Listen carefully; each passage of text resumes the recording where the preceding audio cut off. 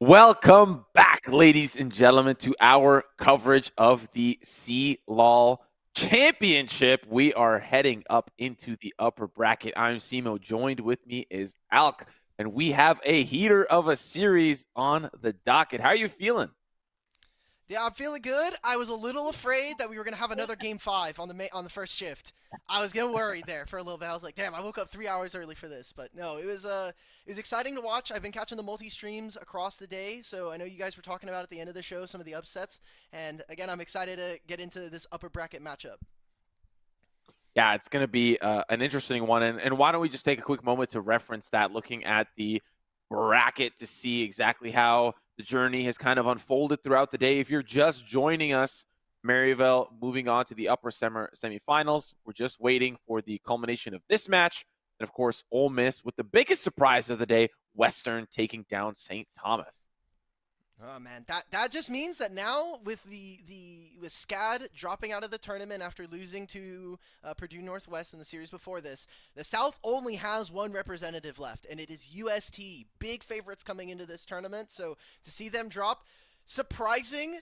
Except when you throw in the caveat of it's Western right now. Western are on a tear. They've had 2 best of 5s now, or full best of 5 going to 5. I think that there's a pretty fun story here. We'll have to see how far this team can go, especially with some of the roster situations that have been plaguing them so far this tournament. Yeah, and I mean, some of the comps that they were running in those 5 games were very interesting to see. Lots of review for St. Thomas to go back to the drawing board. Let's have a look at our lower bracket. We just got out of there moments ago as SCAD ended up falling to Purdue Northwest. A lot of really powerful seeds still available for the match. Lower round 4, of course, Winthrop waiting for their opponent, Northwood as well, waiting for the culmination of Grandview Weber State, which is likely to be streamed a little bit later. We'll get confirmation on where that is in just a moment. And then, of course, UHSP up against UTM, another Canadian school. Unfortunately, currently losing in the series, down 2-0 against UHSP, who's also making a miracle run, taking down UC Irvine earlier last week. Yeah. Just in this lower round, I don't want to repeat too much, but if you look, there's the 3rd seed, the 6th seed, the 7th, and the 9th seed already in the lower bracket. So seeding committee, we might have some questions for you. We've had a lot of exciting upsets so far here in the national tournament. So I feel bad for a lot of the lower seeds because they're going to get matched up. They're like, well, I maybe expected to see a bit of a different team earlier on. I feel bad for all of Winthrop's opponents so far. They're like, lower round 2, USF's like, whatever, I'll play against like a random team. Oh, I'm playing against Winthrop. Oh, nice. Cool, man. Yeah. I mean, even if it was Western, still could be a little bit closer for USF, Sure. but nevertheless, it is what it is. And of course, the loser of this match, where do they end up? They end up against Winthrop. So The that's loser of yeah, they're going to be playing up against Winthrop. This is a huge matchup for us. Our matchup today for Fisher and St. Clair, that's going to be the loser of that is going to play against Winthrop, which, I mean, for some of these teams, they've been playing over in NACE Grand Finals, which was over in Florida this past weekend. I think that there is a lot potentially there with having to play multiple best of fives. The fact that you have to travel across the country, there's a lot of question marks, I think. yeah. And now, of course, players coming back from that specifically could make things a little bit tougher, jet lag wise. Of course, I know for at least for St. Clair and for Fisher, really, time zone's not going to be a difference, but always getting on a plane sometimes just drains you when you're on your way back. And really, Fisher don't have that issue, as we'll cover in a moment. But what our teams are playing for, if you missed information on that a little bit earlier in the day, our prize pool, of course, for our teams. First place taken home 16,000 per team. Of course, that follows up with second, third, and fourth. But one of the things that we highlighted earlier on in the show was that I think one of the biggest prizes for this CLOL is legacy. Yeah. Not only just for every other team, but especially for these two, being able to say that you're the fourth and the fifth seed coming into the tournament, just having the prestige of being able to play, and really with the addition of a new bracket that we introduced to CLOL last year, I think no longer having single elimination really makes the tournament a lot more competitive, especially for giving teams a second life, which they deserve for performing so well in their own conference. And being able to make top six for both of these rosters would be history that, a lot of them haven't been able to make individually as players. So I think just having that experience and being able to play at such a high level is just a fantastic spot for both of these teams. Well, speaking of history, let's talk about our matchup of the day. The marquee matchup, Fisher College up against the St. Clair Saints. And this one, despite not having a lot of actual match history, has a lot of history rooted in how these teams have competed in previous CLOL conferences. It's been surprising. I mean, both of them for this roster, or for both of these teams, I should say, I mean, really found a lot of their stride in 2023. That was when Fisher founded their program. Originally, a lot of this roster ended up being the Bay State College that from 2022 actually made a really deep run in CLOL. But for St. Clair, they're a team that really popped off in that 2023, where they were able to make top 8 in their first appearance, or in their second appearance in CLOL, and then they've continuously been a top 8 roster. Just I think falling a little bit short. Now, this roster is different than the one you would have seen last year. So I think coming in, there is some difference in expectations. And hopefully, the new additions of Flocon and Sama, as well as Lig in the bottom lane, hopefully propel this team to a top 4 or top 6.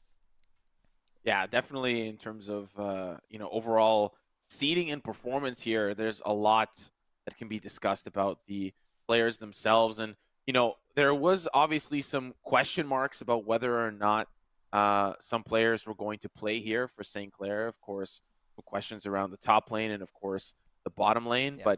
But, Fisher College, Coach Drake giving permission for players to play and does not want to hear any excuses if St. Clair lose. So a really fascinating dynamic that Fisher College are giving them all the power. St. Clair, play whoever you want, however you want.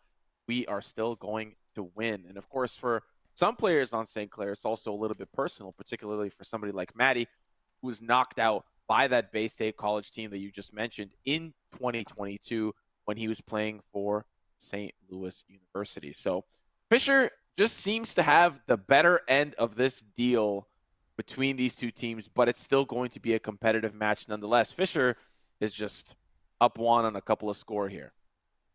Yeah, I mean, obviously, like you said, they were able to knock St. Clair out. We can have a little bit of fun with this, Simo. I know we have a lot of representatives. I'm a little afraid of what happens if St. Clair loses. I'm afraid I'm going to get yanked off the broadcast. Simo might go missing if during game 2, if we have a 3-0. At any point, if we get to series point and they start doing bad, Simo just walks. I have to stay here by myself. That's the big worry I have. But even in conference, right? Like the East has historically been a one-team conference. It has almost always been the Western Legends. St. Clair only recently making a resurgence and kind of showing back up after switching back from a smaller partner conference, while Fisher playing in the NACC. That is the big talk of the town, whether or not this conference in the NACC is going to be able to push such a legendary team and legendary squad over in the north. We'll have to see coming in. Again, best of 5 here in the upper bracket. Second round available if either of these teams drop today. But obviously want to be able to keep your spot, and getting top 6 is an illustrious reward. Yeah. And there's legacy here. There's story here. And for either of these teams, you know, fortunately for them, though, it's just the winner's bracket. It's not a ticket home. It's another life in the loser's bracket, of course, that they'll have to pay against Winthrop. But our draft is underway, ladies and gentlemen, for game number 1 for St. Clair. Jace and Vi already off the table. Ezreal and, of course, Maddie's Nunu. Maybe a Lilia band of Vladimir. Respect for Flocon. So lots of target bans here coming out to really water down St. Clair's roster. Still lots of picks, though, left in the tank as LeBlanc also gets taken away for Wayna. Ooh, let's see if this is going to be a first pick Corki. We've been seeing a lot of it, especially for Fisher College. They've been very reliant. One big change for teams. St. Clair have been rocking with Sama for most of this tournament, so it will be interesting to see whether or not they bring in Ricky Lafleur. But yeah, we're going to be seeing that Corki. Again, a big flex for Wayna and Brabro, as Fisher are really looking to hopefully empower either their bottom lane to skirmish early or just have this mid-jungle from Fisher College take over. Lucian Hover's interesting. We've seen a lot of Lucian Nami kind of tear things up a little bit. A great combination. We'll see if that support kind of gets locked in. Sejuani to, you know, putting Maddie on tank duty. Something that he's not always a huge fan of, but sometimes the job is a necessary evil as we wait for Fisher to select their picks to follow suit. And the Lilia. Wow, that feels a little targeted. Maddie Lilia has been famed in Tier 3, Tier 2 for a long time, so to see it picked up against him, I think is a little cheeky coming in from Burness. And I think as Fisher, you do have to be wondering, like, you're probably more so looking for an Enchanter if you're only worried about the bottom lane matchup, but if you're talking about supports right now, I think that when you have this Lucian Melio is really, really strong right now, especially with Electrocute being buffed. I just wonder now, as the Varus, if you don't have any, like, engaged supports, are we really going to be picking Karma? And so what does that mean for Yayo and what his top lane pool is? Because he's mostly been focused on some of the carries, like a Jace, like an Mbessa. So pretty light engage, but I think Fisher have really good damage and some pretty decent range coming in as we get further into the game. Yeah, these are some good questions that you bring up as we move into the second phase of banning. I think for St. Clair, there's got to be some super specific. You got 2 bans, and you got to really make them count. Nautilus going to be the first. Miracle's probably feeling a little bit sad about that one, but I mean, he is playing the Emilio, so kind of makes a little bit of sense. Maybe that's what they're going to decide to pinch, that bot lane re-engage or engage tools that could be available, keeping Lig a little bit safer than most. We'll see what Fisher College answer back with. Yeah, looking to focus some of the topside pools. Obviously, we have our bottom lanes and jungles. With this Varus, this does mean that Corki is going to be going mid. Top lane, though, I mean, Sama has been a player that in NACL qualifiers has not particularly been very impressive to me. So I want to see if he can kind of prove himself up against Yayo, as Yayo, the artist formerly known as Bijani, playing over in LLA, as well as that former Bay State roster that did perform so well in CLOL 2022. I think that he has been a pretty big standout for this team when we talk about individual play. So Sama has a pretty unique champion pool, and I wonder what he's going to be pulling out. Yeah, there is actually a lot still available, like a Gwen that can also kind of be played around with here, and Aurora. Cassante is obviously available. Not super popular as of late, but Akali hovered here for Flocon. I'd imagine that would be an interesting pick here, but control mage would be definitely much safer. You don't feel like you got the carry pants to wear today, and Syndra is going to be locked in here for Flocon. So, do we end up getting more of the kind of skirmishing potential? I think when we talk about top lane right now, obviously Mbessa, Rumble, champions that are still up and available here. Gwen being banned alongside Jace does mean that Rumble gets a little bit more access. I'm scared here, though, because this kind of feels like we're getting into an arms race, where we're going to try to play as much range as possible. We're going to have Syndra, Lucian sitting here trying to all-in burst a particular target. Fisher on the other side, you have this range with the Corki skirmishing early on, and you have now Varus, Karma as a bottom lane. This is going to be very bloody to start this series off, and I mean, push comes to shove, if St. Clair are able to find a tank in the top lane here, I really do like their odds coming into this game, just being able to build out that front line for the rest of your team. Yeah, it's a little... yeah, just a little bit of a crazy hover there. It would be unreal, but yeah, I agree with you. I'm looking at Fisher College, and they have a lot of great damage, like you highlighted earlier, but, you know, if one domino falls, the rest are going to fall just as fast. It's going to be a little bit difficult, especially if you've got Gnar in a side lane and he's not always there or always on time for the fight. I mean, you would anticipate that he would be, but not every top laner always makes it to the fight at the right time and at the right angle. And if you're leaving that up to Yao's positioning and potentially, you know, it's not always that's going to happen, but you know, if your Gnar's not there or he's there but he's half HP, like what's really going to be the end result of that fight for a team that's a little bit tankier in total here for St. Clair? I mean, like we can even play like a little bit of shadow boxing here. Who on Fisher College is tanking a Sejuani ult? You're going to have Corki hiding behind Varus, who then hides behind Corki, who then hides behind Varus. It's going to be this game. Someone's flashing out of the way and getting hit by a Sejuani ult they didn't think was coming. Like, for me, what I want to see is, like, when we see this bottom lane, they're going to have a lot of poke, but if they're playing with the intent of, like, going a little bit to, like, 25, 30 minutes, Karma's going to want to focus grabbing a Mikhail's Crucible, which means that she's not going to have any real damage. She's going to have just a free cleanse for one of her carries. And after that, then there's a Syndra stun as well. And then Lucian can play really aggressive on the mid lane wave. So how these 280 carries going to play is going to basically dictate how this game goes. And for Fisher College, they've been so indexed on fighting early with Brabro and Magi. Leg and Miracle have been a little bit more aggressive in some of their games and definitely have to step it up here with the Lucian Melio early. So I think this is mostly going to be dictated by them, and then following that, our junglers here with the Lilia. I think Bruness is going to have to overextend it. We're going to probably see a lot of Flash Lilia Qs this game.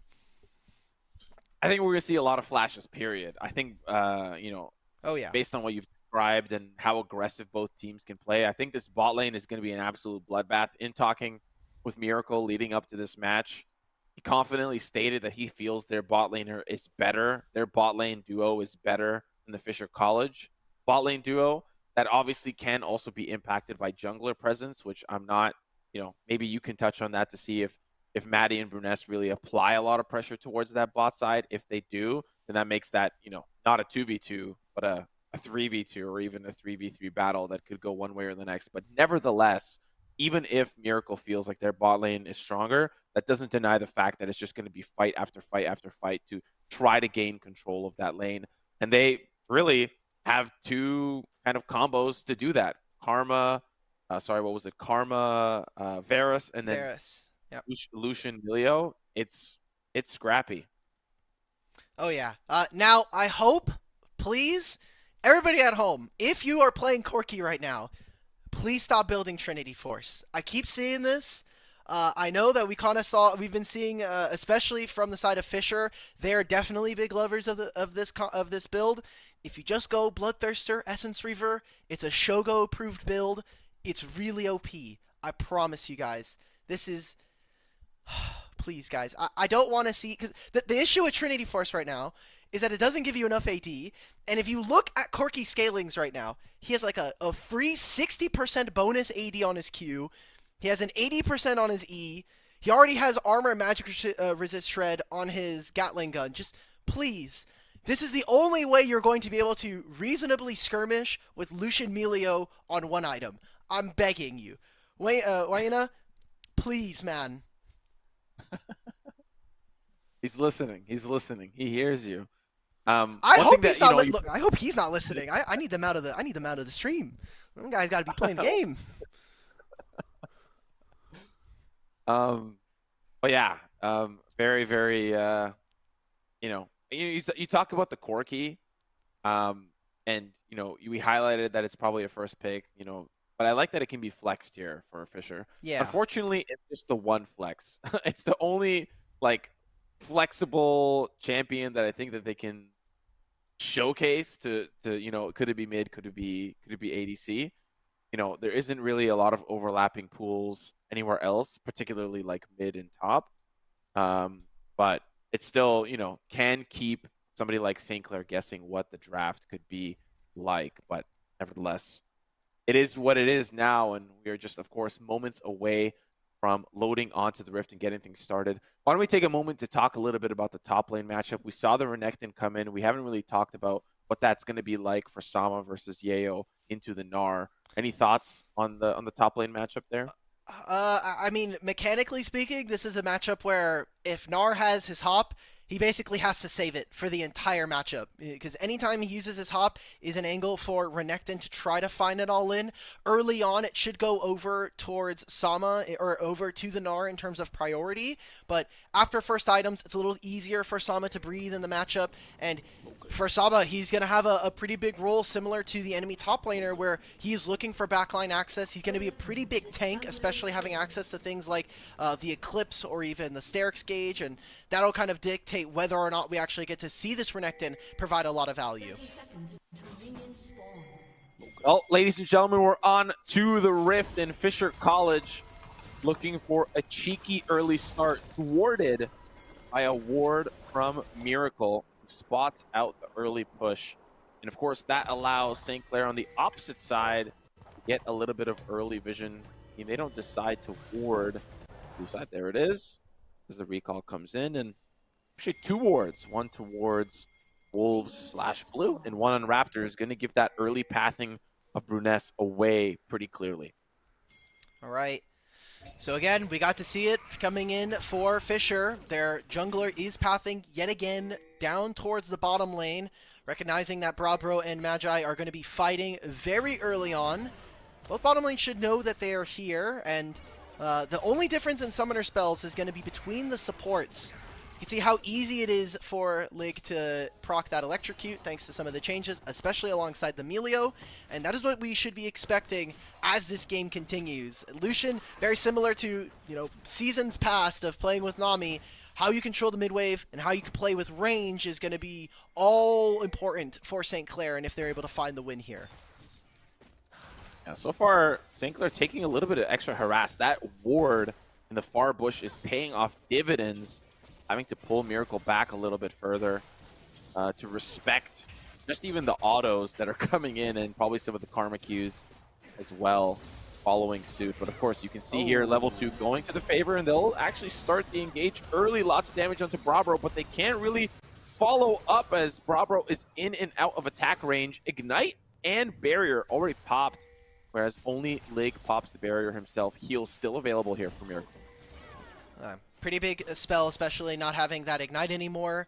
Good job from Lig and Miracle using the range increase that you get from Melio's Campfires to be able to trade with the Varus, especially early on before he has all of his basic spells. I think it's one of the stronger points for this Lucian. And right now, Bravo's got to be a little careful here. I mean, his enemy jungler has actually decided to skip 3. Instead of doing any of the bottom side camps, now with the flash, Maddie is here. He can flash Q. He's going to do exactly that. Good support. Flash forward from Lake. First blood for St. Clair. And Burness now is going to finish his Krugs. Going to be also in range to be able to help. I don't think Brabro's under too much duress. The HP bars are very low here from the side of St. Clair. I'd like to see them take their recalls, use their gold advantage that they have. Good early kind of priority coming in from St. Clair. We talked about how this bottom lane was going to be a bit of an arms race, and you can already see that St. Clair strike first. I like the follow-up here from Bruness. He's got a whole blue side jungle to take. We'll see how fast Maddie can answer Flocon doesn't really have the priority towards mid. You see Magi also kind of waiting in the wings, maybe looking for a gank or at least to support Bruness. And you can see here also the bot lane gonna want to collapse. Recalls here from Waina, so he can recall fast and be here for this. So now they're looking towards Scuttle, but it doesn't seem to end. Maddie actually wants to fight not only for the Scuttle, but also for presence, and they will lose the Scuttle. All right, well, Bruness does use his flash. Bruness uses his flash, but I think taking away the Gromp as well as the getting double Scuttle here feels pretty good. You know, I think a worthwhile trade, all things considered. So can't be too mad about that if you are Fisher. Obviously, recognizing that their bottom lane, with them recalling, they'll be there to the play a little bit quicker. And we're already seeing Lilia continue to kind of take some more of these camps. We're seeing a very creative gank path from Maddie in the mid lane, instead ignoring his wolves and wants to head mid lane. Yeah, a little bit of a gank. Let's see how Waina survives that. He's gone. A kill going over to Flocon. So despite the loss in camps, Maddie a little bit more impactful than Bruness, helping his lanes slowly start to get ahead. Yes, and Syndra is one of the few champions, especially like a champion like Victor, who really appreciates grabbing kills just so she can get more of her evolves here. So getting Flocon accelerated is going to feel even better for St. Clair, and for Fisher now, kind of eyes fall a little bit more on Bruness. He will be able to hit level 6 a lot sooner. So in terms of which objective they want to go for, I do favor Fisher College, whether it is these topside grubs or the dragon. I think when you look at this team, you probably are going to want to prioritize taking dragons away, especially with how heavy the bottom lane is fighting. Yayo just solo kills Sama. All right. Cool. Yeah. That's a rough one. Question mark. Yeah. Unfortunate for Sama. This gets dove on, and that's going to really give up pressure in the top side. Grub's definitely on the dinner plate there for Fisher. As we see Maddie actually looking for contention here of Raptors. I think he actually smites the Raptor there and gets the main camp. Yeah, because he's like 3 away. Oh, Waina just flashed forward, but he's dead now. Yeah, a little bit low mana here from Flocon. Maddie here, of course, trying to get some vision. First, there's going to be the collapse into Waina. He does have flash and just flashes back over. That's unfortunate. Well, if we're talking about who has flash and who doesn't, I think this really favors St. Clair. Just the Corki having to Valk away from a potential scatter the weak from the Syndra or even Maddie once he hits level 6, I think is a pretty big ask. So we'll see how Fisher College are able to bounce back here. It is going to be them trying to contest over these topside grubs. It'll only be one, so Fisher will not be able to grab all 3, but I think Maddie has to kind of take some of these guerrilla tactics right now with how the lanes are looking. It's a bit tough for him, especially with how much damage outside of the initial trades we got from Lig and Miracle. Yeah, he kind of ends up a little bit behind, and he's also down a level at the moment. That experience lead starting to develop here for Bruness. The advantage of having so much more farm and camps over his opposing jungler, going to give him some snowball potential.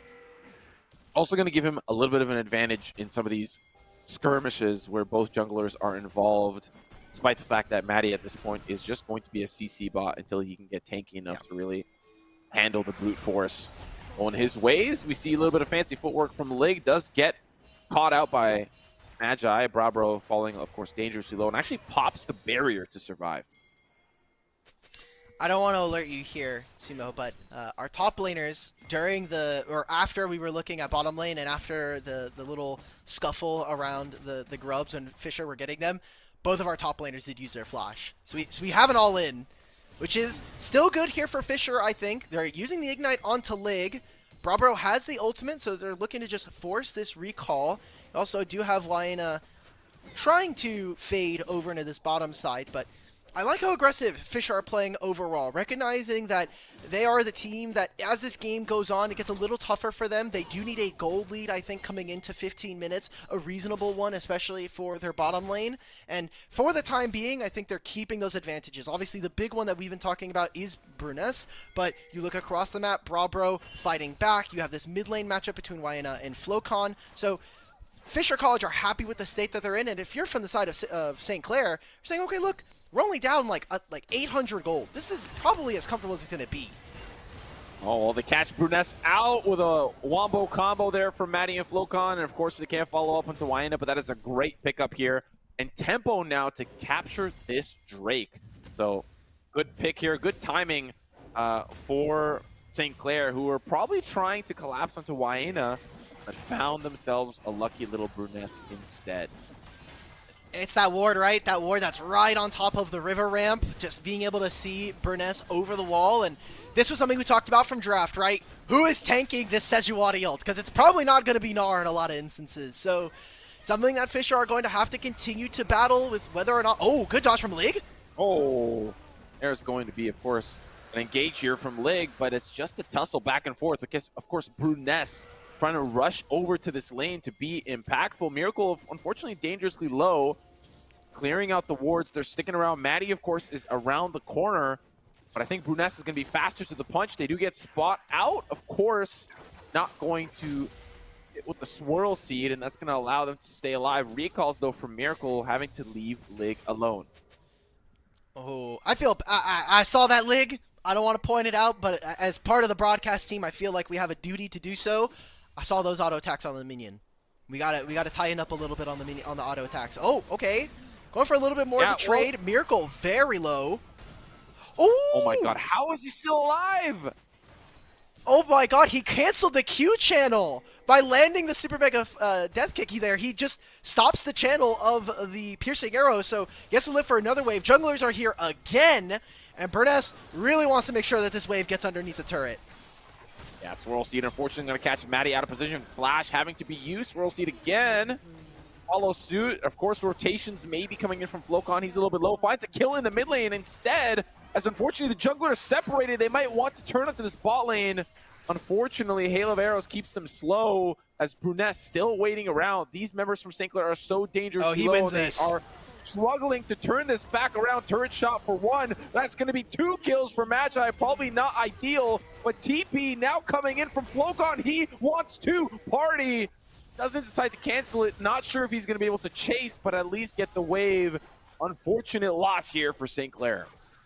Yeah, St. Clair just never being able to recall. I loved what we got from Fisher there. Their bottom lane keeping them interested, keeping them on their toes, as well as keeping them trapped in the lane, not being able to find that recall. We had noted like 45 seconds earlier that Miracle staying on about 100 HP. We get a replay of this. They're just trapped under the turret. I like the fact that they get this, and it does force out Flocon's teleport, but at least someone from St. Clair were able to grab this as well. I think Flocon grabbing them priority in mid by solo killing Wyena again is opening up at least part of this map and making it a lot easier for them to play. So we're now here, 12 minutes time. Fisher College have a minor gold lead at 1,500 and are trying to take control of this side of the jungle. No.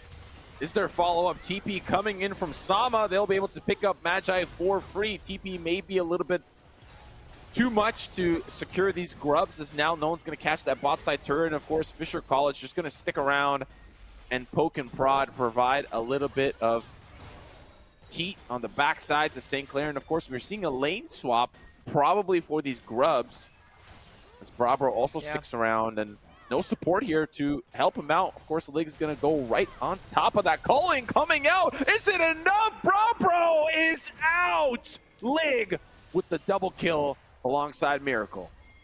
I think Brabro really wants to have his ultimate back. He used it in that bottom side dive that we saw onto Lig and Miracle and landed onto no one, and because he doesn't have it up in time for this fight, it's another wave here missed by Fisher College. So their bottom lane is starting to suffer a little bit. I think the biggest winners here for both of these teams, for Fisher College, it's Yayo getting almost 3 plates by himself on this bottom lane, but for St. Clair, getting 4 grubs in total now. Flocon is accelerated. Lig is finding those 2v2 kills alongside his support.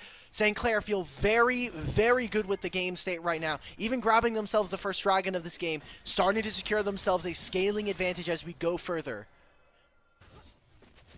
Slow and steady here for them.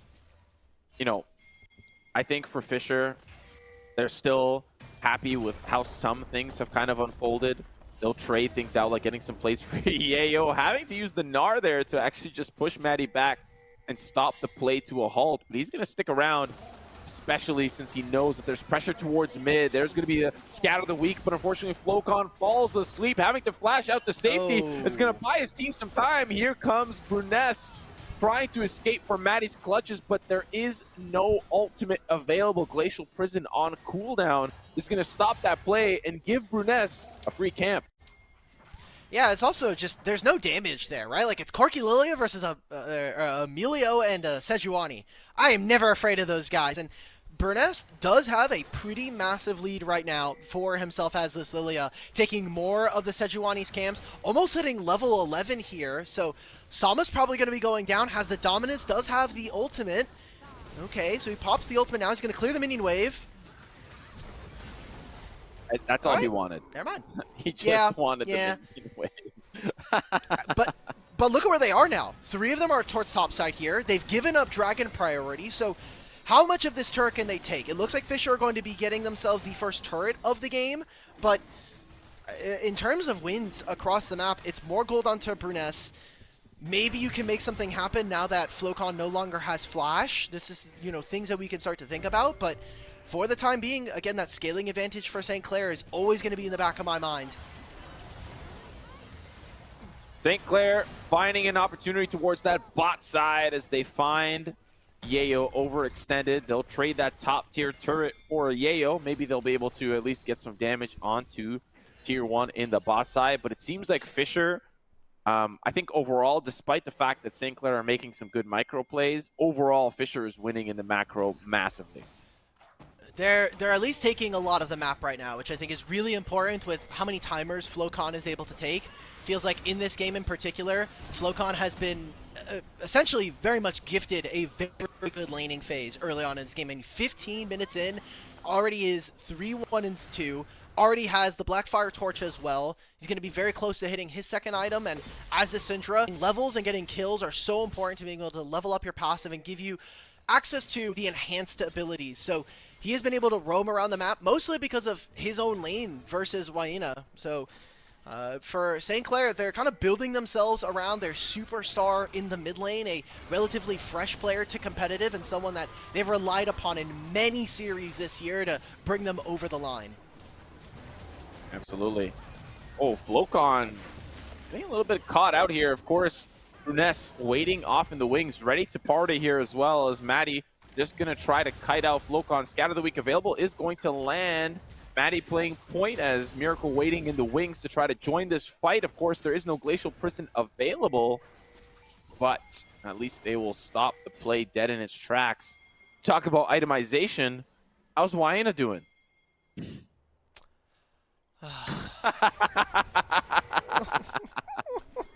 He's gonna have he's gonna do a lot of if he's able to weave his auto attacks in between spells. Especially for this game where you're trying not to get one shot by Syndra, Sejuani, and a Lucian, like, this is so tough. Flash from Bruness. Oh no, Lig, you're a little bit too deep.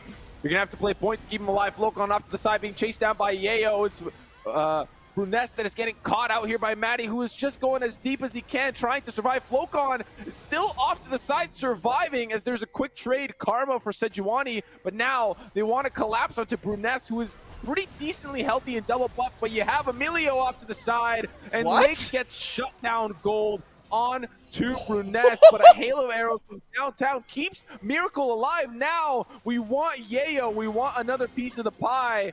And he is just trying to stay alive, get his Mega Gnar back up. Scatter of the Week misses, and now a dunk. Lig almost staying alive. Miracle securing that kill. A quick trade, but still overall to St. Clair. A lot of shutdowns as well. I mean, being able to get the Lilia shutdown onto Lucian. Fisher are only 3,500 gold up, which I think in every other game state, if we had some different compositions, if we had some different champions, we'd be like, cool, Fisher are in the lead. But St. Clair were able to grab the second dragon. Now it looks like they're going to be trying to contest for this Herald. As Fisher, you needed to keep the tempo of this game really high. They got themselves the first turrets on all of the map right here. But you're looking... You're not even finishing second item before St. Clair here, so a lot of the gold in this is really favored towards the top side of Fisher, and we need to see Yayo and Bruness continue to play with each other if Fisher want a chance in this game. Yeah, Fisher right now looking towards this Rift Herald. One of the neutral objectives that St. Clair is likely to miss unless they've got something to say about it. Glacial Prison is down, so if that was available, I wonder if Maddie goes in. And really, it's just a timer of Glacial Prison as a kill goes over to Lig up towards mid. TP coming in here from Sama. Now they're looking towards this mid turret. Rift Herald is available, but on Corki, and he is a couple of steps away. So the second tier 1 turret here falls for Fisher. St. Clair now rotating over towards the Dragon to at least answer back to that Rift Herald take. They're a bit early for this, still 30 seconds before it is taken. I think they're going to probably attend to at least one more wave, whether it's in the bot lane or the mid lane. And St. Clair have the go buttons that they need. They may not have the culling, but you have the Unleashed Power, you have the Sejuani ult as well, so Fisher have to be very careful with how they step into this bottom side river. See that Lilia is clearing all of her camps just to make sure that she's ahead. 2-item Lilia is very strong, but without that flash, lacks a little bit of that combat power here, and if St. Clair are able to secure themselves this Hextech Dragon, they'll put themselves on Soul Point and be in a very good spot for this game. We said coming in 15 minutes, they really needed to be at a decent gold lead here for Fisher College, and they've maintained it, but I just don't know how worth it's going to be. Here comes the steal potentially from Fisher. And the TP coming in here from Flocon. They're going to manage to secure the Dragon Bar. Are they going to secure the fight? Oh no, Flocon! You're in the tough spot, TP, but Bruness ends up falling. Yayo off to the backside is going to eliminate Miracle. Flocon on the retreat as they chase down Brabro. Flocon just trying to kite things out. Maddie dangerously low. Flocon off to the side as they will chase down one ADC, but for the cost of potentially their mid laner. So far, it's been a 2-for-2 trade, but Flocon could be the third to give Fisher the edge. Oh, he's going to walk right into the support. Say goodbye. Magi's able to pick that one up. And that's still the soul going over to St. Clair. Fisher, that gold lead is starting to shrink. I like the angles there, though. They kept them on their toes, really split it up, because for St. Clair, they only really have one way, and that is going forward. That is at least trying to play range, trying to burst a single target. We see that reflected here as they go straight onto Bruness. And then they try to find Brabro. You see how long it takes them after that first punch? They throw a big knockout, but have to really reload and find their next step here. I think for the side of Fisher College, you're going to keep having to try to find fights. And now, every 5 minutes, you're going to have to either find a pick before the Dragon spawns or make a Hail Mary play and hope that, that St. Clair are not in position to contest. Yeah, I think also the fact that Brabro survives for as long as he did, if he dies like in the river, St. Clair just aced them.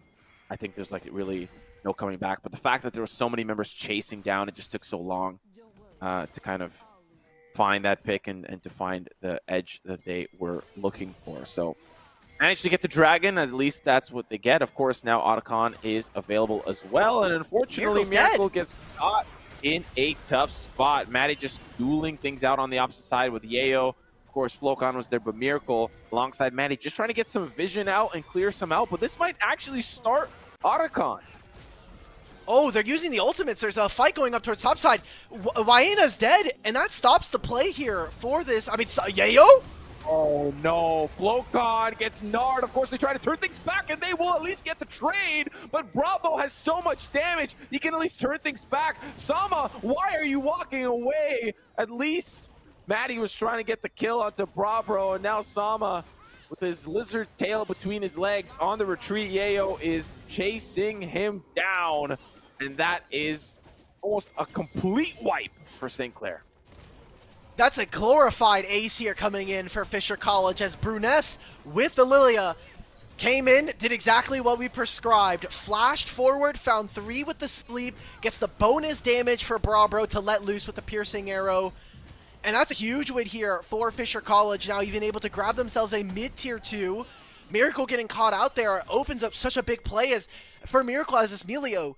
His job this game is not only to try to prevent from Bruness and Yayo from getting in, but also to provide the cleanse, provide the shielding, as well as the additional range. So him getting caught out there is a pretty big mistake here, as now St. Clair find themselves again with a gold deficit coming in. They are going to be missing some summoner spells, but also going to be coming up in time, and we still have that dragon that we have to play for in a minute and a half's time.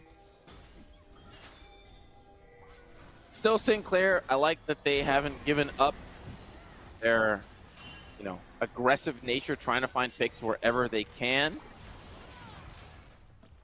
Of course, Hyena has had a little bit of a rough game, not damage-wise, but of course getting constantly caught out. Seems to be getting the short end of the stick, but really, Bruness and of course this bot lane from Fisher have been doing a great job. One thing that we have to also highlight, Maddie down 2 levels to this Lilia. Kind of expected a whiff Glacial Prison. It's going to give a window of opportunity for Fisher to capitalize, as there is no heavy engage tool on the side of St. Clair. All right, St. Clair probably just going to have to give up this dragon right now. You can already see that Fisher College are taking control of this bottom side of the jungle. And with that mid-tier 2 as well, it's particularly difficult for St. Clair to really get a very deep push into mid lane. So you see Fisher right now, what they're doing, catching the mid-wave high, then fogging into this bottom side jungle. Seems like the side of Magi is going to take a reset just so he can restock on wards, and kind of similar to what we said in draft, has to prioritize getting this Mikhails. Also has the Moonstone Renewer, so Karma is going to have a lot of utility in this fight as soon as he's able to get over here. And there are these Hex Tech portals, making it a lot easier for Fisher College to deploy outside of the map. Yeah, a little bit of a tougher spot here for St. Clair, down almost 5k gold. A lot of that likely in towards jungler here for Fisher, and of course the ADC. But, you know, Lig's not too far. He's got 3 items. He's feeling good. Not really out of contention at all. Maybe it's also this top lane that seems to be kind of going over towards Yayo's way. St. Clair going to threaten mid push, maybe a Baron dance. I think it's so fake though. They're already late for this. They're waiting for Maddie. Maddie's going to have ultimate in a few seconds here. Trying to get some damage. Those are 2 ultimates from Riot carries down.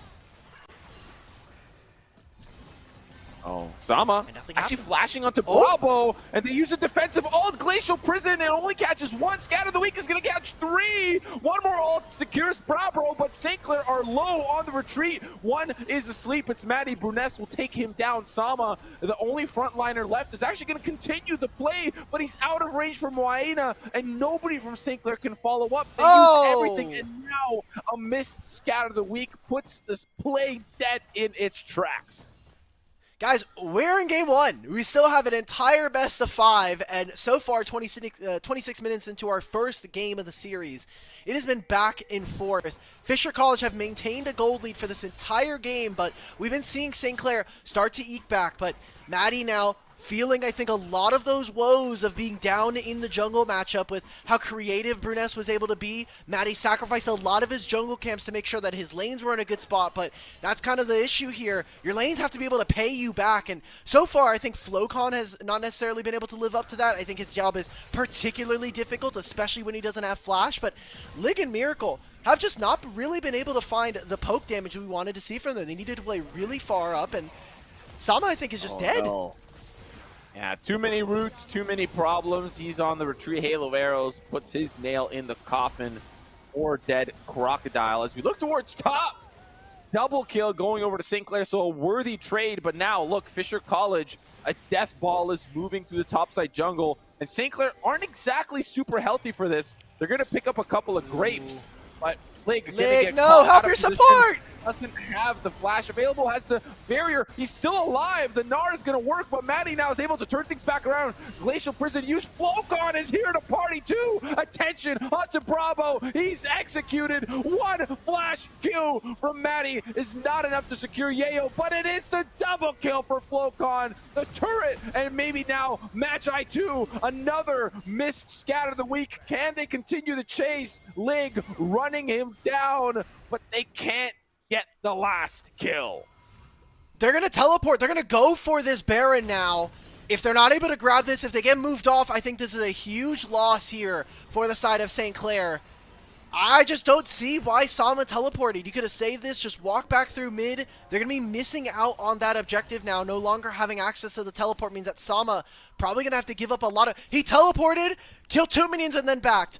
Oh, God. Oh, my God. Okay. All right. This Renekton may not be having the best game right now, but Fisher get chased out of there, and they lose some summoner spells. I still am worried here for St. Clair. They're playing on every timer when Maddie has his ultimate, and that's really the only window when they can find fights. As we can get to this replay, Miracle almost wasn't able to save Lig, but a Mikhails plus the ultimate is able to save him. And then this play is pretty cut and dry. I'm kind of sad to see Maddie use his flash like that. I don't think that even if they found this kill into Yayo is that important. They still grab the turret in the end. And I think you're most importantly now, if you're the side of Fisher, you're saying, okay, look, we lost a little bit there, but no flash on this Lucian, no flash on the Syndra. These are really easy targets, especially now that I'm looking. Bruness has flash. This Lilia is going to be able to find that's Lilting Lullaby. Yeah, things could be quite scary if you're Lig. That Lullaby can make it tough for him to play and do his job because he's having a great game. Actually 10-3-6 at the moment as the Baron actually gets started here for Fisher College. We have Wayna waiting in the wings, waiting for that top side, and he's going to spot him out. Glacial Prison is available. Yayo does get caught out. Lots of damage going on. He has to use the Nard defensively. They'll find one, but Wayna from the other side. Maddie and Sama just trying to stay healthy. They're like not sure what to do, who to attack, where do they focus their efforts, because they have no more engage tools. But at least they get one. That was a really good ultimate. Yeah, I loved what Miracle did in that fight. Just being able to cleanse the Lilting Lullaby as well as giving some kind of crowd control unity versus the Varus ultimate. So Fisher College need to be a little bit more careful about how they layer their crowd control. 20 seconds before this dragon spawns, and it'll be the Hextech Soul here for St. Clair. Fisher College have to rush over. They need to find fights, and they need to be able to stop St. Clair from finding any kind of purchase. Magi! Oh my god, I like this play! As they're able to find one in the jungle. They probably wanted Bruness too, but at least the support is kind of important, but there's still a lot of really important members that are available and alive for Fisher. Not to mention, Bruness 2 levels above Maddie here and is available with the stronger smite to steal. How will they execute this? They start to turn their efforts on to he dies again! AO. And he is done. They want to continue to chase Lig. Bro, cooking him up. Oh my god! Rampage here for Lig. They'll secure Dragon Soul, and Fisher escape. St. Clair now, they can move over to this Baron. This will open up so much of the map, and maybe just now is when Fisher, their time in the sun in this game number 1 is over, as Yayo gets caught out twice now, one before the Baron to start them the Dragon, then around the Dragon as well, equalizing that teleport disadvantage that we had noted between our two top laners. Okay, please, Bruness, can you make the steal? And even if you make it, I don't think it's worth it. Oh, this is going to be tough. Oh, the stun! Perfect timing! One Sama will fall, but now they might try to chase them down. The damage from the Wayna rockets is crazy. The Swirling Seed not going to quite connect. Wayna can cut them off. They choose not to. Recalls to reset. They get one for Baron. I say for St. Clair, that's worth. Exactly. And now St. Clair, they finally are able to get themselves back to an even gold state, which we haven't seen. Fisher College are going to prioritize getting this Otacon. It's just not worth it in my mind. Like, who else are you getting the enhanced epic monster rewards from? You only have a single dragon and this. You're taking away a lot of the blood petals, but that's just experience and damage. Lig! Oh, Lig! But he gets traded! The damage is done! Flocon, he doesn't have the ultimate to... He tries to use it on Yayo and it will fall, but now Fisher in the commanding position as the damage is done from St. Clair. They don't have anything left, but look, Otacon is the 4th man in the lobby. With the TP, here comes Sama. He goes the opposite direction. He's at least here. Maddie recalls, and they can't do Otacon. They at least stop it and get the 2-for-2 trade. I think that's a win for Fisher, unfortunately. If you're talking about, hey, St. Clair were able to get some of those kills, they traded some summoners, that's great, but, I mean, St. Clair were the ones with Baron. You're the one with Soul. I think you really do not care about the blood petals going over, about the enhanced epic monster rewards. Use your Baron to push and make this game very difficult for the side of Fisher. You now lose the flash from Lig. You're losing 2 Barons on your team. You could have just used this to push and force a fight, especially with Hextech Soul, but instead we see St. Clair go to contest. They lose out on summoner spells, and I think this is a pretty decent spot that Fisher have found themselves in that kind of felt like an unforced error from the side of the Saints. All right, now this Otacon. Yeah, no, this Otacon is what's coming up next. It's going to be pretty broken. Yeah. Nice and secured here for St. Clair. That last fight, though, Lig really getting caught out by the chains of corruption made that fight really, really difficult for St. Clair to continue forward. Also, Flocon popping the ultimate onto Yayo doesn't actually even finish it, but here's the Lig that we know and love. Absolutely eradicated. Magi is going to say, I'll see you in game number 2. As he's sent back to the loading screen, deleted. St. Clair now with Baron buff, not sure exactly how much time is left. They haven't really used it as impactfully as I'm sure you would critically say they would have, but they're at least trying to push this top wave for a potential tier 2.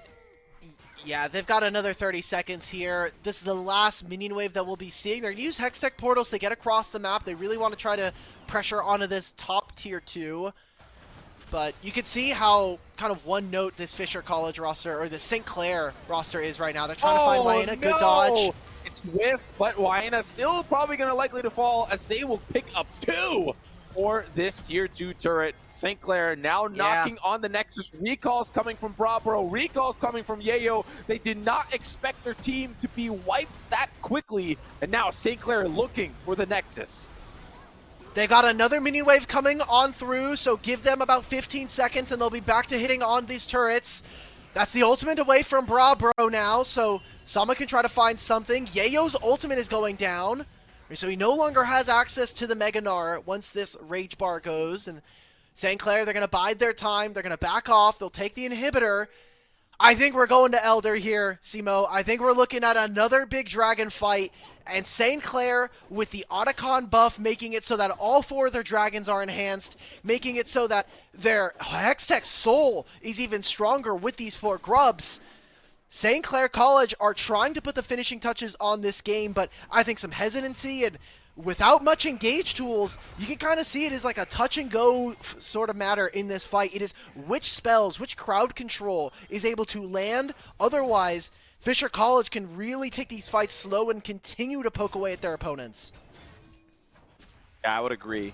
Fisher still feel like they can continue to provide a good fight, but again, not having strongest fight line, front line, Yayo consistently getting caught out, and quite honestly, when he starts walking forward, he gets just chunked to half by Flocon and Lig. It's really not a fun game if you're playing Yayo right now, as he is a little bit less tanky than, you know, based on what he's building here. He's not really at that stage yet where he can just walk into Lig for free, considering how fed Lig is and how many items he's got. He's got a GA now to boot, so he might die, but just once. It's a fake death, you know? It's the I got you kind of death. So St. Clair, they have access into this river first. Oh my god, Wyena's just ripped up. Lig! They keep going forward. 1 pick turns to 4. Oh my god. That's Burnez just trying to survive Yayo. Of course, you're going to do what you can. There's the Mega Gnar, and they will be looking for the finish. TP from Sama, classic Sama. Running on over. This is looking like game 1 for St. Clair as they put a dent in the series. Game 1 going to the green and gold. The Saints have won this one in game number 1. Maddie doing maybe a little bit of an emote dance saying, thank you for taking my Lilia, but I'll just go ahead and take your Nexus as a fair trade for ourselves. Explosive team fights will be expected coming into draft, and St. Clair had some rough moments in that game. I won't lie. You kind of look at a lot of how they set up their fights. I think one way that maybe we could see this series go is potentially top lane becomes a little bit more impactful. We saw Yayo consistently take the advantage over Sama, and I still liked what Fisher College were able to put together. I think that unfortunately their bottom lane just kind of fell apart at the seams in a lot of these fights and weren't able to keep up with how fast this game was able to be played, especially from players like Flocon and from Lig. Yeah, there was even a couple moments where we saw some great pressure onto St. Clair's bot lane. Bruness wrote, there was one moment in particular where they couldn't back, and Bruness really opened up an opportunity for his bot lane to find some edge and some advantage. But also, like, you know, the Varus versus the Lucian. Lucian just has so much more playmaking potential, and Lig used it.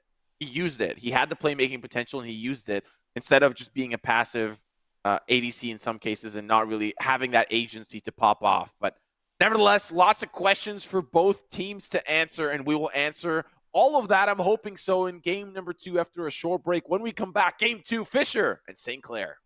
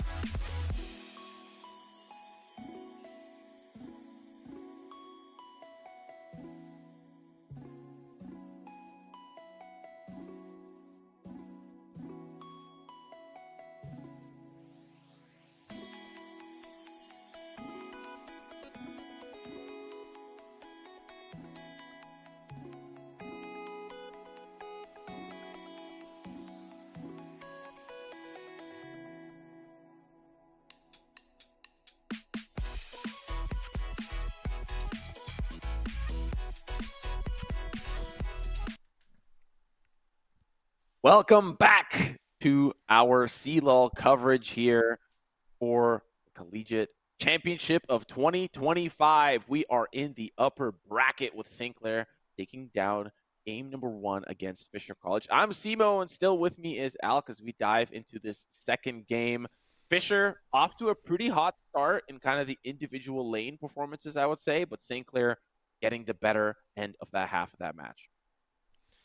Oh, I mean, we got to see so much from these two teams already in game number 1. I think the battle of the AD carries was really important. Kind of the difference between our two junglers. Bruness taking a large individual lead for himself, but unfortunately, him and the rest of Fisher College weren't really able to translate that to victory. So I'm kind of interested to see what the bounce back is coming into this game. Just, I mean, even looking back in their series up against Ole Miss, part of the issue that they kind of found there was that their bottom lane wasn't able to match up against Shogo and Rhino, and there was a bit of a change in strategy where they pushed a little bit more and leaned more on Bruness, but still weren't able to find the win. So do they change themselves up? They have a couple of series. At the very least, like if there's ever a time to try to make a strategy swap, it is when you have that second life. And we'll see how that is reflected here in game number 2. Again, Fisher on blue side yet again as their choice. It seems like bans are staying pretty much the same. Again, the Ezreal, the Nunu, we're staying with Vi and Jace as well. Claire, so might be getting as close to a run back as we can. Yeah, we'll see what that first pick ends up being. Another Vladimir ban. We saw that last time. Respect to Flocon. That last ban here to be something different. Nope, it's going to be the same LeBlanc, so run back. Are the picks going to be different this time around? The Corki first pick, that's what we saw last time, followed by the Lilia, and again, it's going to be the same thing. But this time, it could go to Brabro. Doesn't have to necessarily go to Waina. Can get flexed down there. Let's see what St. Clair's first pick will be. Yeah. Okay, they are sticking with this. They know, hey, like, you're going to pick Corki. We're just going to pick Lucian Melio and slam you in the laning phase, so probably going to have to see the swap again. We're seeing the exact same bans as we got in game number 1. Bruness now has a choice, like, are we going to be picking this up? Or, like, are we going to continue to flex this Corki into mid lane? Just because you always have to be worried about the potential skirmishing power and what Flocon is going to have. Yeah. I like the Xin Zhao. Of course, the Xin Zhao Crescent Guard can be helpful in dealing with Lucian. Not exactly the perfect answer altogether, but still gives Bruness the ability to take quickly and fight Maddie the same way that he did in game number 1. See what that gets followed up with here for Fisher College for that third and final pick. So already a little bit of a difference.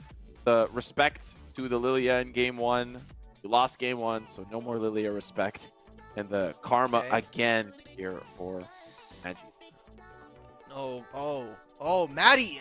Okay, Maddie is on the whip today, bro. He's just getting 3 games of Sejuani tonight, isn't he?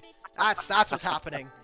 We're in our own arena. We're playing at home. We got the home broadcast advantage, and we're just playing 3 games of Lilia for the stream. Nice. Yeah, well, I mean, if they lose, maybe he'll get Maokai. You know, there's there are other options. Special treat Maokai. Oh. Yeah, his favorite. It's his absolute favorite. I like the Gnar ban, though. I mean, you know, Yayo did get caught out a lot, but the Gnar ban maybe secures a little bit of a better lane for Well, that's something that he probably might be looking for because he didn't really have a good lane against Yayo. He got solo killed and then didn't really find momentum on his own. Yeah, he's just felt a little lost, I think, in a lot of his games, which is fair to say, especially for a player that is pretty fresh, all things considered, when we talk about playing in League of Legends competitive, right? Like, really only has really kind of found his spot recently. He's been kind of moving around, but he's been, I think, on part of NACL qualifier rosters that weren't particularly impressive. So, going to be interesting to see how he grows into this role, especially here at St. Clair. As we get into the back end of the draft, a lot of focus towards the top side here. Gnar, Gragas already taken away by the Saints. Going to be a Cassante ban, and most likely another top laner here taken away for Sama. I mean, you could think about Axer instead going to be getting rid of his pocket Darius that he's been playing, so not surprising to see, but wonder what we're going to be getting now. I mean, they're just going to take the Jace away, or the Jax away from... Okay. I like this primarily because you don't if you wait for the counter pick, you potentially make your pool even smaller. So They really want to prioritize something that he's comfortable on. And considering Yayo plays the Jax, there is other options here for Yayo. We've seen a Rumble, we've seen Mbessa. Sion is going to be a decent answer because even if it loses lane, it can still be impactful. We saw that in the previous series. So that's going to get locked in. And at least you've got some more decent front line than what we saw last time. Bruness with the Crescent Guard can act as a pseudo tank. And then, of course, the Sion can be extremely tanky once he gets that second item. Excuse me. The thing that I'm worried about here, Simo, now, same thing that we had criticisms for of Fisher last time, I think I'm going to levy a little bit more towards for the Saints. They have a lot of individual lane prowess. They're going to have really strong first 15 minutes of the game, especially with the Jax versus the Sion and this bot lane matchup. But what I'm worried about now is, as the game goes on, you're going to have someone who is going to kind of jump forward, who's going to be able to deal damage. I am looking at now with this Taliyah being hovered. If Sion is able to get to 2 and 3 items, I'm worried that this St. Clair roster will not have enough damage to actually end up killing Yayo in the top lane. So big questions for me. Miracle again on this Melio has so much work that he's able to do. I think being able to push back the Xin Zhao is also going to be a pretty big boon. So kind of on St. Clair, can they keep progressing the game in meaningful ways? Are we taking grubs away from the enemy team? Are we trying to play split push?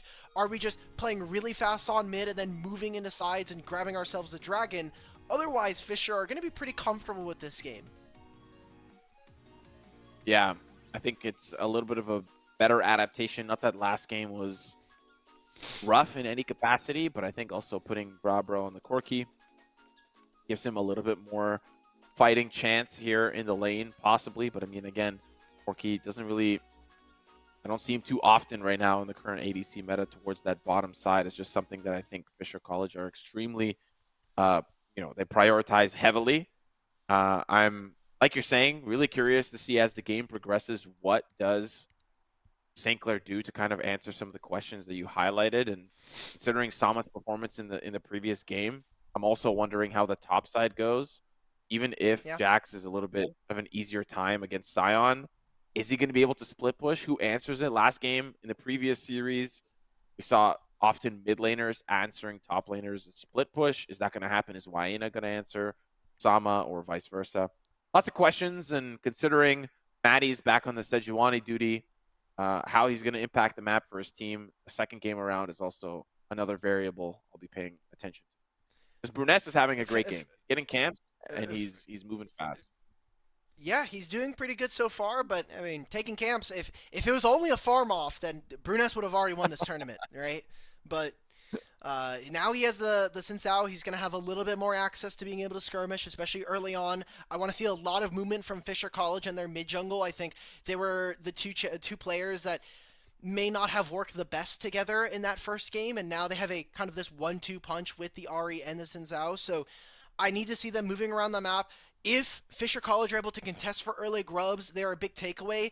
It is easier and I think better for St. Clair if they're able to secure grubs so that they have better turret taking damage, but with the range that they have, I think that you're really, as Fisher College, going to hopefully be able to prioritize that and maybe even kind of knock them off of that objective. Because for this team, they're really strong on 1 and 2 items. I'm just going to expect that we're going to get Trinity Force Corki. That's just unfortunately the case that we're going to be going for with the precedent set here in the series already.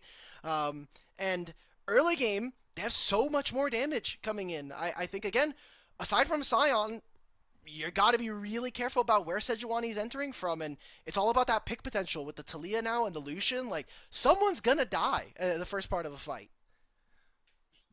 Yeah, and one of the things that I wanted to highlight from the previous game is I did feel like, despite the fact that in some situations Fisher College kind of ended up on the receiving end of the negative side of trades, I think that their macro was significantly better. I think for St. Clair, they often overextended a lot of players to secure wins in some situations. I often saw 4 or 5 members ganking Yayo in either the top or bot side to like really secure, a neutral objective or something. And yeah, that can work, but you're often seeing Fisher College pushing waves, even if they lose some sort of fight or they, lose a 2v3 bot. Mid and top, they're not affected. They're going to keep pushing until those turrets fall, and they're going to rotate. I think they rotate a little bit faster than St. Clair. Of course, near the end of the game, it's tough when you're behind to be able to do that. But in the early stages of the game, I think Fisher have a little bit of an edge. It's up to St. Clair to be proactive to try to remove that edge of Fisher's prowess in the early game. Yeah, Fisher are going to have to move their vision lineup and kind of change depending on where they're putting the resources. Just Ari can move.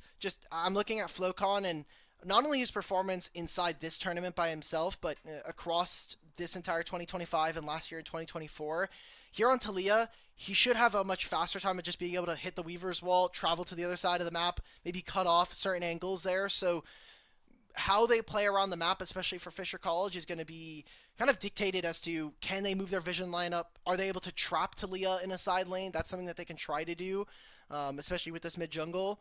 And coming down to supports here, I mean, we're getting ready for game number 2 here, and with St. Clair already kind of keeping most of their composition the same, we're going to be seeing a lot of the similar styles in which they found, similar to the Syndra. Pop one player, try to find a reset somewhere. Yeah, well, ladies and gentlemen, game number 2 on the way. If you're a Fisher College fan or a St. Clair fan, make sure to show your support in the chat. These players have played a long season here in their respective conferences and have been building up to this since fall.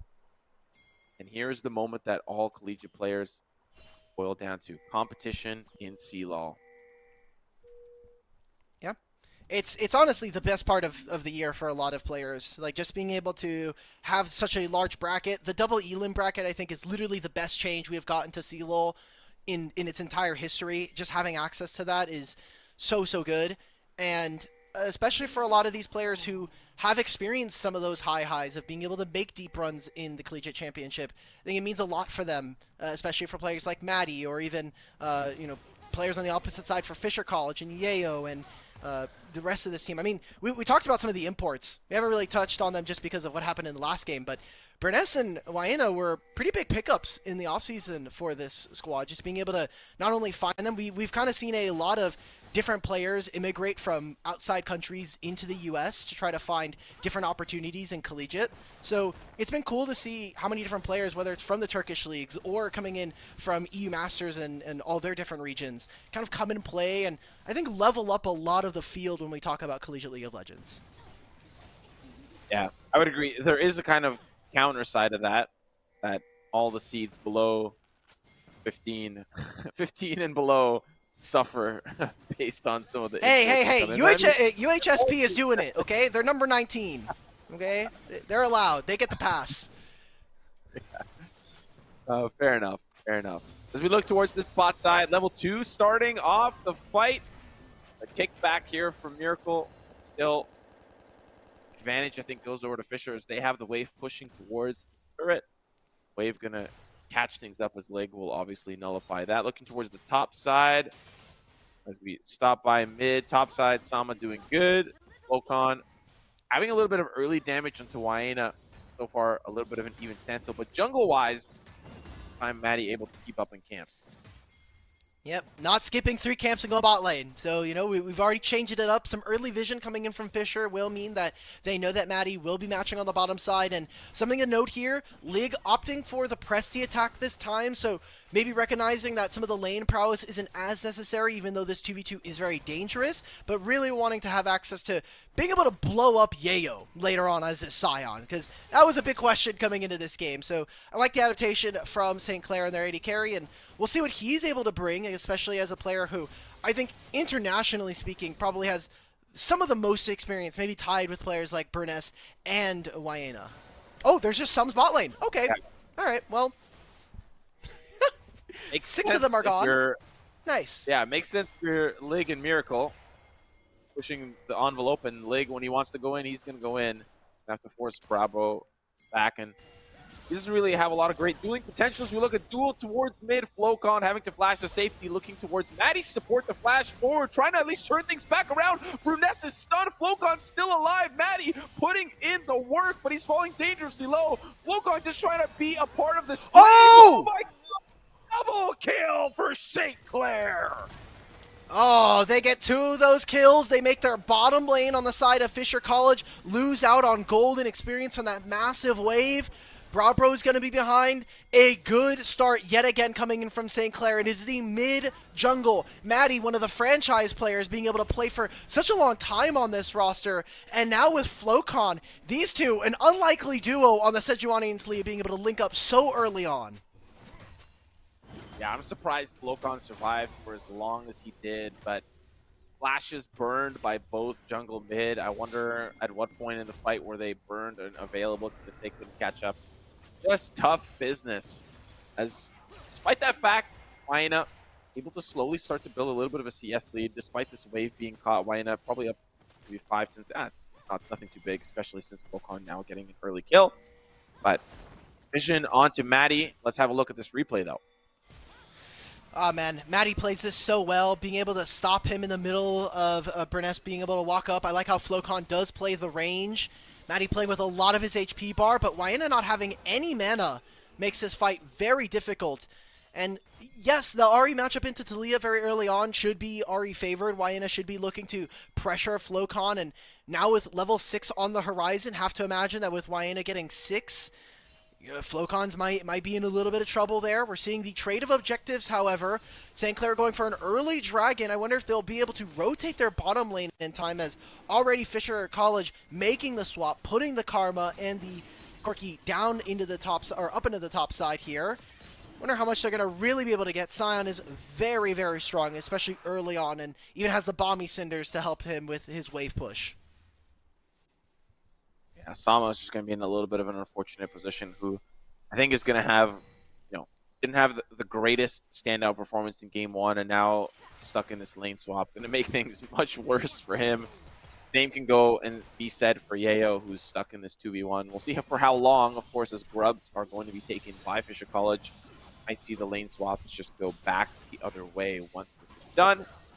And we'll just wait for the next objective to see where Fisher and St. Clair meet next. Okay, Fisher College, they got themselves the first 3 grubs. That's good. Again, we talked about for St. Clair, being able to have access to these grubs means that Taliyah and Jax become very dangerous in a side lane. Suddenly, you always have to have someone match them. But being able to, at the very least, split them 3-3 later on will be something that maybe we'll see, as Sama is by himself. Milio is here to cover, will get spotted on the ward. Sejuani's also coming, so mostly just a big crash and the turret play going over to Fisher College's bottom lane. Yeah, lots of heavy pressure towards that top side. You can even see Bruness and Wayne really pressuring. The fact that Flocon recalled means that Maddie does not have pressure in his own jungle. As we can see here with vision, obviously Fisher College have a lot of deep vision that is scattered around. Red buff now being stolen from Maddie's jungle, which is a little bit unfortunate. We'll see if Miracle is actually going to give up presence, because he does not want to be there when things go sour. They can see Maddie this whole time, so it's an unfortunate timing and a great timing for Fisher to build up some tempo in their lane. Okay, so time to see what exactly Fisher have. Again, we wanted to see some movement here. There is the ultimates now available for both of our mid laners here, and with Burness having access as well to the Crescent Guard. Want to see if this mid jungle can really get some more work done. We're getting a swap again. You can see that at the same time, Fisher College, their top laner just goes, hey, look, you guys are recalling? Cool. We'll make the swap. I don't want to play into Jax anymore. Let's try to keep him down for the time being. Magi's probably not going to be going down here. Oh, Maddie. He bites off a lot. Bruness is here. Flash secured as they get the kill onto Magi. TP here from Sion to catch the wave. Likely not to participate, but a great heads-up play from St. Clair to be proactive. Okay. Well, definitely committed there's also a lot. the flash coming out for Maddie. Yeah, they did, right? Like, they got the flash, they got the heal as well. That's Maddie's ultimate, one of their, I would say one of their few tools to actually start fights, but similar to last game in the mid lane, Flocon will always have that flip that makes it very difficult for Fisher College. Also, just having that Unraveled Earth, I think, kind of opens up a lot of possibilities here for St. Clair. Dragon spawning in 2 minutes. We don't really have it much after that, but with these recalls and how much they invested towards killing Magi, we're going to see at least Yayo be able to continue to pick up some resources for himself, and doing pretty good in the Sion matchup versus Jax, being able to grab some plates, as well as being up naturally 20 CS. I think you're very happy with this situation as Fisher. I would agree, as Flocon in a little bit of trouble. Follow up here from Maddie. Miracle off to the side, not with his team, just trying to provide support where he can. Nobody is here as Flocon again baiting out so well, but Maddie has only so much HP as we see the ultimate from Miracle to try to keep him alive. But a double kill going over to Brabro as they clean up St. Clair. Oh no. Okay, Fisher College able to find the 2, and now even able to take control of this bottom side here. So, I mean, you're totally fine. This opens up a lot of space and even gives Wayena a chance to kind of get back into this game. So, feeling good about their chances here. Fisher College very strong on the map here, and even if they wanted to, they could protect their bottom lane. Lig does have the ultimate coming up. They're trying to trade something before this dragon so that they do have a natural advantage, and most likely just going to stay out onto the map over Brabro and Magi. Still Lig just having that edge in 2v2. She wants to stop this back, unfortunately. Oh. Not quite. Okay. Landing. Oh, we're bringing the Goon Squad now. Flocon has ult. Oh, that's a great lineup. There's going to be the TP coming in from Wayena. Pay attention to the right side as he TPs into the fight. But already so many members of Fisher College are falling dangerously low. They can turn this right back into Wayena. There's, of course, a turret there protecting him. The 6th man in the lobby, but they can turn their efforts unless a charm gets landed here. Oh, they might be able to turn this back. The scoop up Wayena. No flash, no problem. St. Clair clean up. And Lig just flashes for that. Same thing with Miracle, just to be able to survive, grabbing themselves more of the kills. Just a good job coming in from St. Clair to fight back in this one. It will mean that they won't be able to grab the dragon, however, and so Fisher College are going to move on over towards that bottom side. Corki moving on to the top side of the map does confuse me a little bit. Seems like they're going to want to go towards those grubs instead. As we get a replay of this fight, great ultimate from Flocon to trap everybody in this side of the map. And while Wayena is like flashing forward, we're missing stuns. I mean, we talked about the mid-jungle here for St. Clair, and that has just not been the case for Fisher College. Wayena is supposed to be a pretty big upgrade in the mid lane, supposed to be a standout player with a lot of experience, but before this year, before even playing in NACL qualifiers, last time this guy played was 2023 in the Greek leagues, in the GLL. So it's been a while. Maybe Wyena's still shaking off a little bit of that rust, but he should have a lot better of a pedigree, especially for a player in Flocon who's relatively new to competitive. I think also important to mention, we don't really see Fisher, aside from NECC, we don't really see Fisher playing anywhere else, right? Not that that's a considerable problem, but maybe there's a lack of practice. I don't know. I really don't know where those variables could play out. As St. Clair also plays in NACE, we saw last weekend, get a lot of practice. Maybe it shows. Maybe Wayena picking off that rust, like you're saying. Well, for the time being, we're going to see more of what we set up from draft, which is that battle for mid lane priority. Flocon getting a little chunked in the bottom lane, has to be careful again versus the Scion. Always got to be a dangerous matchup. Miracle. Uh-oh. This is bad, having to pop that ultimate, but Lig turns things back around. The TP from Sama isn't going to be enough. Lig just tried to escape. No more calling available, but he's got the damage. Flocon up to the side. Maddie is so tanky. Sama now trying to be that front line. They turn things onto Lig, but it's not enough. Brabro, you're in trouble, bro, as he's just trying to escape. Flocon on a killing spree, and St. Clair once again clean up. Oh, God. St. Clair, they're just running away with this game. Lig again, 2 games in a row with this Lucian-Milio combo from Lig and Miracle. Looking great in this game and being set up so well by the rest of the team. We started this play being like, oh, maybe they're caught, but instead they turn it around. Maddie's in the wings with the ultimate, being able to find multiple members. And then even the rest of this team, the Crescent Guard moving Sama into a place to find multiple with the Counter-Strike. Flocon even sitting over the wall. Right now, Fisher College are just collapsing, and even if they lose this series, they still have a second life. But, I mean, here in this second game, it is looking more and more the same. Fisher College looking a little lost. Some of their compositions not really working. And St. Clair just, I think, working better as a unit. Absolutely, couldn't agree. And I got to give a shout out to Lig. I mean, he's having a hell of a series on this Lucian. It wouldn't surprise me if we see Lucian banned instead of the Ezreal for game 3. We'll obviously cross that bridge once we get there. Maybe Fisher College feel like they have the tools to deal with this Lucian. And so far, based on this Milio being such an X factor, keeping the Lucian alive so well, it's just really difficult for Fisher College to nail him down. And they really only have a charm from Moaina to really catch him out of position. He's got such a good front line in St. Clair.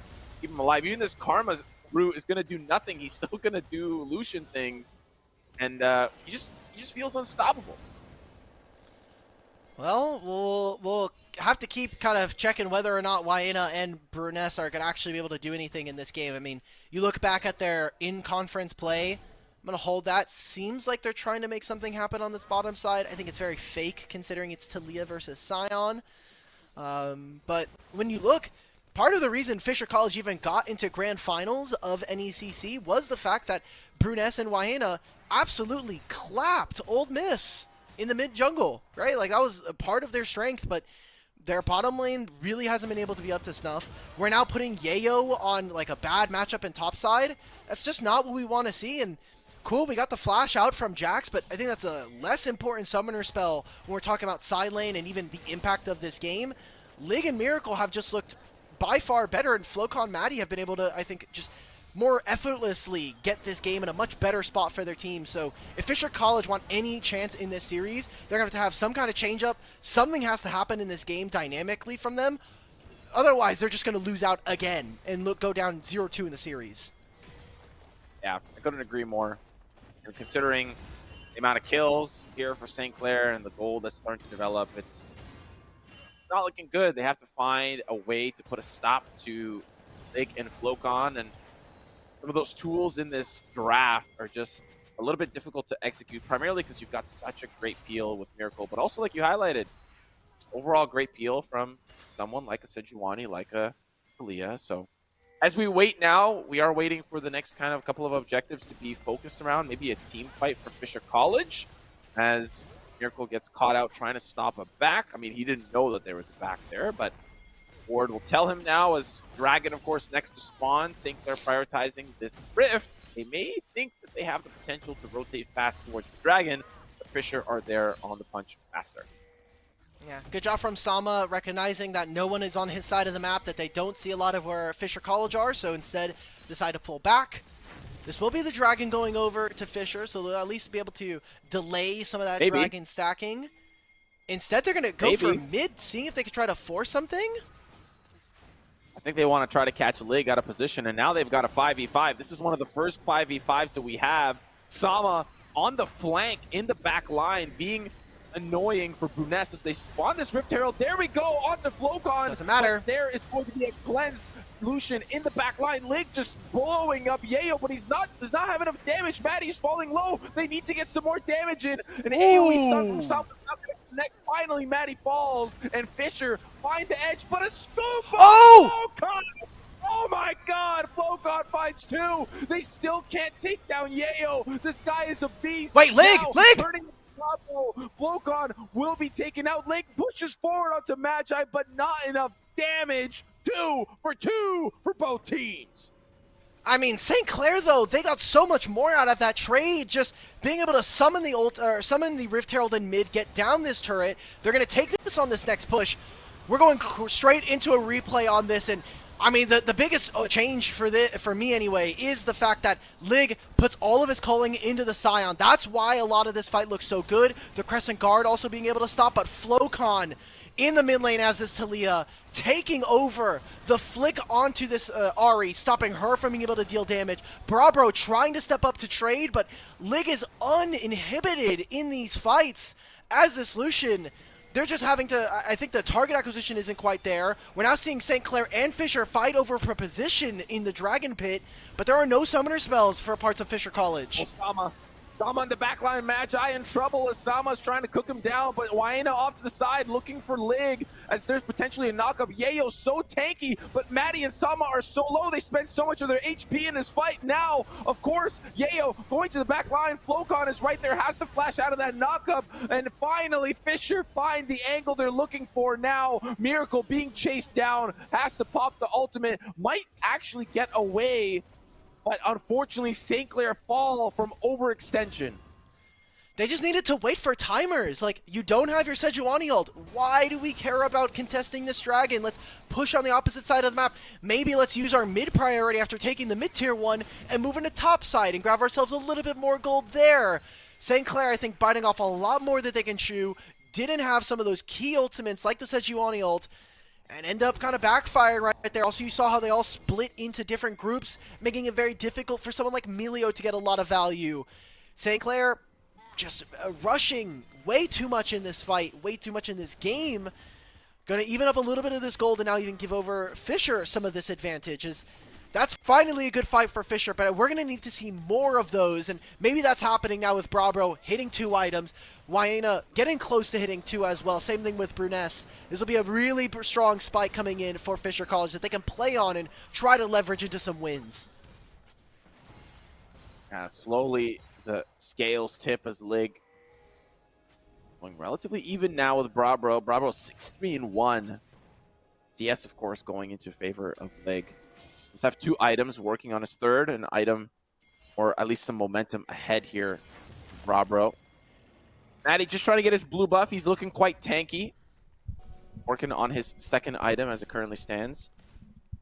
But Lig looking for a window towards mid, has to back away as too many members from Fisher are nearby.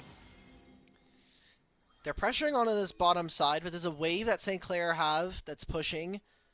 Are they going to start up this Otacon? I think it's very fake. Okay, we're doing this. There's no teleport from Flocon and no eyes from St. Clair, so a single Scryer's Boom is now going to be able to see this. Flocon's on his way, has the Weaver's Wall. No. Oh no, Sama! Sama getting absolutely destroyed, but still St. Clair waiting in the wings. We see Flocon rotating back down, but Otacon is just falling so quickly. Of course, there is an angle where they could try to fight Fisher here, but of course, without Sama, it's a little bit too tough. Maybe they'll try to get mid-tier 2. We see Lig positioning towards it. I just wish they would have committed to this play a lot sooner. Like, imagine this wave had already crashed 15 seconds prior and they're able to have Lilia, or they're able to have Sejuani and Talia hit this turret. I think there's a lot more structure damage going over.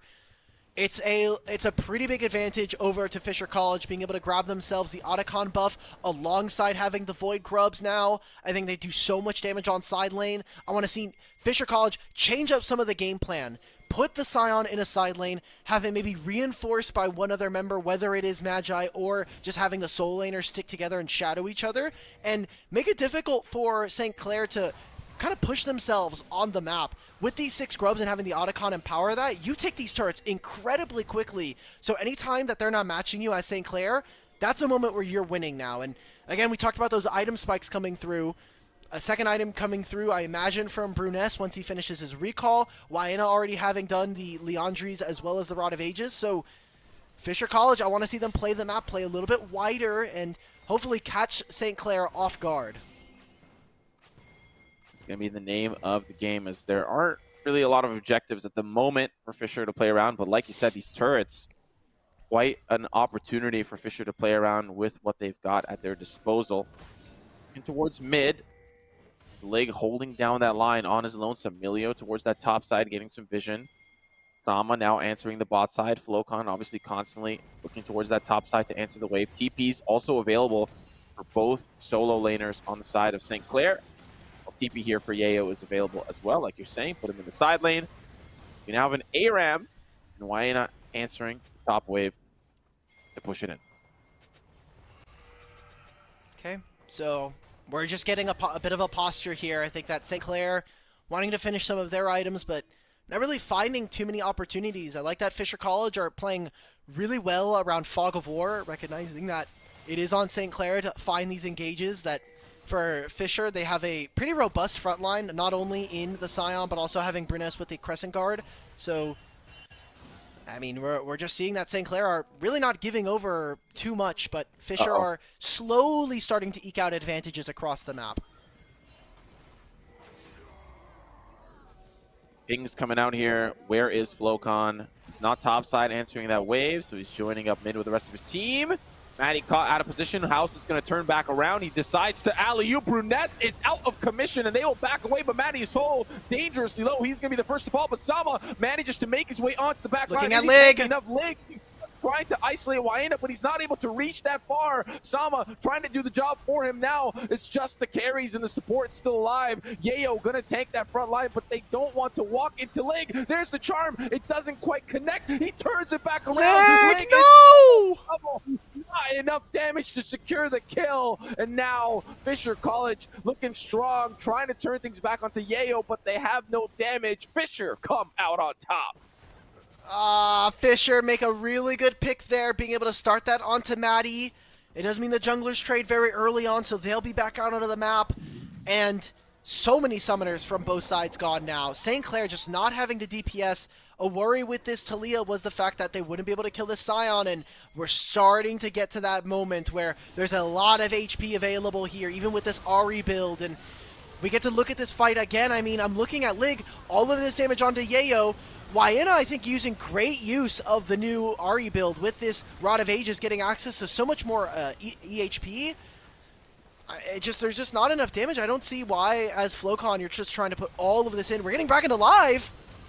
Oh, Bruness again, the first to fall, this time Lig, able to come alive as they're looking towards Yayo. Weaver's Wall to cut off the rest of the team, but they're still focusing on Yayo. Flocon cut off from the rest of his team. Where is he going to go? He doesn't have summoners available, but he's stalling for as long as he can. There's the ultimate for Miracle to keep him alive. He's out! Goes to the back right. Man, stun! Waena still on the back line. Flocon still alive as they tunnel on to Brabro, and Yayo finally falls. St. Clair find a fight.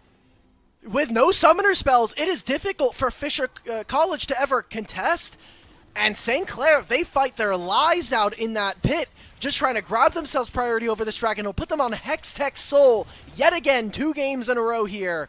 And St. Clair are making this game look a lot closer. Fisher College not giving an inch, but are still falling in these fights.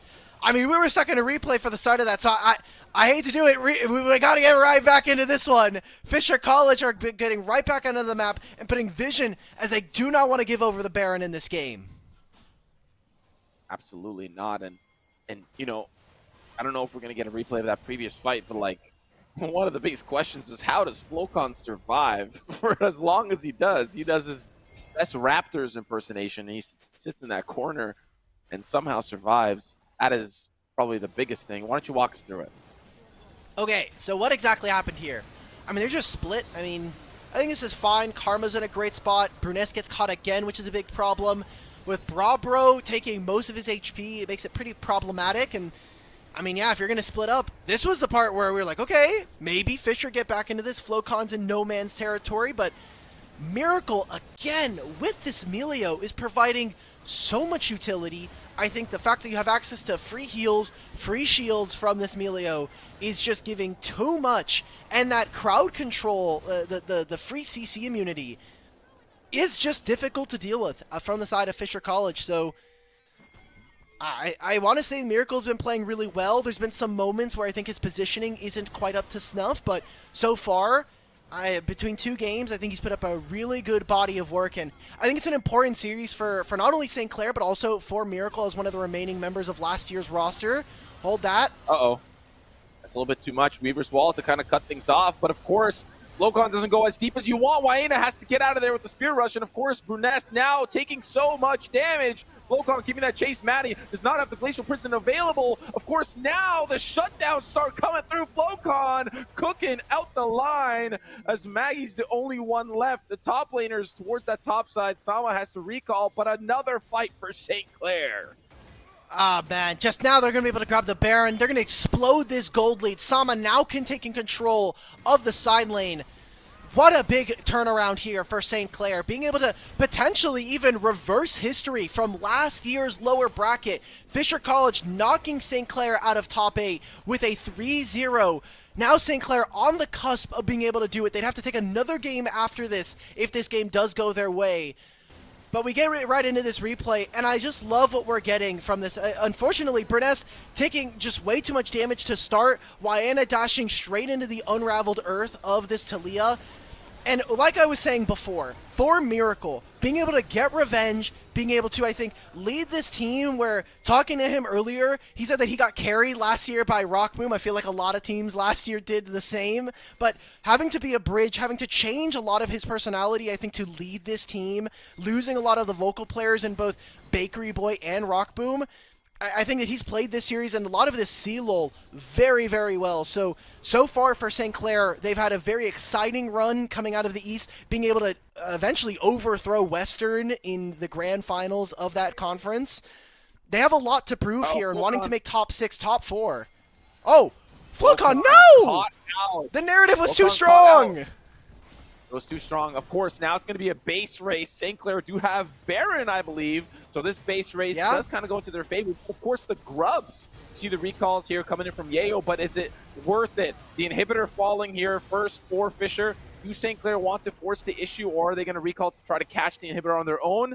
They TP out. They have the empowered recalls, of course, but do they lose this inhibitor? No, they just lose the turret. I would say decent. Yeah.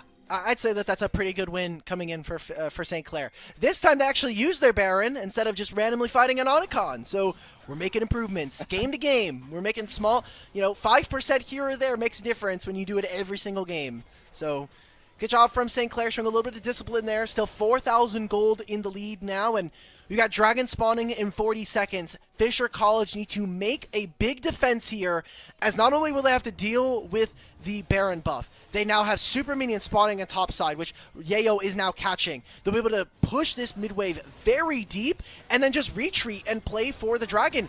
Brabro's already almost down at half HP. Oh, Bruness is in a little bit of trouble, but look at that Crescent Guard. It just uses the culling, and now this is the re-engage from Fisher. Oh no, Maddie gets caught, but it's not Lake. Still the damage can come through, but there's no Glacial Prison to follow. Sama!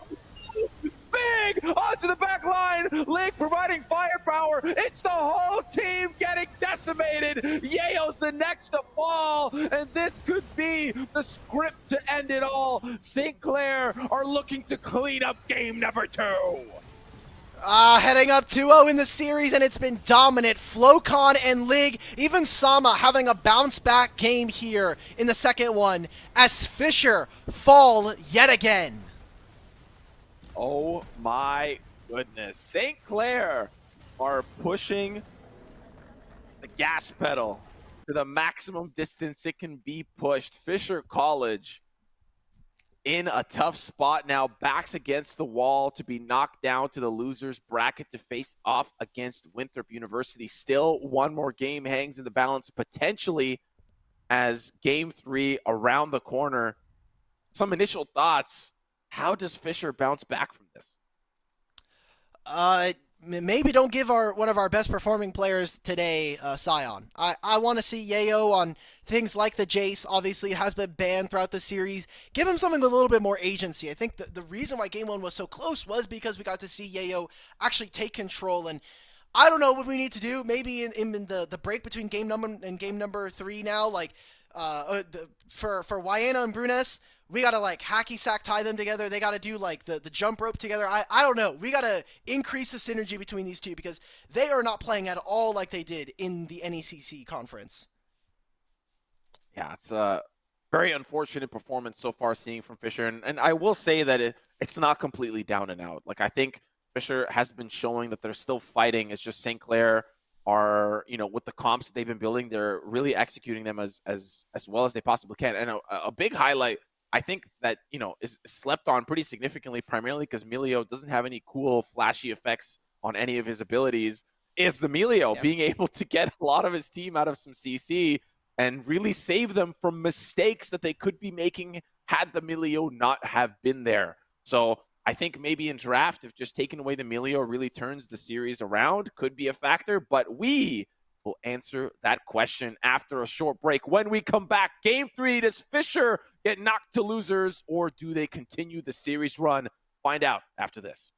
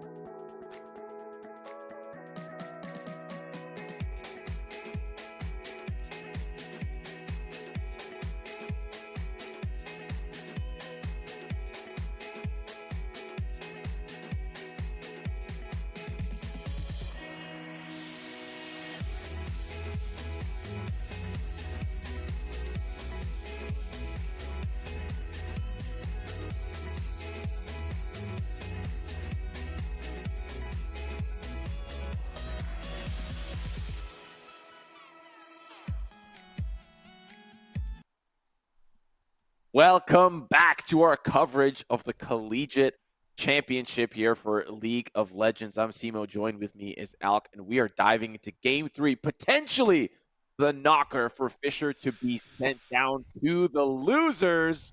I did not think we'd be here in Game 3. Oh, okay. I was really scared for you, man. I was like, "Damn, you're a straight up representative for St. Clair." And you're like, "I didn't think we'd be here." You know, where did you think we would be in Game 3? Did you think this was 1-1? You think you were like preparing for a reverse sweep? What's going on? No caster bias. Okay. 1-1. I thought maybe we'd be 1-1. Okay. Well, so far from what we've gotten in the series, I mean, Fisher, their mid jungle isn't quite working as well as we thought coming into the series today. Maybe just an off day, especially when we look at their prior series. But their bottom lane is also just kind of getting run over by Lig and Miracle, which I think to be expected from what we got from them in the regular season, but I think not to necessarily this extent, and especially 2 games back-to-back on the Lucian Milio. I wonder if that's going to be a bit of a change in strategy now. Yeah, I wonder if they're going to let that slip through again, primarily because despite the fact that St. Clair have had the ability to play through somebody like Maddie, alley-ooping the rest of his teammates favorable situations and being on a CC bot, for a lack of a better term, Flocon, Sama, and Lig having just like free reign to really do what they want when they have this amazing peel. But Miracle, I feel like, has been the unsung hero for a majority of these games. Really, the Milio, despite the fact that, it doesn't look impressive when you play it, but when executed, it can really save your team in a lot of scary situations. So the draft underway. We'll see if the Milio manages to sneak its way through once again. But so far, Fisher just banning away the Nunu, keeping things relatively the same. Big change coming in for this game of the series. Fisher finally moving over to the red side here. As they've now are down match point. Every game from here on out is going to be their lives on the line, at least for the upper bracket. They do have a second life here, as double elim is afforded up here. So ban stinks very similar, except that Lucian finally hitting the table, being taken away by Lig for Lig. So Fisher, what exactly is going to get through? I think Rumble or Rumble or Gwen getting through, I think, is a very big champion, and we'll kind of see whether or not there's some priority going over to SCC. No, man. Oh. The Corki is wild. That Corki is wild. Yes, Lucian's banned, fine. That Corki is insane. Now Fisher's like, what do we play? Well, we for the last 6 series we've played, we've only first picked Corki. What do we do? Maybe they might be a little bit lost. We're probably going to be seeing them pick up some different AD carries again. Looking towards the Corki being a bit of a flex here. They're going to immediately answer with a Jinx. So all eyes, all strategies are leading to Bro, and now Bruness on this Nefiri. Nefiri has been a hot pick in the jungle. We have to imagine that Wyna is going to be also picking up the Rise, which has kind of been the complement to the champion, just giving her point-and-click CC. There was an interesting cover, of course. Considering the flex here for Corki, still deciding what ADC to match that back up with. I think no matter what, Kaisa or Zeri, Lig is going to play extremely aggressive. And considering the Milio's still up, Lulu going to be paired up with the Zeri, and I like that. It's a good combo. All right. I mean, it gives a lot of peel, right? Just having that polymorph as well as having the ultimate. The shields are obviously going to be very good, and double range bot lanes always going to feel very nice here as St. Clair kind of round out their draft. They're going to have a lot of good objective takes. I think they're very fast on taking down dragons and barons and the like, but now they need to be able to build out a reliable front line. I don't like this ban of the Lilia from Fisher. I think that you really would want to get rid of champions that are going to, I think, accentuate some of the strengths. And right now, St. Clair are not particularly good at being able to find fights. Yeah, I mean, unless I see a Sejuani ban, that's likely what's going to get maybe picked up here because the Nefiri is still available. Gwen going to be taken away for that top side. I kind of like that. I'm pretty sure Sama does not want to be facing up against the Gwen. They might be first picking top in this second rotation. We'll see as the bans kind of follow suit where we'd end up. Fisher, bonus on you to ban maybe a jungler. or pinch the top lane pool here for Sama. Probably the Darius again. Darius has stayed on the table. There's not many champions that would feel very good to Oh play. They're going to my. get rid of the Ornn. Okay, so recognizing that St. Clair do want this game to go a little bit later. Early game priority, though, I mean, even with the double range bottom lane from St. Clair, Jinx has a much easier time being able to clear just having access to the rockets. And so I think you are pretty focused as St. Clair for either a mid laner that's going to be able to move out of mid and kind of make this bot lane destabilized, or, you know, something like the Ahri or the Talia really comes to mind here for Flocon. Yeah, first pick here, Ahri going to be taken away, likely, for Waina. And based on what you highlighted, it might be the Talia that kind of goes into answer. But of course, Corki's already picked. So. Oh, true. Yeah. Yeah, Corki is going to be I saw in two that 80 slot. carries, and my mind just lost it. I'm seeing Corki. I'm going to have to see another Trinity Force Corki, man. I'm going to lose it on the broadcast.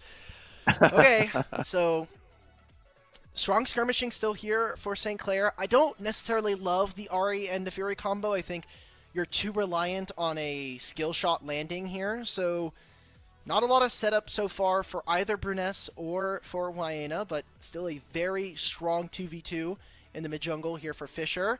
They're going to go ahead and take up that Cassante. There's no Gwen, there's no Gnar, there's no Jace. I think this is perfectly fine. What does Yayo have? You can go for the Jax, but I think it leaves your team really... I think actually Jax versus some parts of the St. Clair roster can do work. Maybe just a little bit worried about what this Fisher College team is able to do and if they're actually able to get those resets for this Jinx. Yeah, and Jinx does take some time to really get developed. And if you're behind, Jinx is rough. If Fisher fall into the similar trap and get kind of walked over in this bot lane, I think Jinx is going to be struggling, depending on how far behind she can get. But once, she gets some shutdown goals, she can really pop off and put a dent into the St. Clair roster. We saw Jinx in Game 5 of Western versus UST absolutely turn that game on its head. So it's Game 4. So it's definitely possible. And talk to me a little bit about what you are looking at for win conditions for both of these rosters. We've got the picks; they're locked in. We have the Corki snub that St. Clair steals away. What are we looking at for both sides? We have to look at these 80 carries again, man. I mean, Brabro on the Jinx, he gets a single reset, and maybe he's able to turn around the fight. You have multiple ways from St. Clair to be able to stop this, especially with our top jungle here. Cassante being able to kidnap the 80 carry is potentially an angle there. I'm simply worried that, one, they might be a little all over the place. We've already seen them execute a draft very similar to this in the series, and specifically Waina now getting a second chance on the Ahri. I just am a little hesitant as to whether or not he's really going to be able to put up another better performance than what we saw. And there isn't a ton of setup. They have a lot of damage, and I think that for the side of Fisher, if they are going to be successful, it's going to be off of them getting these kills and getting resets for their Ahri and Jinx. But I look at what they have from the side of St. Clair, and they just need to be able to show poise, need to show, like, hey, we're using our timers, or we're using the correct spells here, just being able to show that we need to take fights very slow, because you need time for Zeri to ramp up. You need time for Xin Zhao to get into the backline and let Lulu kind of do her thing. So this is going to be, I think, a big test of discipline here for St. Clair. Yeah, and considering how their bot lane operates and how Lig operates, I think that discipline can be a little bit tough, especially when he wants to pull the trigger pretty consistently. And Miracle is obviously going to be enabling him with shields and speed ups and whatever, all the CC and the support that he can get. And of course, this time around, we don't, the only front line that we really have here is in the Cassante. Of course, Maddie is kind of like a pseudo tank, but finally, he did his Sejuani duty, and he's able to play something a little bit more adventurous if he wants to.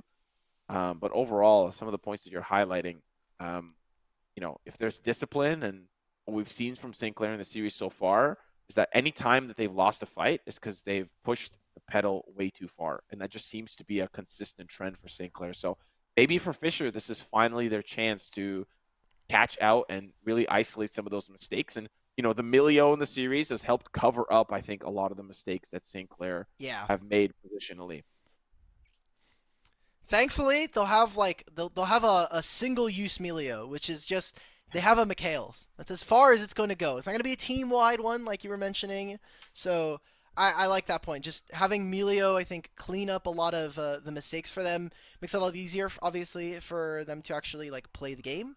And it's just a different look, right? Like we're not having a 2v2 that is outright looking to smash early. This is probably a game that's going to go a little later. This is probably a game that's obviously has a lot of stakes on the line. Still in the upper bracket for these two teams, but especially for St. Clair, that momentum is behind you, just having already 2-0'd earlier on here. So I'm just very worried, and I want to see if Fisher can bounce back, and not only that, just perform to where we expected, because they're coming out of one of the strongest conferences that we've had in recent memory in the NECC, and even though they weren't able to crest that hump at the very end of their grand finals, I think the fact that you've had stronger competition, the fact that your road here even was a little bit stronger than what St. Clair had to deal with in theirs, I think that there's still a lot that Fisher have in the tank, but they haven't necessarily been able to give that to us versus St. Clair early on.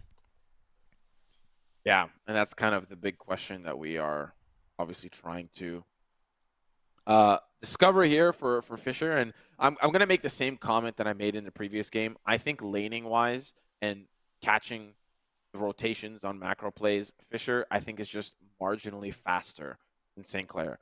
Lane swaps, rotating faster to objectives, playing off of each other well in the early game is I think a huge advantage for Fisher. You know, they might not get massive CS leads, but they have better tempo and better positioning, I think, than St. Clair. But St. Clair are able to, you know, not be afraid of committing a lot of resources to try to secure early advantages. They're willing to burn flashes. They're willing to really overextend themselves, try to win a Mm-hmm. fight or win a 2v2 or win a mid jungle. We saw the first mid jungle fight. Locon was literally dangling himself like a carrot on a stick, just waiting for somebody to try to fight him. So I think the fact that St. Clair like to overextend themselves in that way and Fisher are just a little bit faster might be the ticket for this game number 3. All right, we're starting up game number 3. Match point here for St. Clair. A side swap finally coming in for Fisher College. And potential revenge on the line, not only for St. Clair from last year, but Maddie in particular, wanting to stop the old Bay State lineup. Some of the members still kind of sitting around on the bench in the roster from him being able to reach top 8, make it over to LA, and play in the Riot Games arena all those years ago when he was on St. Louis. So big storylines coming in, and obviously we got two massive AD carries, the Zeri versus the Jinx here. Hopefully we get some good team fights, and this game should be pretty bloody. Yeah, I mean, every game has been pretty back and forth for both these teams, especially when you have such an aggressive combination here in the bot lane for both teams. Robero trying to find at least an edge over leg wherever he can. Both junglers starting topside respectively. You can see pings coming out, likely from Fisher saying, you know, let's see if he's going to end up at his Raptors and what time he will be. Still so far not spotted. Maybe both junglers end up towards that bottom side around level 2, level 3. All right. This is probably how most of this matchup is going to go, especially before Miracle has access to more spells. Landing your hooks onto this Lulu is a bit more potent. But you see the difference again in summoner spells, the heal versus the ignite here. And looking at junglers, both pathing down towards the bottom side for both of them. Early vision onto specifically Maddie's Raptor pit. 2 wards already placed. Both one from, I think, both of the mid laners here wanting to protect their jungler and maybe get a little bit more information. But gonna have to see. Again, this is a pretty tough matchup when we talk about, just across the lanes. And need to see Wayena and Bruness step up. I think this is a pretty big game for them. Just being able to have access to the Nefiri and the Ahri in the same game makes it very easy for them to roam around the map and be very, very mobile throughout fights. Of catch here onto Miracle is going to shield some of that up. Lig providing a lot of damage, man. He is always willing to trade his health for damage. And Brabro falls dangerously low. No health pots available, of course. Manga has some of those stacks that he can back up. Okay, I think there's a possibility. Now, the ward did fall. I was wondering if Maddie was going to opt for 5 camps and then go down. We're actually starting to see Wayana stacking a pretty big wave in mid lane, can try to roam. Once Lig and Miracle hit both level 3, there's a chance that with the dash from Lig giving Tazeri the pass-through with her bullets, it's very easy for her to actually find a little bit more extra damage and maybe push Brabro out. This is also going to be the scuttle going over, maybe even a double scuttle here for Fisher. They're going to get spotted on a ward, and there's not going to be much here. This is a solo kill onto Yayo topside. I think Sama just must have landed a Q3 and forced him. I don't know what happened here. All right, sure. First time in the series we've seen Sama really take the lead over Yayo, and that's got to feel good for St. Clair, getting a solo kill to start things off. He's going to recall, find a little bit of that tempo advantage now, as the wave is still likely going to crash into him. Jack's already first. Have a replay of that. All right. This is supposed to be like the counter matchup. Oh, he gets the Q3 into the W's, or he gets the stun. Double. Oh, it's triple. Oh my God. How did the turret get 3 autos there? I mean, good for Sama. This makes this matchup very difficult for Yayo. Usually, very early on, Jax can kind of trade. On one item, it's very good. But if Sama can get to his first item a little bit earlier, then I think Yayo's still going to be in a pretty tough spot here as the Jax. So, good job from Sama, who has slowly started to level up his play throughout the series so far. Having a rough start in Game 1, doing a little bit better in Game number 2, and already finding a solo kill very early on into this third game. And we're seeing from Fisher College, maybe they go for a swap. Yayo is going to push this last wave. Their bottom lane is taking yet another recall. Are they going to deploy on the top side of the map? Instead, no, wanting to get themselves the boots to try to match their lane opponents. Yeah, because they're a little bit behind. They might need some of that mobility to get back. Catch the tempo. Actually, Nagi is going to be going towards the mid side, maybe looking for roams with Bruness. Miracle also going to join alongside Maddie here. Pings are coming out. Vision cleared out. I wonder if Magi saw them rotate through.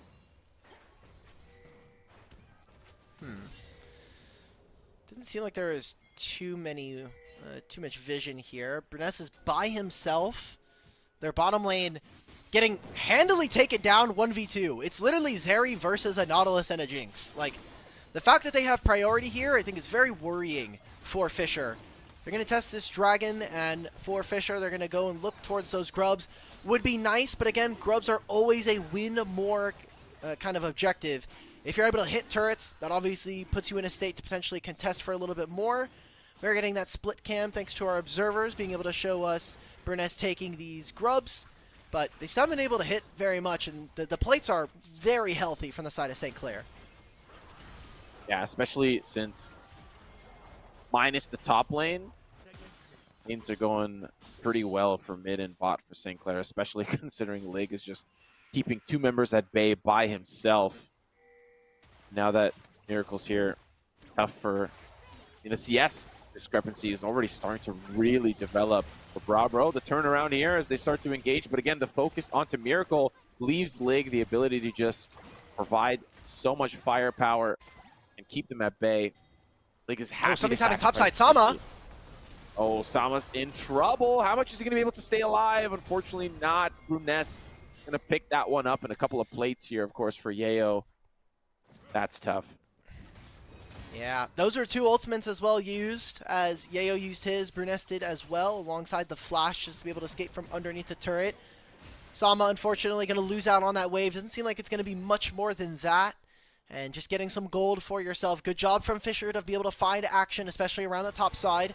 Thought it would be tough to try to kill Cassante, especially as the Nefiri, but being able to get some magic done there. And Lig has to be careful now, because he has both of his summoner spells. He has the lightning crash, but this wave is going to crash on him, and you can kind of see that Miracle taking an early roam near the mid lane. Oh, Lig!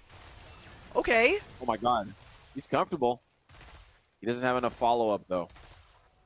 That's insane. Yeah. When the ADC is just 2v1 pushing back both bot laners with sums up, that is very interesting. I think he was just like, okay, well, Jinx doesn't have a lot of mana, so Yeah, I think I could go for this trade. I respect it, though. I mean, he was willing to trade his summoner spells with the enemy AD carry and potentially even get maybe some of Magi's there, so good job coming in from St. Clair. It's an ultimate that's not going to be that impactful right now. Maddie just showing top side to try to get Sama this crash. Magi is vaguely in the area, but probably not going to be able to do all that much. And good job for Maddie to be able to buy some time and, you know, give his laners some breathing room here. We actually haven't seen too much of Maddie and Flocon in this game number 3. And it's a slight advantage going over to Fisher College just across their solo lanes. Bot wave is crashing in here for Lig. Gives Fisher College the opportunity to fight for these Raptors, but they are nowhere to be found. Red buff going to be fine for Maddie to take. A little bit of a jungle invade to get some vision in. They'll back away. Got what they came for. Still both junglers towards this bot side. I feel like the pressure here could amount to something. Lake could be in trouble if the rotates come in from Wyana and Bruness, which are a possibility. If there was, I mean, there's 2 minutes before an objective that's going to spawn. They would probably be looking within the next 30 to 45 seconds, just being able to maybe get a summoner spell. There's a bottom lane fight potentially brewing. Yeah, that's going to be the engage here from Maddie to follow up Crescent Guard to deny the push forward, but a follow-up from Magi to try to keep them at bay. Of course, the damage is quite insane. Lig! Still incredible. Maddie's falling a little bit low. Finally, the hook and root onto Lig. He's so low. Flocon is late to the party. And now Miracle, all on his lonesome, still damage, trying to be provided from the back line. But of course, Lig is so low. And finally, Fisher make their mark in game number 3. So much time being wasted. Good job coming out from Bruness. Also getting Yayo to flash at topside. Sama making this matchup a little spicier than we were expecting. But the invulnerability coming in from the Nefiri. Now you have all these summoners gone as we take a look at this replay. It took so long for them to be able to find this. I like how, for the side of Fisher, they were able to delay a lot of this fight, let Wyana get into this. And while Maddie does end up going down, you're looking at this from the side of St. Clair. You've now lost a lot of summoner spells between your jungle and your bot lane duo. These were kills going over not only to Wyana, but some assists to this Jinx. That's not what you wanted to see if you're on the side of St. Clair. So now moving up towards the top side, Lig is a target again. No. Yeah, but TP coming in from Sama. Of course, TP from Yayo. There's going to be one support to fall, but Yayo's now here, has arrived. Sama going to be that front line. As Bruness just poking and prodding back. The grub's still available. Wyana's dangerously low. Flocon just trying to... He actually gets charmed. What are you doing? He's trying to keep that damage. Trying to get that shutdown. Phosphorus Bomb secures the deal. But Fisher College are now on the grubs. At least just trying to keep it competitive. Okay. They'll steal one away and deny St. Clair that 3. Grub. Oh! Close from Bravo with the Super Mega Death Rocket, and he still gets it. Yep, so 4 grubs does mean that they will be able to summon the Void Mites. Bit of an interesting buy here from Bruness on the Nefiri. Typically we see the early Eclipse just being able to apply that as the Nefiri gives her the extra shield, just means her combat power is a little stronger. But instead going for the Spear of Shojin, which I'll be honest, I don't necessarily think this is the best. It is a great item once you maybe get it on 2 or 3, but I think the Eclipse interaction is just too broken. Being able to apply the shield on literally 1 Darken Dagger, 1 stack of Q is really strong in my opinion. So we'll see if he's able to use it. Gives him a lot of ability haste, which means he can spam all of those spells. There's a dragon on the table here, but I'm looking at this from the side of St. Clair. I'm still missing Flash onto Flocon and to Lig. I don't know if I really want to grab this play, but Magi and Brabro spent a little too much time in topside, so they'll be late to this objective now. Yeah, it's already started. Of course, they're sitting on a scuttle. Ness waiting for the opportunity. Hook is gonna miss. Dragon secured. Maddie now all on his lonesome as the rest of the team have escaped. And of course, Maddie is going to fall, at least for the trade of Dragon. Not sure if that's gonna be worth, but at least that's objective secured. Oh, Brabro, gotta be careful. They're moving on forward. Maybe a dive in mid lane. Flocon still doesn't have flash. It looks like there's an engage, something happening. Bruness. All right, they get the shutdown. That's a lot of gold going over to Fisher College. Yeah, call of the pack. And it is over. Followed up by the Eviscerate. So it's going to be a plate here as well for Wayena. Mid-jungle duo, that's what you were extremely critical of, and they are having a great game. 3, 1, and 2 each, respectively, and already starting to build some momentum. Bruness, 2 levels above Maddie. Above in camps, Oh, Miracle getting caught out here on the no. recall. Gonna escape, maybe with the wild growth. Does not have flash. Hook is gonna miss. The super mega death rocket doesn't kill. And Miracle, ironically, is gonna stay alive. Still has the heal, so was very close there. Unfortunate coming in from the side of Fisher College. Not too much expended for that trade. Oh, they find a pick onto Yayo. Okay, sure. Good job, Fisher College. This game is going pretty slow, all things considered, from what we've gotten in some of our other games. Still some kills going back and forth. We do have, a dragon spawning in 3.5. Maybe there's a look towards the top side with the Herald in a few minutes' time that is spawning. But when you're looking at this game right now, I mean, you have to look at these 80 carries. I mean, yes, there's a massive advantage here for Bruness. 30 CS over Maddie, but Lig almost done with an item now here, almost item and a half. Oh no, Maddie gets hooked, has to use the Crescent Guard. He's just trying to stay alive. Miracle's going to be doing that job. Of course, there's the Hound's pursuit to keep Bruness alive, and they will be able to convert onto the kill. The flash forward from Magi, the TP here coming in from Sama, as there's at least a little bit of a trade. And now Sama trying to collapse onto Wayena. Of course, Lig is rotating in from the river. The wild growth going to knock things up, and a kill just fed right over to Lig, and its shutdown gold nonetheless is massive for St. Clair. They go even in that trade, and for me, I'm just really happy that they're able to give that shutdown over to Lig. Jinx was no longer a part of that fight. You gave over a pretty reasonable amount of gold onto Bruness away towards St. Clair. This will be the first turret going over, and that does mean feats of strength now completed for Fisher College. So upgraded boots, gonna feel pretty nice if we go later. Just minor things. Again, this game is gonna come down to the 1%, the minor advantages you're able to grab. We're seeing a teleport in bottom lane during this replay, so hopefully no one ends up going down. You're gonna take a look at this. I mean, Miracle's just doing all this. Lig now. Yeah, Lig just trying to stay alive, and he's actually gonna be able to take Yayo out with him.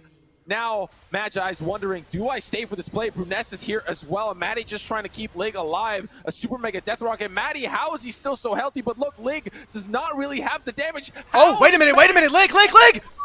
Lig! Oh my god, but can he turn it around? He can't. Maddie stayed alive for as long as he could, but Fisher come up with 2. And they get the flash out from this area. Again, all these small things, the minor advantage you're able to grab are going to be able to break this game open. Ari's going to hit on this bottom lane tier 1. Top lane just got taken by St. Clair, but now you no longer have flash or barrier here for this Zeri. I think the next upcoming fights, you have to be so careful from the side of St. Clair. I think this game is very tenuous as is. And we are still looking towards Bruness, one of the biggest changes to this roster, coming over from Europe, coming over from EMEA, being able to play here for Fisher. And so far, I think across 3 games, he's really tried to put his best foot forward. Unfortunately, some of his lanes not necessarily performing up to snuff. And here on the Saphiri, he has a very tall task of blowing up either the Zeri or the Corki in this matchup. Yeah, he's got a lot of tools at his disposal, and the Fury is just very difficult for teams to deal with at the current state. And the fact that Bruness can kind of jump in and out of the fight kind of at whim in some scenarios makes it a little bit challenging for SCC, I think, to layer the CC that they want, or at least the damage that they want. Ping's now starting to come out as Wayena looking for a pick onto Lig. The TP coming in here from Flocon. He might get caught out. Oh my god, he TP's right onto the choppers, and he's still alive. The Wild Goat's going to keep him alive. Maddie in the back line. Damage is going good. There's a quick trade, but it's going to the wayside here for St. Clair. Lig gets hooked. Lig is caught. No! And Charm too. He can't turn the damage back. Casante's here trying to clean up Bruness, but there's not enough damage. And Miracle, he's going to need one to try to keep St. Clair back in this game. He is ace. Fisher, send a message. They have a huge team fight, and we had to watch our AD carries. Lig, unfortunately, not able to deal as much damage. Bro just completely untouched in this fight. We saw that Sinsa was trying to put pressure on him. We saw that Sama was trying to put pressure on him. But with those Summoner Spells advantage, he's able to stay alive. He's able to find the fight here for Fisher College. And even with an item advantage, St. Clair still fall. That'll be a Dragon now going over to Fisher College, as well as a huge fight. So a lot of gold now in their favor. Yeah, now with this Rift Herald on the docket, we'll see how St. Clair decides to prepare for. At least the Scuttle Crab is going to be picked up here by Maddie to start. St. Clair in a little bit of a tough position. We're seeing a lot of the momentum shift here for Fisher College. They have a 4K gold lead developed on probably that mid-jungle duo. And, you know, as you kind of highlighted, Flocon hasn't really shown up in this game, and maybe that's just the nature of the Corki pick, if I'm being honest. Yeah. Oh, we're getting a pick in the jungle. Maddie still has Crescent Guard. Okay. Magi, he hooks the wrong person. Maddie's still alive. Wild Growth Bruness in trying to get down Maddie, but of course, nobody has touched Brabo this entire time. They're focusing on the wrong Tarius. Brabo and Bruness come alive with double kills apiece. Fisher once again. There we go, and this should just be Fisher being able to take this game. 19.5 minutes, it's 20-9. You have a 5,000 gold lead, and now it's going to be multiple turrets here, as well as jungle camps falling. St. Clair just a little too squishy. I think also miss-targeting, just target selection just not looking good for this team. I feel bad for Maddie, because this could have been him closing out the series, but this Sinzao is now too far behind. Bruness having a 2-item lead, as well as almost 60 CS in the jungle. Just this Nefiri is way too strong at this moment, and I mean, look at where you're putting damage down. Lig is not able to hit Magi. We had a lot of questions for if this Nautilus was really doing all that work, but Wayena and Bruness finally having a game where these two can be the 1-2 punch of Fisher College. Yeah, it's something that we've been waiting for, and now I think for Fisher College, it's going to be very difficult for them to make mistakes. You know what I mean? With the tools at their disposal, the lead that they have at their disposal, and now, of course, the momentum shift. St. Clair, if they want to win, they got to find a way of slowing things down, but when a Jinx is now 4-0-10 and completely untouched in the back line, you got to find some other ways to deal with what you've now dug yourself into this hole.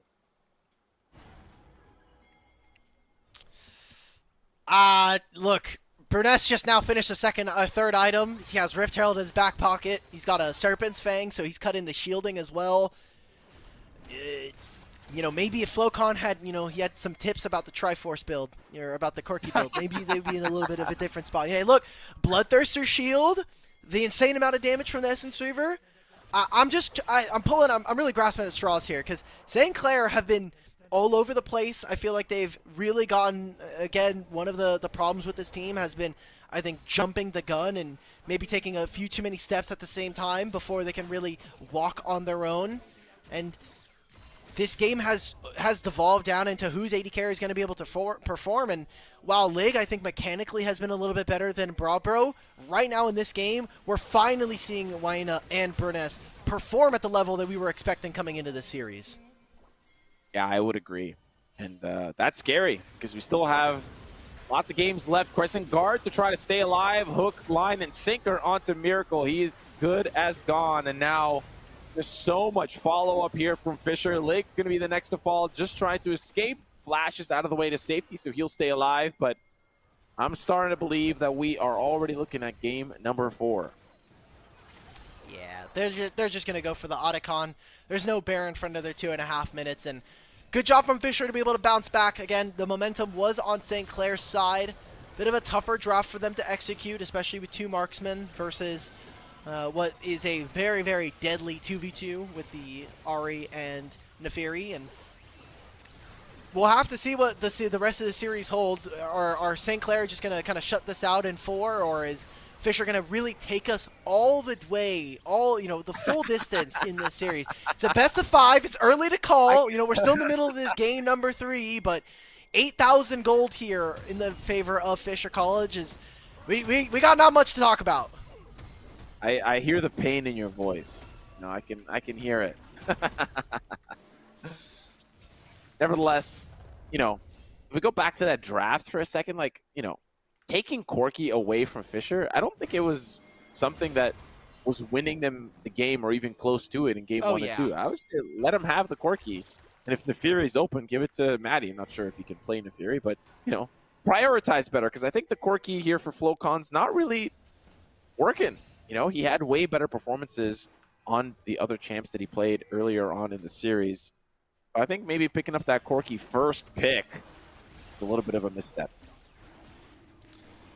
And we'll see how far or how long this takes Fisher College to kind of close this one out. We're nowhere near a Dragon Soul at this point. It's going to be at least another 10 minutes. They're going to try and make this play onto Sama with this wave crashing underneath the turret. They have priority for mid as well. Maybe there's a turnaround at the Baron. I think that's the next big likely team fight that we're going to get from these two teams. Sama charmed, hooked, and of course there is going to be the lightning crash from Lig. Let's see how long he gets untouched. Depth charge on the back line. Lig, his teammates are just not tanky enough to survive. No kills coming over to St. Clair as Lig, the last remaining member, gets absolutely decimated. Triple kill for Bruness, and that is likely going to be the script taking us to game number 4.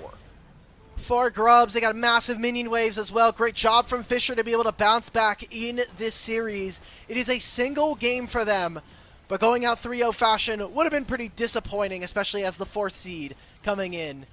And like you just said, bringing us at least to a game number 4 as St. Clair stumble across the finish line. And unfortunately, they're going to have to look forward and maybe find another game for them to be able to close out this series. You know what's funny is I think during the draft you said that this game's going to go long, and I think this was one of the fastest games that we've had of the series. Yeah. Which is so funny, but huge kudos to Fisher College for finding that victory. You know, that mid-jungle duo has come online. We still saw St. Clair looking strong in the bot lane, but with Nefiri just running rampant on the Rift, it is difficult to deal with. And constantly, you saw St. Clair trying to find answers for it. But again, the Nefiri, too strong, no Emilio. Not that it would have made a difference here, but we saw the mistakes of the overextension really come to fruition here. And St. Clair overstaying, not having the Emilio support that they have had. Lulu's great, but it wasn't enough to stop everything that was being thrown their way. They also just kind of got bodied across some of the different lanes, right? Like, again, like the mid lane matchup, Waina, not necessarily solo killing the Corki, but I just think is a lot easier for the Ahri, and especially when this team is winning, you take control of space very well. Suddenly, enemy team has to walk a Fog of War, and they're like, okay, is there a Nautilus hook? Is there an Ahri charm coming out of Fog of War? I don't know, right? Like, there's a lot of difficulties for St. Clair's roster with this lineup coming in. So, a good game from Fisher College. We need to see more of those before we start to kind of get back into their camp, especially when we're talking about a full best of 5. And remember, this is upper bracket, so there is still a second life for either of these two teams if they were to fall here today. Yeah, so we'll see who claims that second life and asks for the Jeopardy lifeline moving down to the lowest bracket. Potentially, Game 4 still hangs in the balance here for Fisher. As Fisher bounce back, we'll see what Game 4 has in store when we come back after this.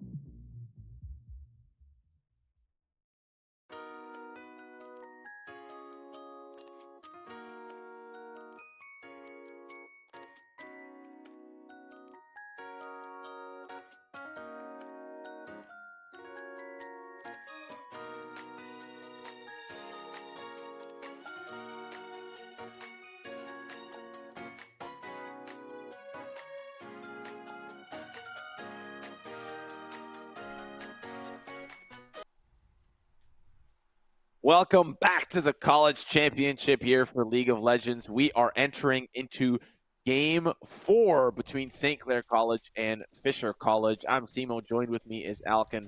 I think we have a lot of questions about the draft from the previous game. Yeah, Corky first pick. Don't know if that's necessarily like we talked about it in between the games, right? Where like Corky wasn't necessarily winning any of the games for Fisher. Again, it was something that kind of got put towards the mid lane. Then they tried it in bottom lane. Lig was still running it with the Lucian Melio, so they just decided that's going down towards the ban table. Especially when we're talking about for Flocon, I think he has had such a different kind of champion pool, especially pulling out champions like the Vladimir and having champions like the Hui later on. So I would like to see him a little bit off of these champions, you know, like put him on his mages again, give him agency in game. And that is really the big thing for me is when you have players who are on, when you have players that are, you know, like going on a burner or playing really well on the day, give them agency. Let them actually make decisions and help you win the game. Yeah, I would completely agree.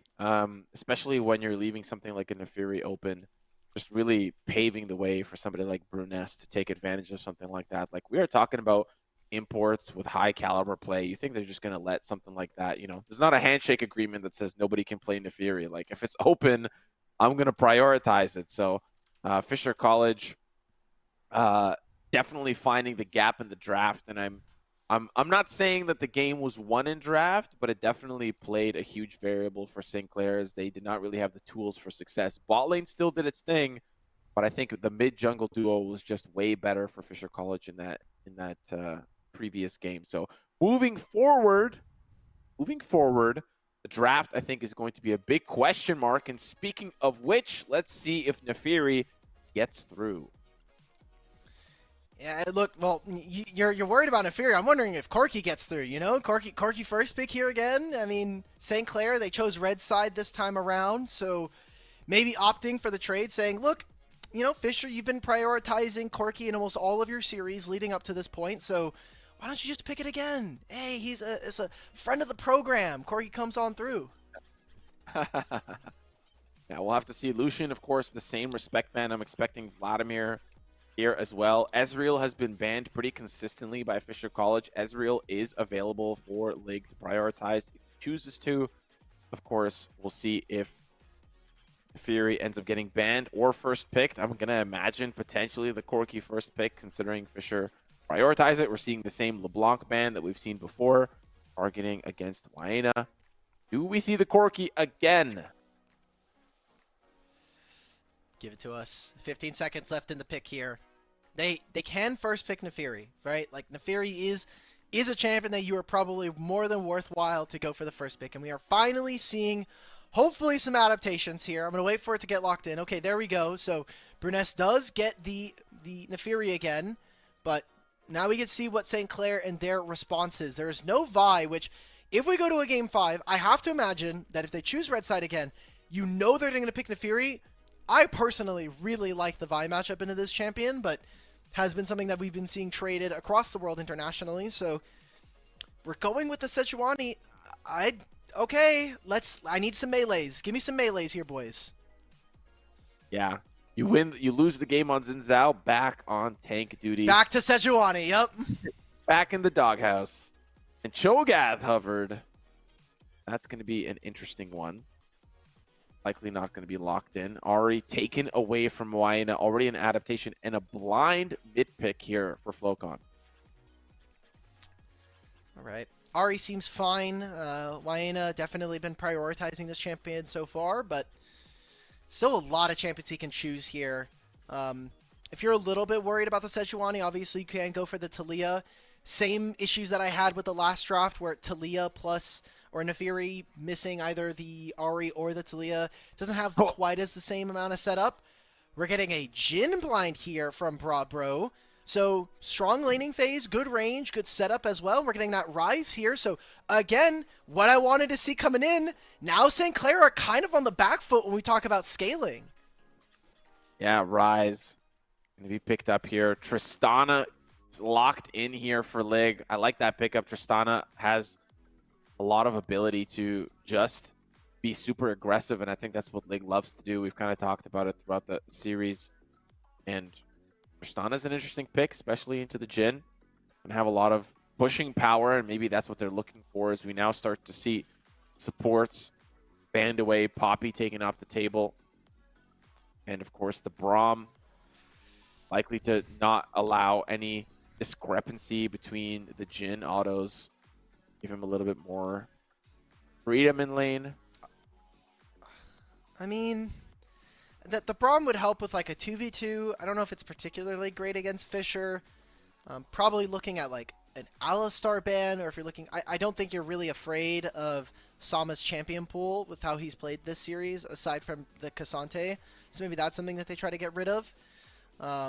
But when you look at what St. Clair have, they should be able to hit waves very, very well. Obviously, Tristana has a lot better wave clear than Jhin, unless he goes for the static shiv build, and even then.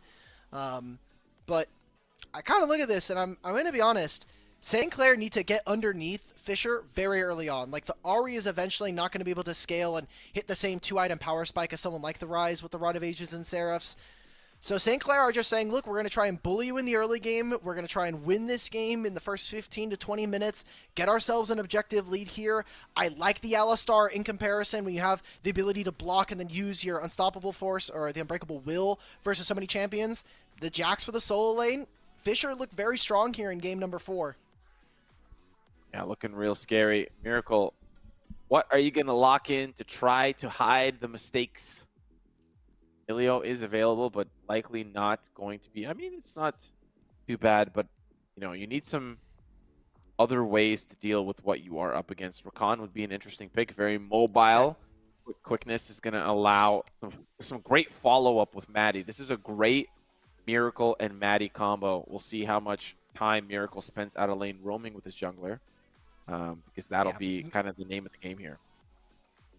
Miracle also has the ability to just fly in from the wings, right? Just with the quickness, snap engage onto someone from out of range, suddenly being able to go forward with their Ahri is also good. Being able to also match your Tristana, right, with the Battle Dance. So we need to see some early game prowess coming in. For this 2v2, we are still looking at Lig and Miracle to have the advantage, but I'm worried here, Simo, because you get into a state halfway through this game where Rise has like 3,000, 4,000 HP. He has a ton of shielding as well. He's giving support to his jungler to be able to set up. And at a certain point, the burst damage from St. Clair isn't quite there. The only real like champion that's going to scale as this game goes on is Tristana. And she doesn't really have to build LDR this game. I think you get a Navori Flicker Blades and suddenly you're just exploding everybody with the explosive charge. So I need to see Lig now, massive amounts of agency, just having that buster shot, having the jump. He needs to basically 1v9 this game. Yeah, it's going to be a tall task, considering that Fisher, as we've seen throughout the series, not really a pushover. Despite the first 2 games going over to St. Clair, it was relatively competitive for a pretty big majority of it. But realistically, it was the Lake Show for those 2 matches on the Lucian. So can't really say it's, he made the team look really good. And of course, the team helped him out quite a bit. But now the drafting has changed, and St. Clair aren't able to get away with murder this time around, having to showcase what other looks they have. And quite frankly, this is an important test for St. Clair. Fisher close out the series just because Lucian wasn't on the table is a little bit of a tough situation to swallow, considering you got to be a little bit more flexible with the draft. And I think Fisher have definitely shown that despite the losses in the first 2 games, being able to play a variety of things, maybe not to the greatest effect. I'm talking about Corki specifically, but still well enough that they can keep things competitive against top 5 team. Remember, they also chose this side, right? Like, you are on red side. St. Clair had side selection coming out of that last game, and they had to have known that Nefiri was coming out again, right? Because they didn't ban it. They got rid of one of the most popular counter matchups in the Vi, at least for later on into the game. So this was a willing choice, and some adaptation coming in from Fisher is nice, but I think this is, if St. Clair end up losing, obviously then we go to Game 5, we're in Silver Scrapes, potential for a reverse sweep there, but I think this is more of an indictment against St. Clair, and I want to see them close out the series, not only because, we're in game number 4, we'd have 8 games, a nice even number, but they were the ones that started off with very dominant 2 games, especially with that Lucian Melio, so I would love to see them. Again, these are 2 top 5 teams. Fisher is 4th, St. Clair is 5th. They're expected to make it very far in this tournament. Top 6 is the reward for winning this series. And having to go down and potentially battle up against a Winthrop who is, waiting and kind of has a lot of chips on their shoulders, that's going to be a pretty big test for them. I know talking with the St. Clair boys, they were like, if we can beat Fisher, we feel like we can go very far in this tournament. But that's going to be the big test for them. Yeah, well, I hate to burst your bubble, but no matter whoever wins this particular match, have to go up against Maryville University. So no matter what, I feel like you're getting knocked just down win. To the losing. Yeah, it's that simple against Maryville. So regardless, I hate to be kind of making some early assumptions, but I think no matter whoever wins, just buys themselves some time, like acting like they're a winner, like they're in the winner's bracket. They've got the prestige of not having to play tomorrow, and I think that's good, and that's already a huge win.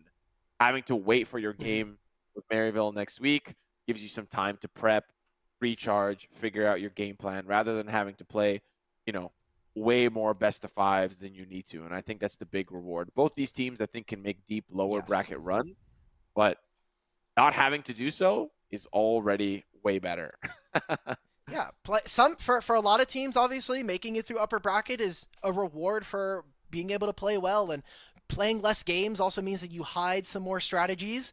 We'll see if that's necessarily the case here for either of these teams, as going into Game 4, Fisher were able to strike back finally in this series, and St. Clair looking to close this one out and take revenge for last year's lower bracket.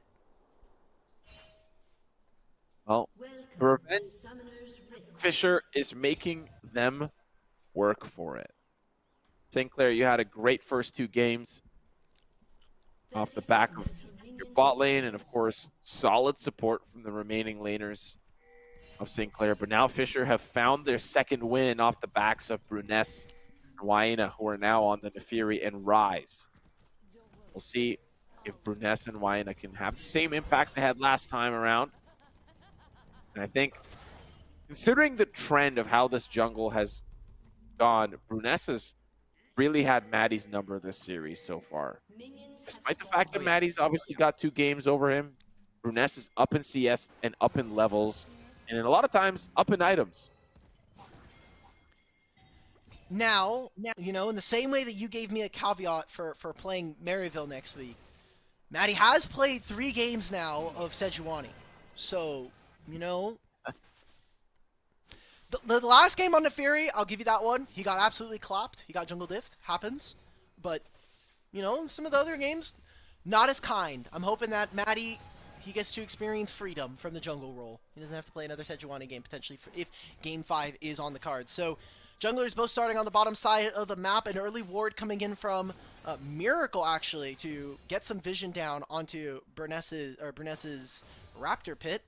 And all eyes on this top side matchup right now for Jax versus Renekton. Feels like early on, Jax can really have some good skirmishing on one item. Does swap over to Renekton priority, but if you can try to destabilize this matchup early and even just get Sama a lead, who has really struggled in this series so far. Having some individual moments, yes, but up against Yayo, I think it's quite expected for a player like Bijani. Yeah, Sama's had it tough. Another lane that kind of has been going towards the side of Fisher. Primarily all series long. Yes, there was that solo kill last game, but it was a little bit of a misplay, I think, from Yayo. And just a lot of lucky turret shots that went his way. Looking towards mid, first blood onto Flocon. Maddie just trying to clean things up. The flash to try to secure this kill. One more auto should do it, but Waina is just running a little bit faster. A trade back at least for the summoners here for the jungler. And Maddie also had to break his path there. Instead of going and finishing his topside camps, had to stop in the middle of his Raptors. So Flocon dying there pretty dry as well. Not exactly the way that this matchup should go, and definitely at least starts to buy Fisher a little bit of credit in this game.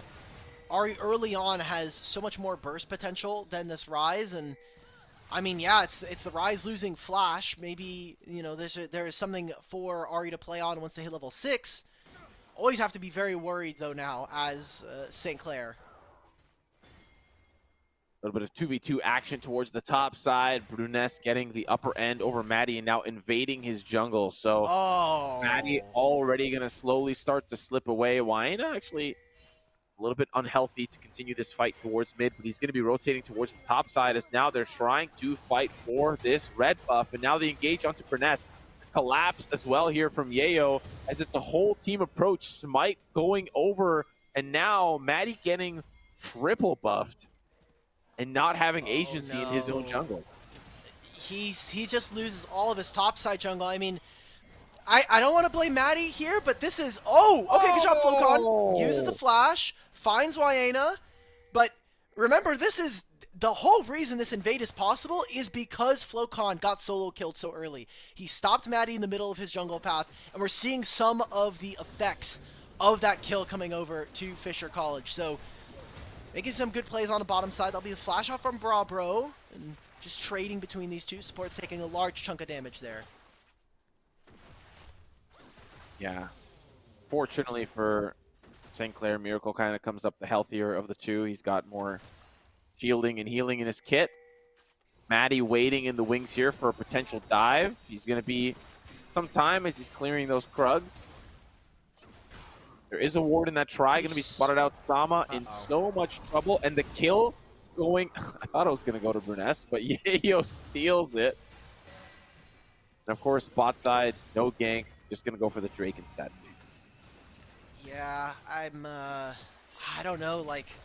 I'm looking at this. Bruness is halfway through level 5 right now. He's going to be hitting level 6 pretty soon.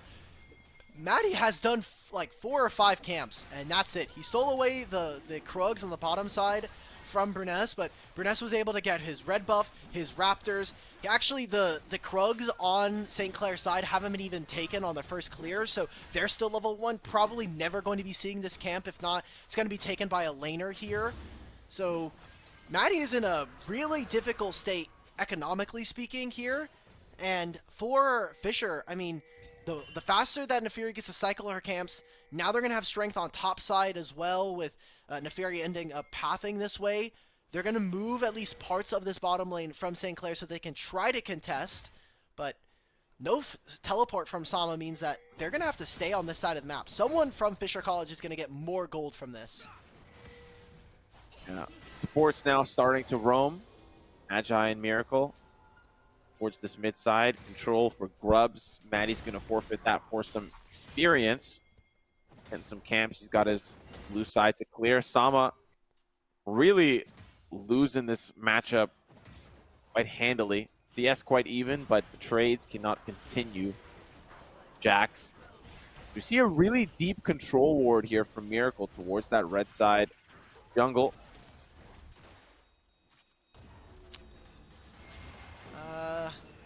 It's great vision to try to protect Lig and Miracle, but for the time being, all that's going on right now is just 3 quadrants of the game are taken control of by Fisher. Like, you are more than okay with saying, look, you're getting vision, but Sejuani's basically trapped to either forcibly help Sama in the lane or, you know, just have to go for a cross-map play, which doesn't seem like that's what's happening. Maddie is staying. Maddie is nowhere near level 5 here. Only just so ticking.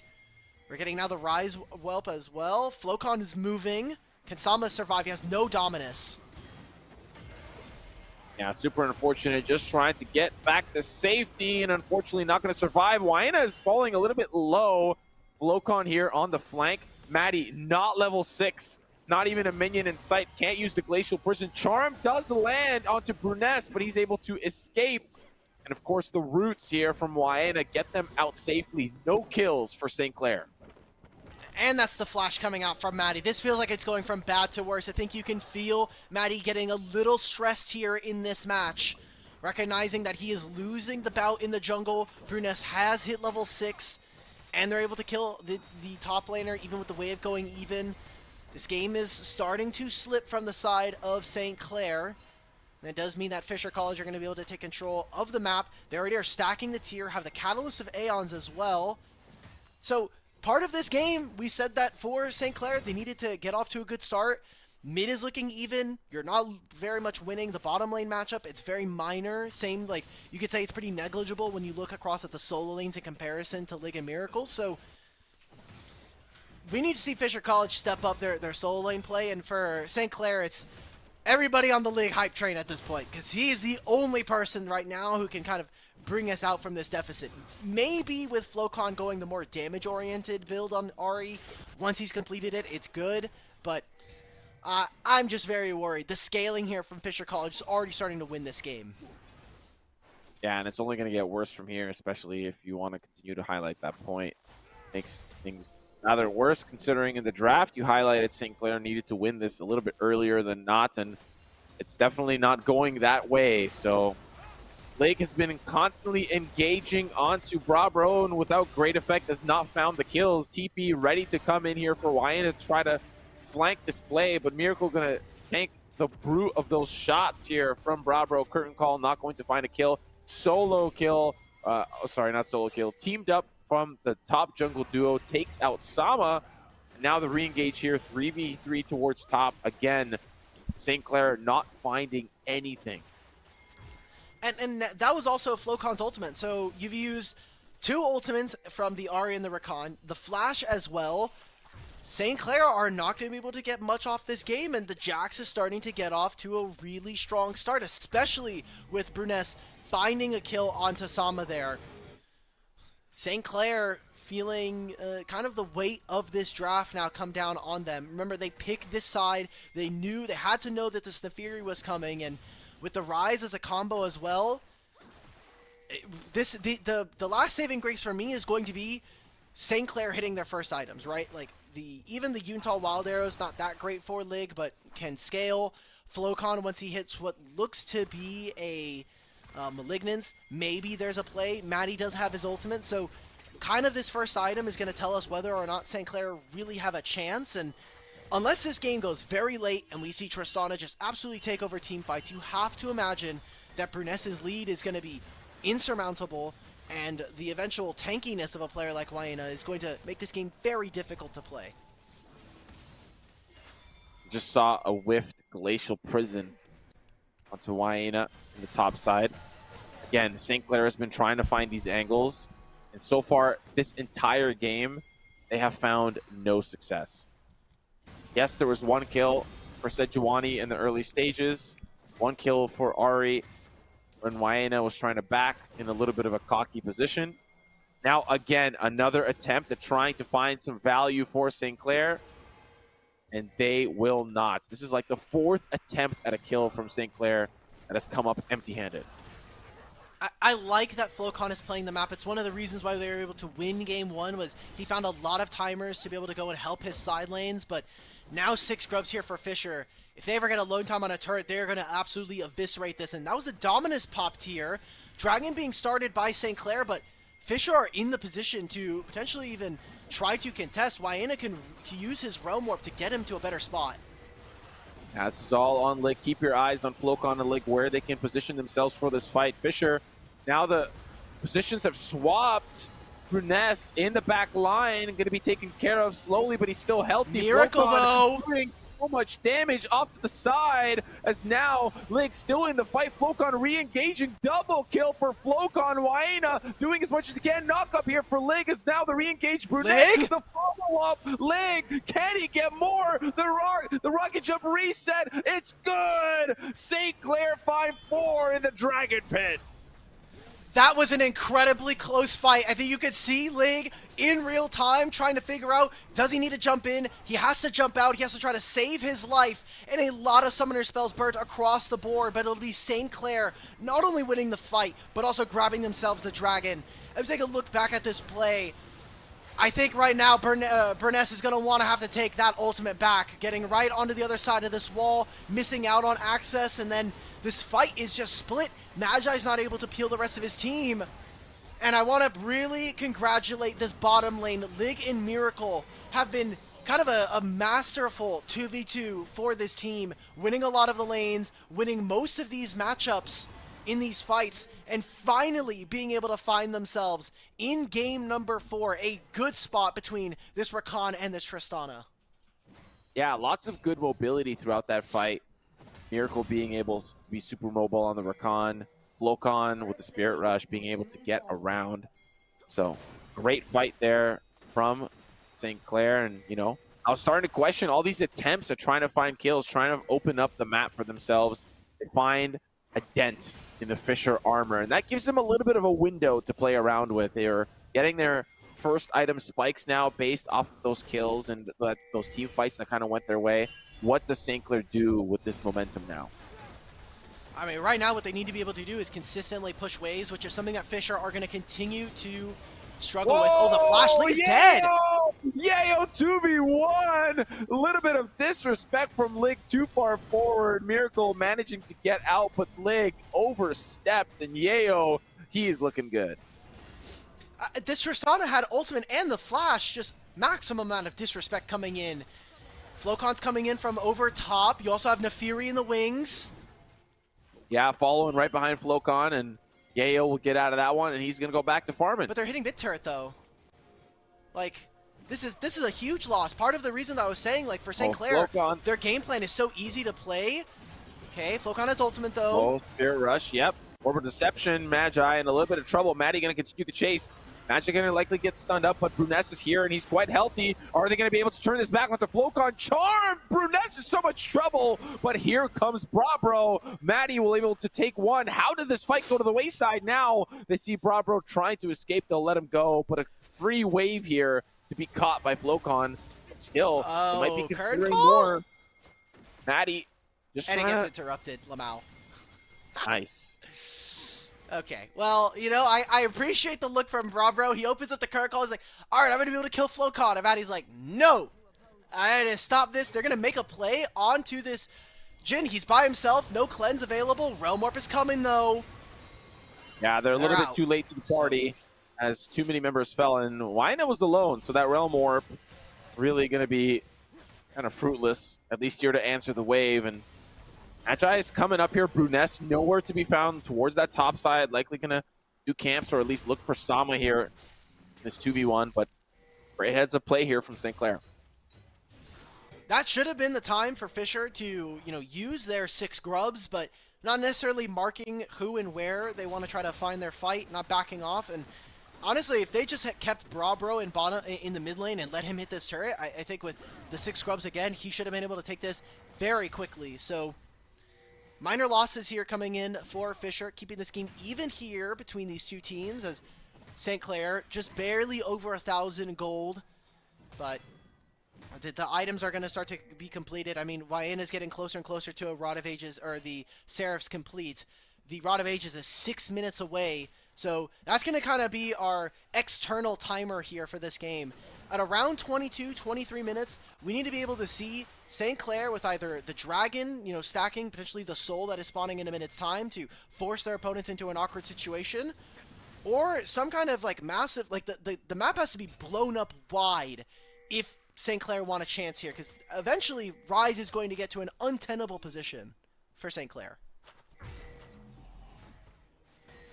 See how that unfolds. Rift Herald is up. Dragon about to be spawned. We'll see what the priorities look like for both teams. Maddie has had a pretty decent time catching up. He's actually, for the first time in the series, even in levels against Bruness.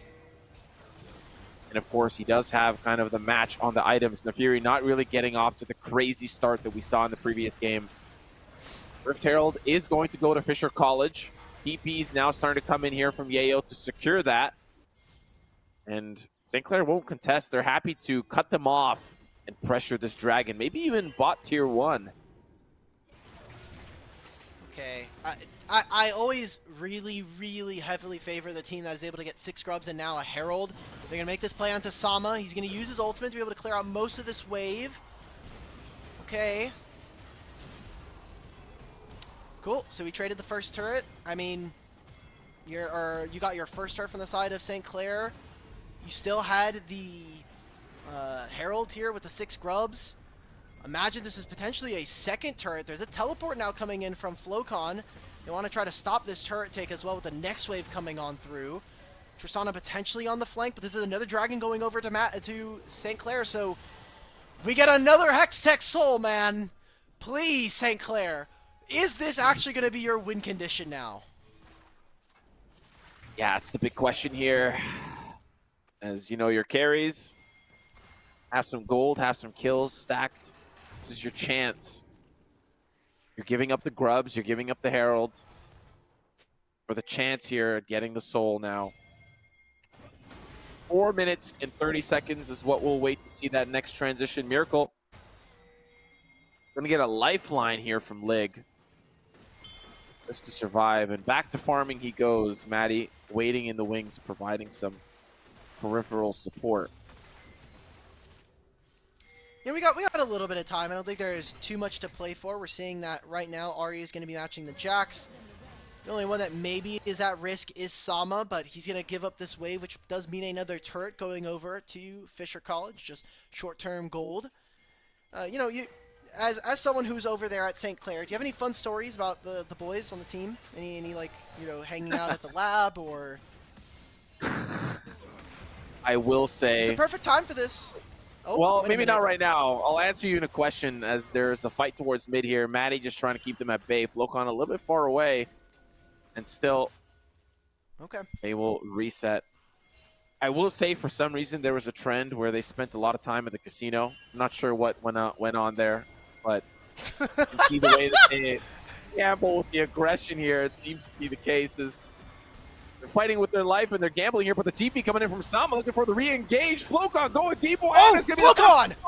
It's huge! Flocon fighting the enemy jungle. Decimation from Sama. Magi, the next to fall. Brunette's doing what he can, but it is a lost cause. Miracle continuing the chase. Is there going to be follow-up? No, sir. But St. Clair come up on top. And one of the most exciting prospects coming into Tier 3 and playing in the qualifiers makes a massive play to get St. Clair back into this game, finds multiple picks, and now it's 2 turrets as well going over to St. Clair. He had big shoes to fill. I know that Bakery Boy was a large part of this program and, you know, some of its success that they saw, whether it was in conference or in other tournaments, but being able to step into the shoes of a player that kind of molded and was there for a long time at St. Clair, kind of part of some of that history and some of that legacy for being able to play in not only collegiate but in Tier 2. Good job from Flocon, finds that pick, and now Summoner spells taken away from Brabro, no longer on this Jhin, and a lot of aggression coming in from St. Clair that opens up the map. Pressure here now onto Yayo once again, but it's a dynamic duo that doesn't really have a lot of damage, but here comes Lig to that party, and he can turn that around, stunned and hurt.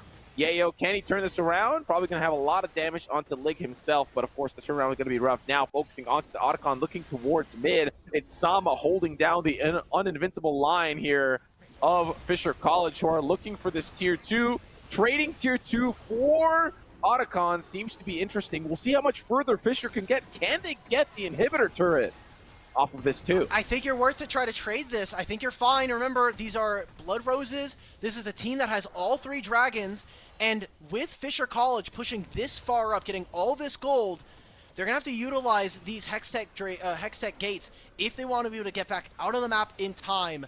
Hextech Dragon spawning in a minute now here around the bottom side, and that'll be Soul potentially here for St. Clair. There's a lot of gold now being spent. Is there any really important items? I mean, Brabro finishes an LDR. I don't really think that's a big deal here.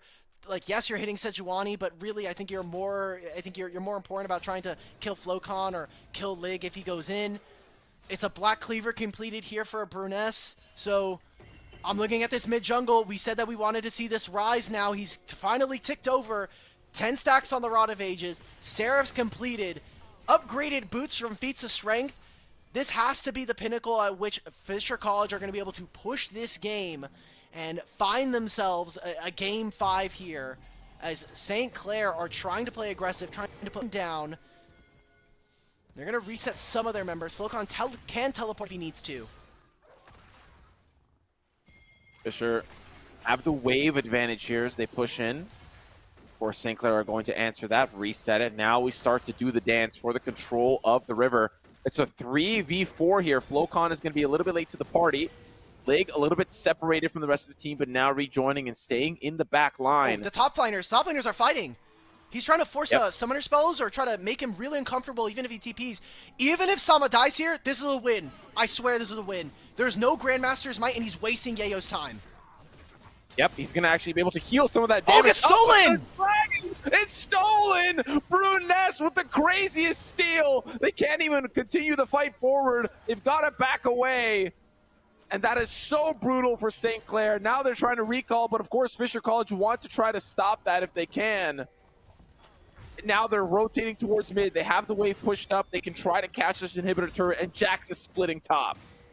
I wish I could add an asterisk for that. That would have been a good trade if St. Clair were able to grab the dragon. They are not able to. Amazing steal coming in from Bruness. Stalls the game out another 5 minutes. It does also mean that now, 50 seconds, we're getting a teleport. They're going to do a long chase, potentially. Oh, Flocon wants to hit up Bruness. The knockup's not going to quite hit. Bruness just trying to stay alive. Recalls here coming in from Jax. He's got the TP. If he can heal up and rejoin the fight, they've committed so much. Oh my goodness, Bruness just still alive. Finally, they get the kill. This might be the Baron. Okay, how much more can they get, though? Because there's no top wave. Ryze is pushing on bot and still has teleport. It's 20 seconds. Yayo? Oh, he's in trouble. Yayo? Knockup's going to be good. He's going to be able to get back up. He's going to walk back over, but he's so low. Now, of course, you see Wyena rotating back over. Recalls here from Yayo as he has the TP available. I think you're fine with this, though. There's no ultimate from Maddie or from Flocon. My eyes are on Miracle. A player that was on this roster last year. Sama is fighting in mid and is dying. Oh no, but the catch out Magi is going to be able to survive. No, he gets absolutely decimated. Miracle so deep in the fight. The quickness isn't going to be enough. Lig, is he going to have enough peel for this fight? Yayo now going out to Flocon, rooted by Bravo. But the Zanyas is going to keep him alive. The flashback over and the follow-up now. Yayo on the carry. He's able to find one at least. But can he escape the curtain call? Yes. Now, Wyena thinking about if he wants to continue the chase. Oh, no, no, no, no, no. Here's the cutoff. Can he get out of this alive? No, it's Fisher College on top now. They've got the Baron. They're going to start this one up. They got so much damage with this Ryze. Unfortunate that it's the Saris popped as they hit the Baron, but with how much damage Bruness does, feeling good about their odds in this game. St. Clair just getting a little too feisty with their plays. I'm a little questioning. I mean, St. Clair, what is the decision-making here? Why are we trying to find this pick onto, the top side? I think we overextended after the pick. I think it's fine, but Sama has unfortunately become a liability in this series, getting picked so many times individually and then losing out on the play here. He needs to be able to calm himself down, slow the game, and buy space for his team. That's the whole point of this Renekton. Yeah, he's got to be the frontline support alongside Maddie, and when he's just not there, you've got situations like this where Flocon and Lig just end up dying. So, super unfortunate for St. Clair, who are starting to build up and develop their lead in this fourth game, but are now, again, their heels on the back foot. Threatening this Soul is just going to be that much harder, especially now with Fisher College having the Baron. Alrighty, man. Just come on, Fisher. Can we actually close this game out? It's 3,000 gold in the lead, and again, every minute and a half, every 5 minutes, they need to be able to contest for these Dragons. Outright winning a team fight would be nice. Baron in their back pockets, 6 grubs as well. Very easy for them to just rotate around the map, play on 2 lanes. Ryze can always roam warp to the other side of the map if he really needs to, so going to continue to see Fisher College control this bottom side, make it difficult for St. Clair to ever walk up and contest. Now we might see fight for this bottom tier 2. Wyena waiting in the wings. Could just be pushing mid, but you see Wyena doing that due diligence, rotating between lanes. Flocon's going to be there to answer him. And Bruness just waiting in the wings, waiting for some sort of collapse. A window of opportunity. So far, so good for Fisher. This tier 2 is likely in the cards unless St. Clair can keep this wave pushed back. They're just going to brute force their way in. There's going to be a potential engage. Again, Sama in the back line. He gets... Oh, sorry, that's Miracle getting absolutely shredded. Now they'll continue to chase onto Sama. This is looking like it might be all she wrote. Curtain call, ironic and perfect for the moment as 2 members remain here for St. Clair, and they engage back onto Flocon. It goes incredibly deep here for Bruness as Wyena is going to follow suit. Double kill for the Rise as Lig, the last to fall, to see the remaining pieces of his team corpses on the ground. Ladies and gentlemen, let's start getting that silver scrapes by the marching band ready and prepped. We're going to game number 5 here between Fisher and St. Clair College. What a series it's been. Fisher College. I pretty much saying the Lucian Milio was a fluke. You guys can't play anything other than that successfully. We are able to outdraft and outthink. And now that we're moving on to that game number 5, it's St. Clair who have their backs against the wall. Fisher have been applying the heat consistently. Now St. Clair need to go back to their own drawing board and say, how do we close out the series? We had the lead, and now we lost it. Just so many things happening. I mean, in top lane, are we finally going to see Ricky LaFleur come out? Maybe lean a little bit on his experience as a player that has been on this roster for a long time.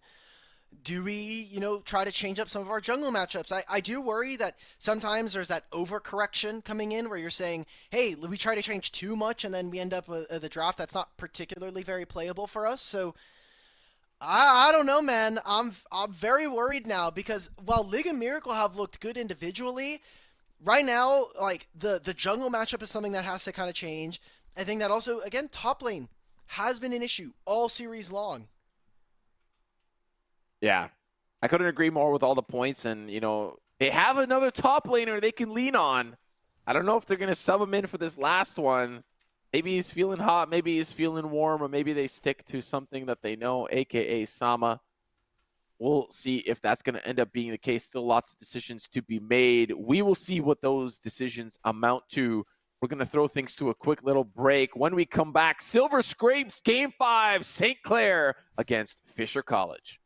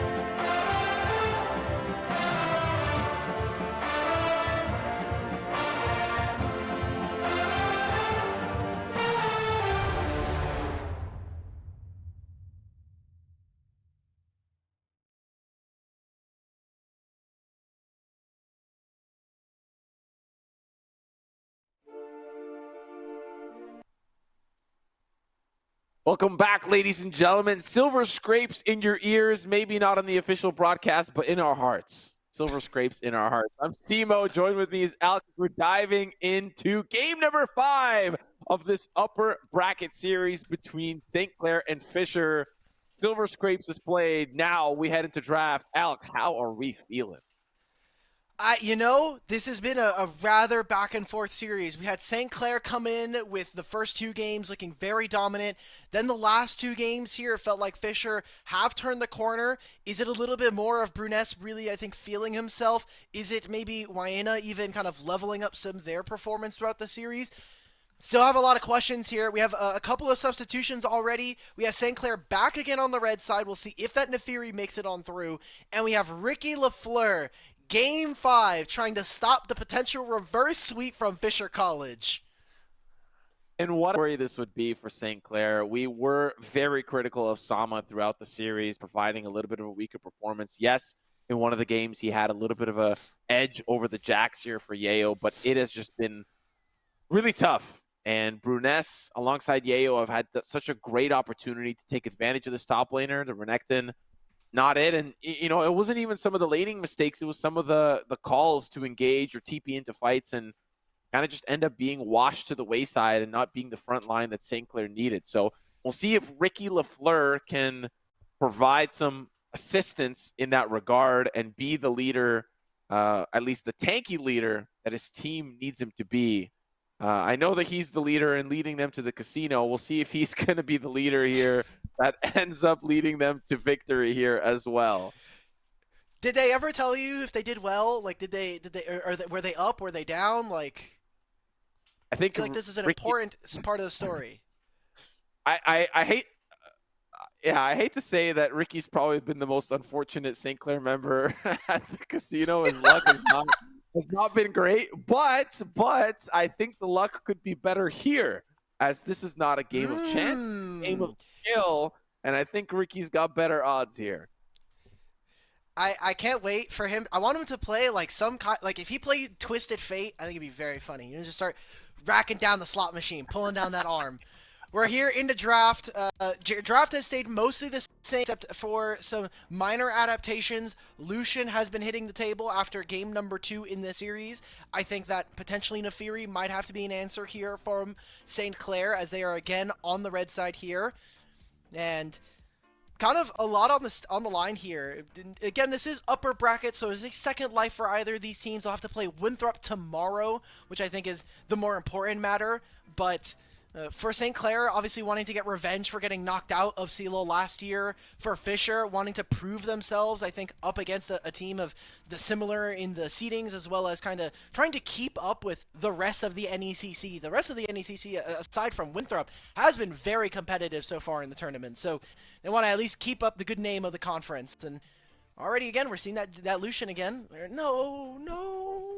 Hey, listen, the Vi's up. Vi's up. We have a chance. Okay. We have a chance. St. Clair, listen, the only reason why we're rooting for you here is because the mistakes are visible. To me, to Alec, to maybe the audience at home, you can change course and give us a competitive series without a Nefiri, or at least counter it in some respect. We'll see what ends up being the option. The Vi's open, the Nefiri's open. There goes the Vi, and here comes the Nefiri. Okay, Nefiri, if this goes through, St. Clair, I beg you, just pick Rise. We can give Rise to Flocon. He's a great mage player. I don't really see the point of banning a LeBlanc. Obviously, Wayna could maybe do something there, but this series has shown that this is less about our mid laners and more so focused around like how we can mobilize them to play around the map and kind of have a little bit more agency. So coming into the back end, or the first part of the draft here for St. Clair, you can just go ahead and pick up your jungle and then try to pick up a blind top laner. With Ricky, it does change up some of that pool. There's some overlap between him and Sama, but a lot more of those tanks coming in for... No. Maddie, what did you do? What did he do before this game that he earned himself 4 games of Sejuani? Did he smack someone before the game? Did he not do a coach drill? Yeah, he missed 20 20 smite steals in the simulator. I don't know. This draft is crazy. Sejuani, but listen, they're listening. They're listening. The Rise picked up here. We have some life. It's not a flat line here for St. Clair. We have some drafting life here. Sure. I mean, they separated the Rise. I think Syndra is a nice enough substitute if that is going to be the case.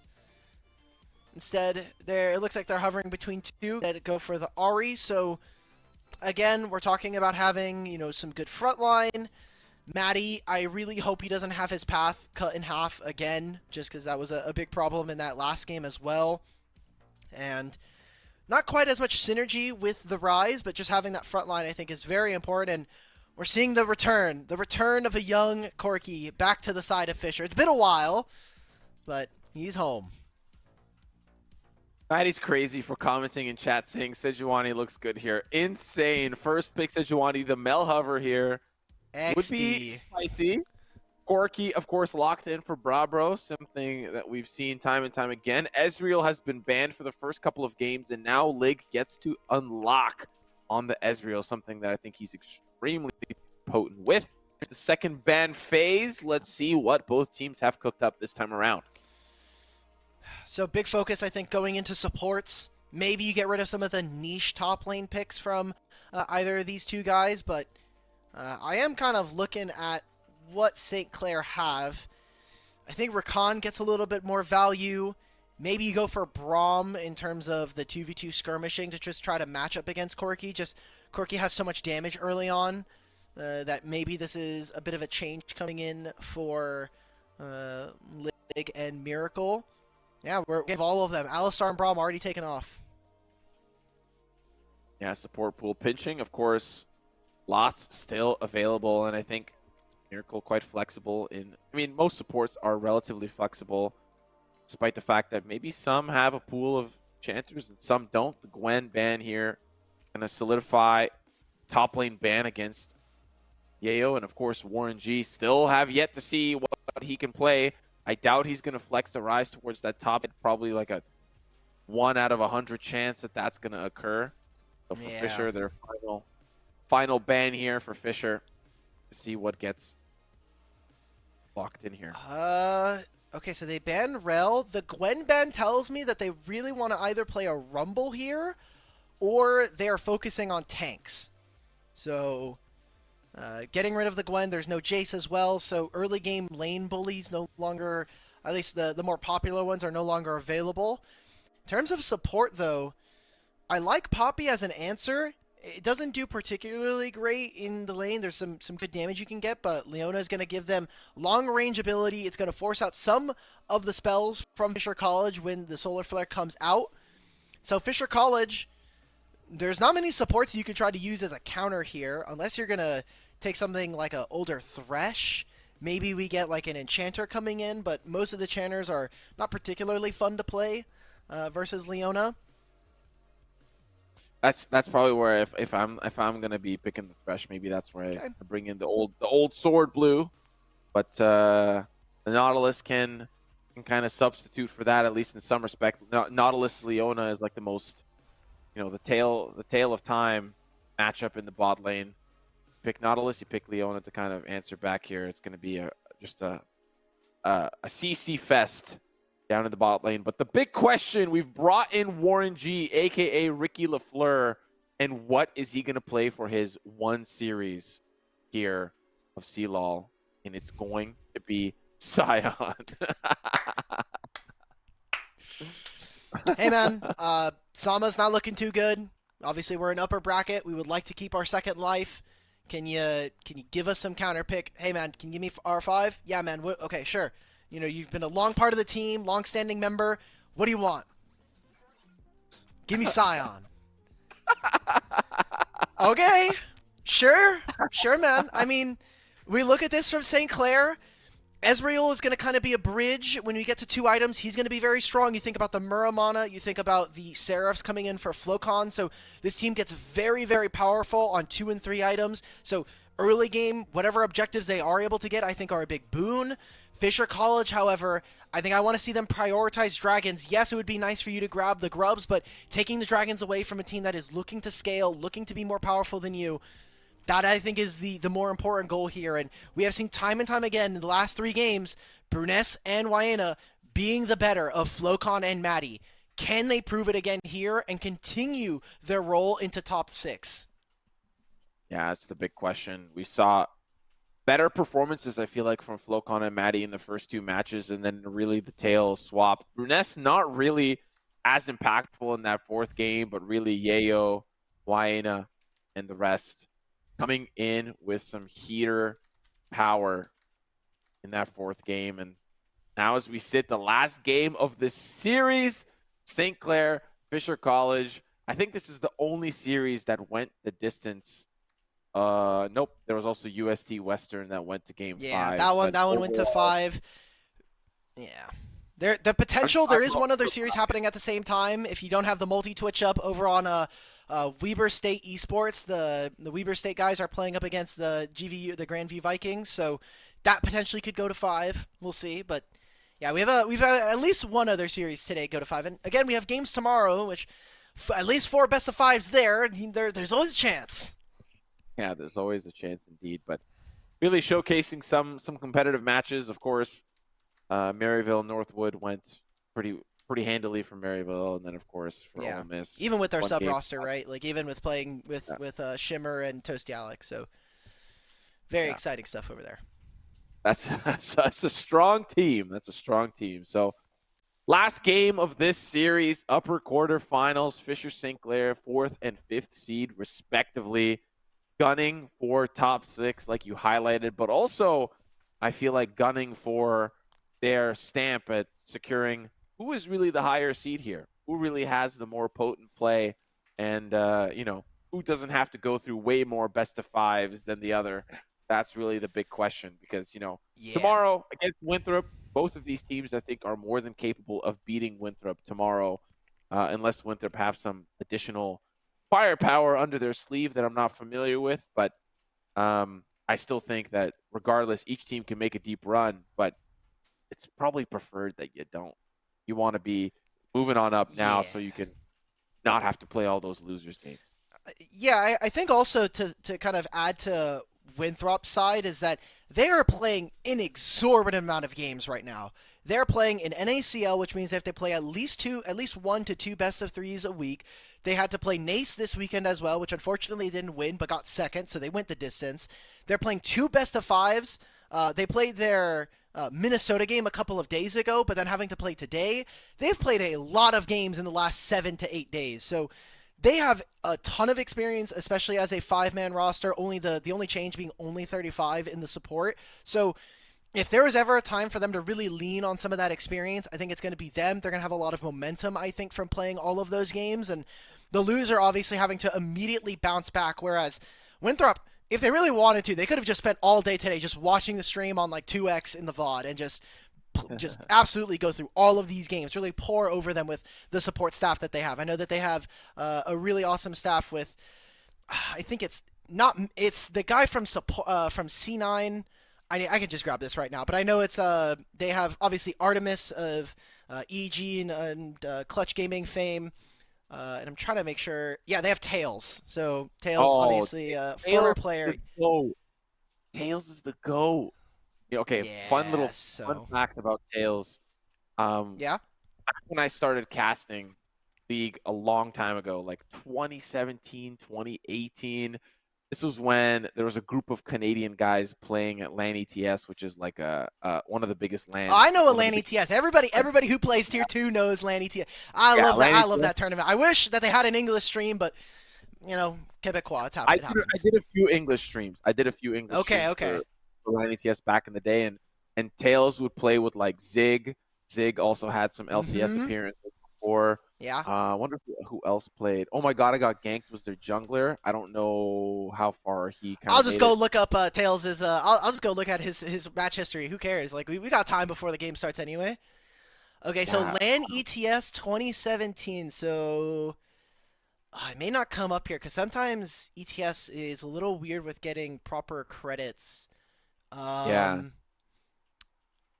If I just look up LAN ETS, probably it might even just come up there. Let's see. I forget what 2015. year. Yeah, but it was definitely one of the earlier years. Trying to see what other.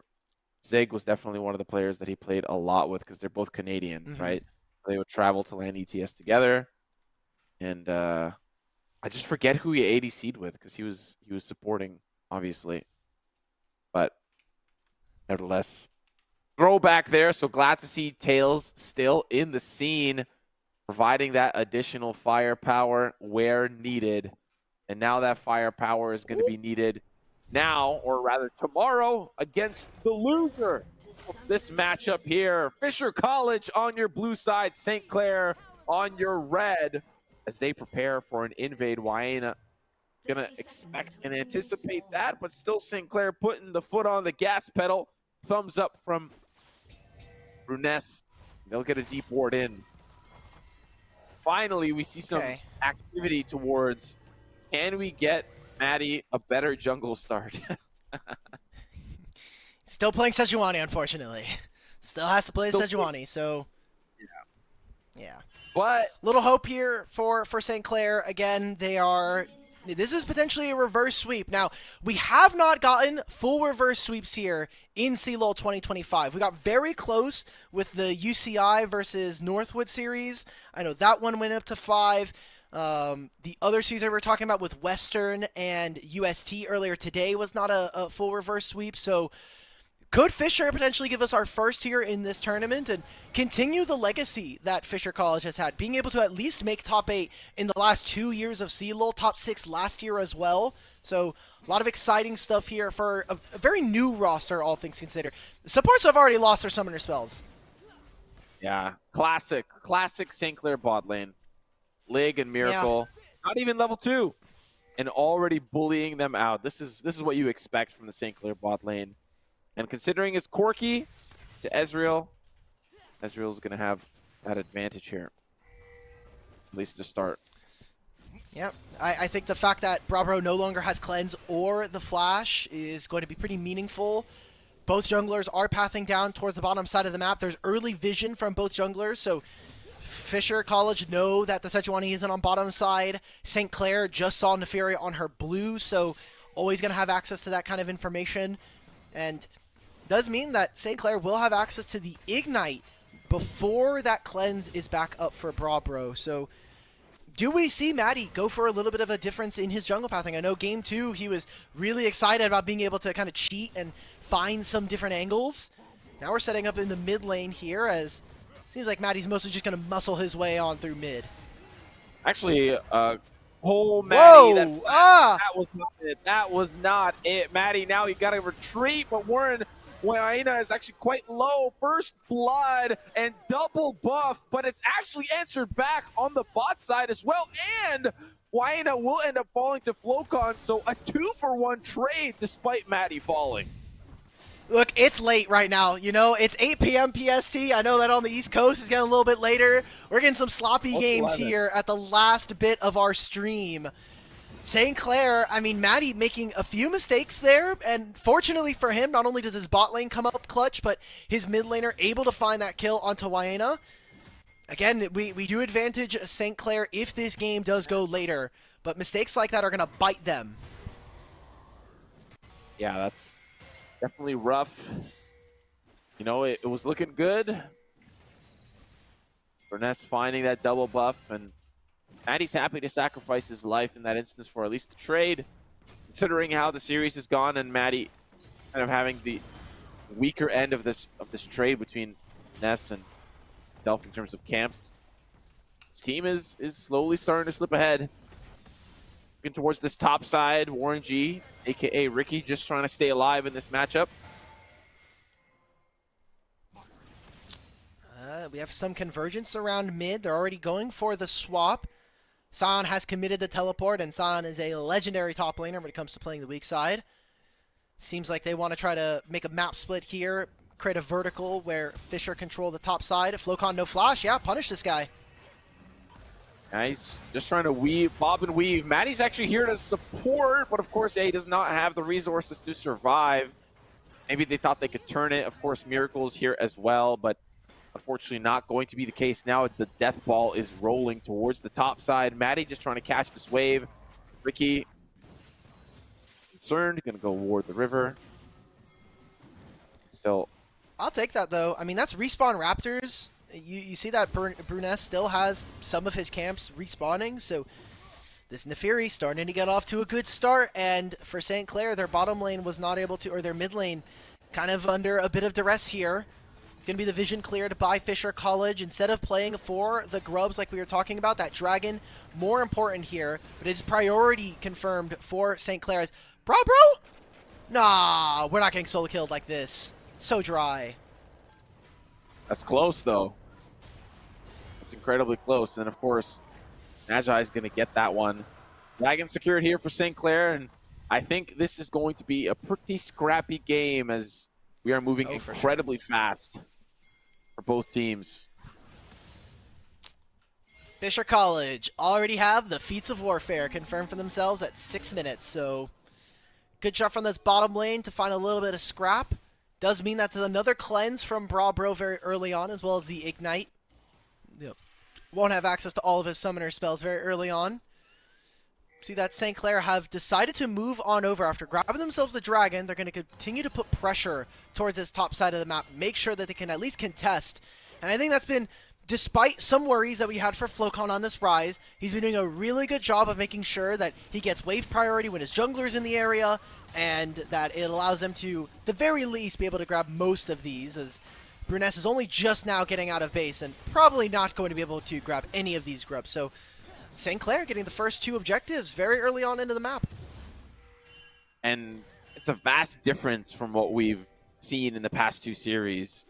Bruness and Wayna having so much pressure, particularly the top side pressure that allows the Grubs to really just go to the wayside here for Fisher. But this time around, not saying that Ricky's the difference maker, but definitely the lane swap called out here, honestly by both sides, allows St. Clair to secure that. Looking towards this bot side fight, Yayo and Warren G back and forth, as Yayo in a little bit of trouble having to back away.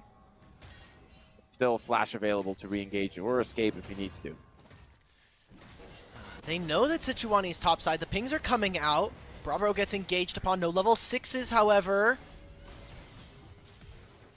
Yeah, a little bit tough. Flash actually having to go to the wayside here for Magi, but now here comes Bruness.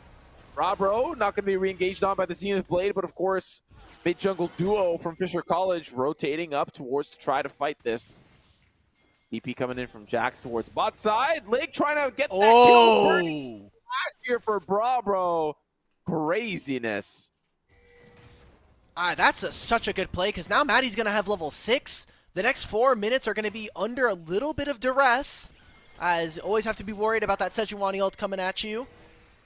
Bruness is going to try to invade using Wayna as well.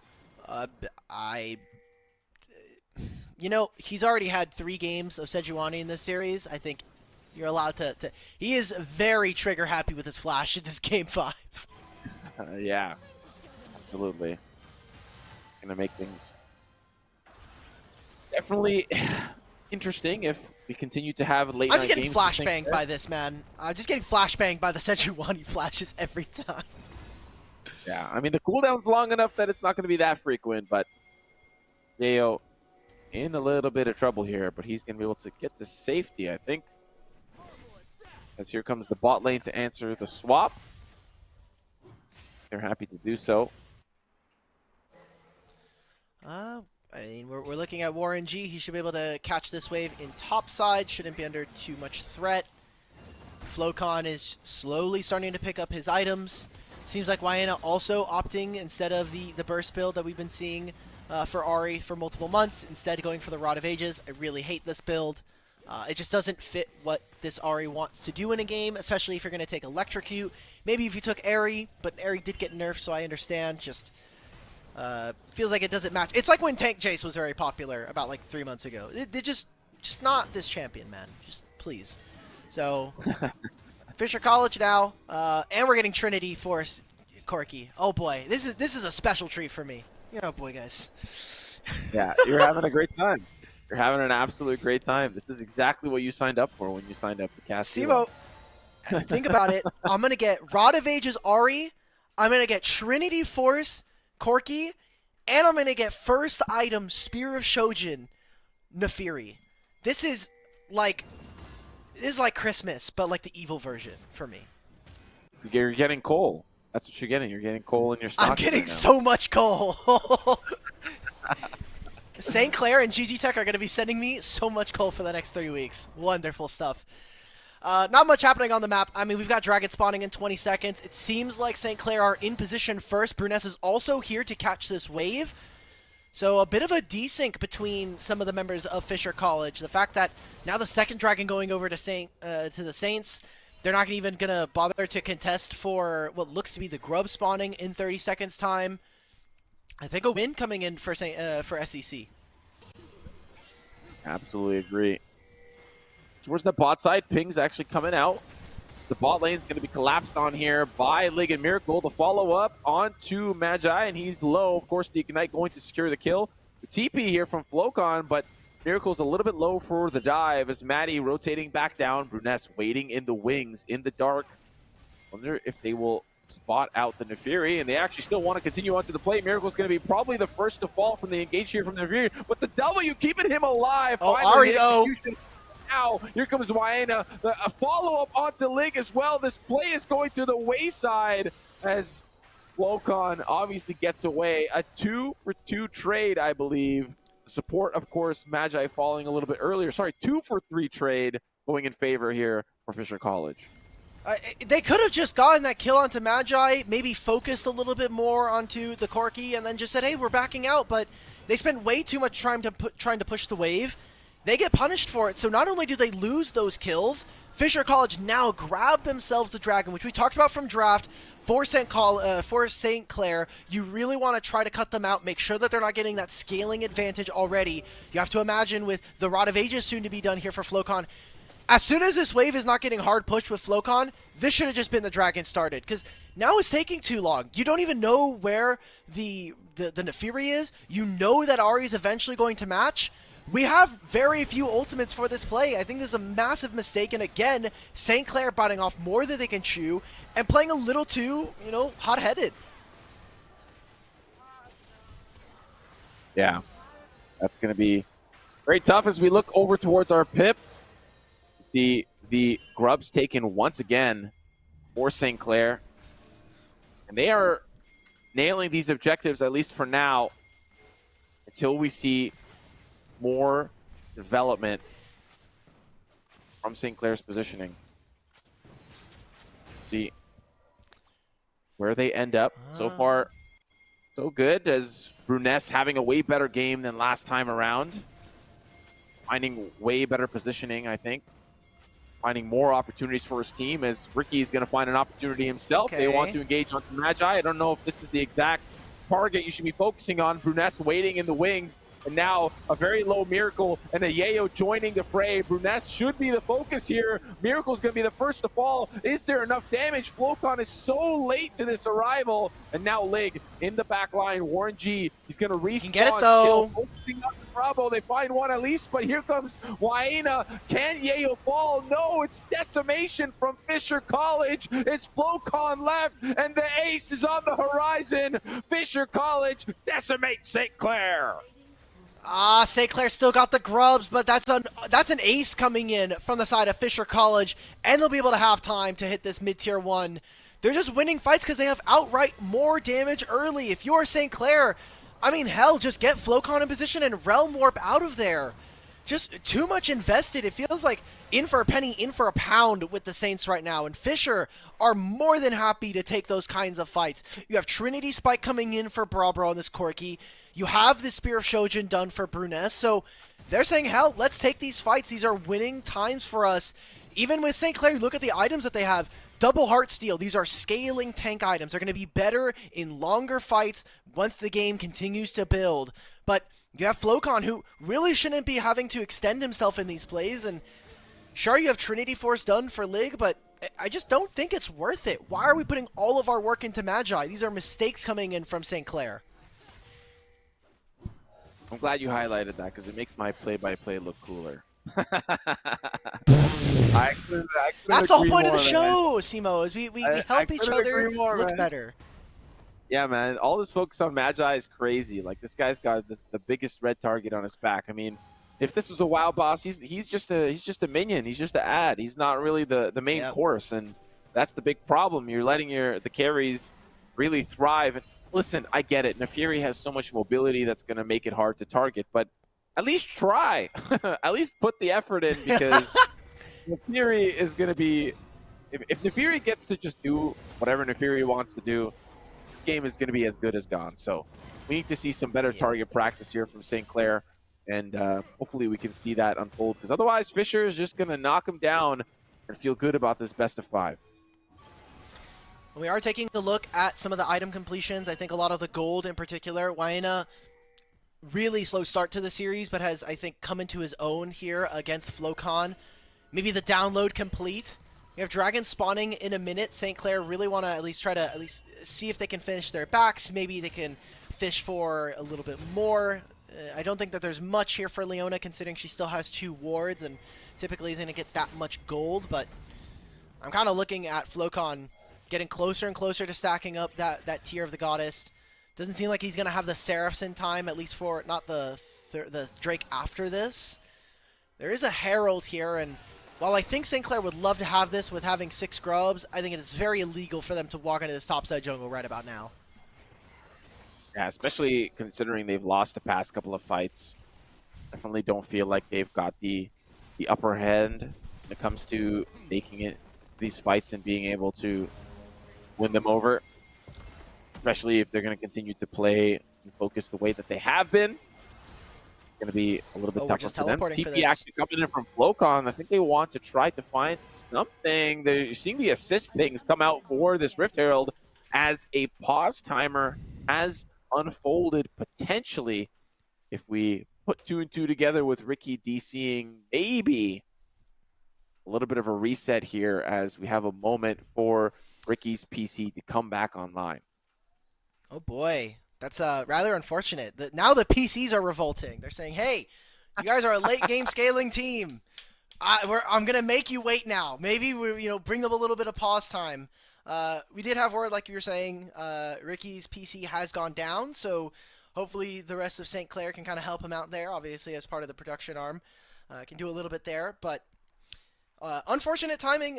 Some question marks. You have 6 grubs, a strategy that we saw T1 use to great success, and part of the reason why they're able to win the World Championship in this past year was the prioritization of grubs, really risking a lot of the game just to try to get at least 4, 5, 6 of these grubs, and then overloading onto one side or trying to escort some of their champions into a side lane. Like we just saw, like Rise is by himself, hitting a turret, everybody's grouped on mid, he's getting gold for himself, he's going to get that much closer to finishing his Seraphs. Like, these are very basic concepts that hopefully St. Clair are going to be able to abuse as the game goes on, because who is matching the Rise in a side lane? Should be Jax, but Jax is not going to be particularly very strong after the Counter-Strike, so I want to see more of this from St. Clair. Take a deep breath. You're the team that's going to get better with time. You know, the line goes up. If X-axis is time and Y is success rate, up into the right, boys. That's all you need to know.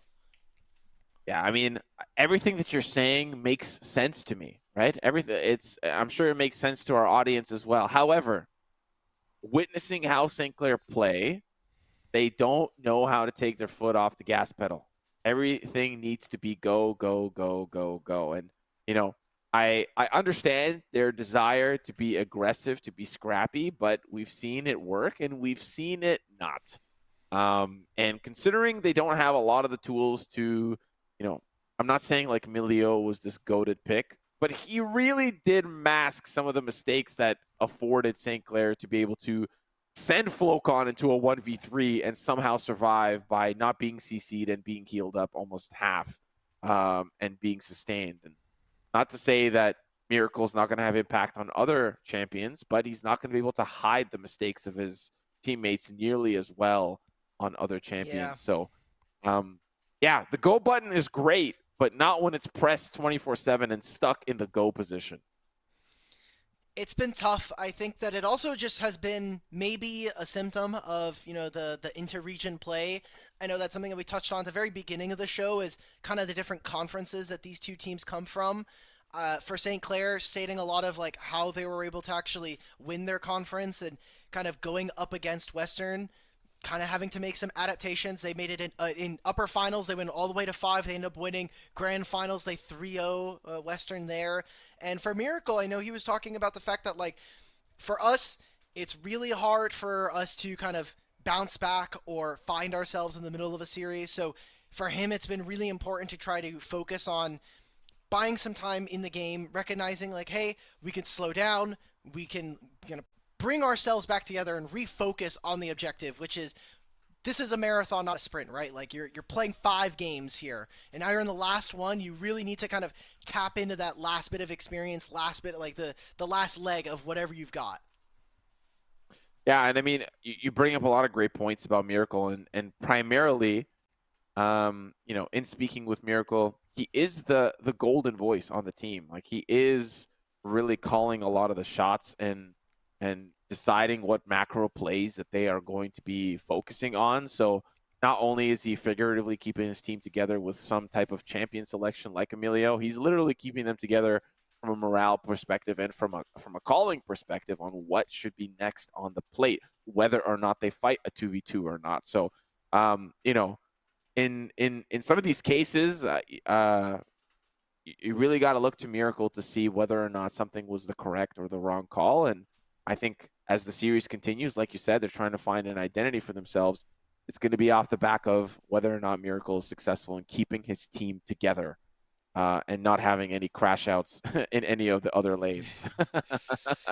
And for Fisher, I mean, they played in a very competitive conference. Them being able to take second in NACC when it felt really like it was either going to be Winthrop or Old Miss in that lineup. Fortunately, they did fall 0-3 in the grand finals, but there's, I think, a lot to potentially be learned about this Fisher lineup. They're a college that historically, while they haven't had the precedent to really go far, have already made top 8 2 years ago, made top 6 last year. Formerly, most of this roster was the Bay State College, which ended up making top 4 in CLOL of 2022. So there is some holdover and maybe some strategy there, but Fisher College in particular has been very lenient when it comes to kind of finding imports and finding players from outside of the borders of the U.S. I mean, even thinking about their old mid laner, Saranok, even Bijani, 2 players that came from Latin America who, for one reason or another, moved on to other rosters. I know that Bijani still helps out and is on the bench for Fisher. They've brought in their mid jungle comes over from EMEA, and hopefully to lean a little bit on that experience, especially for someone like Brunes, who has been carrying some of these games and has been, I think, one of the big standouts coming for Fisher into this tournament.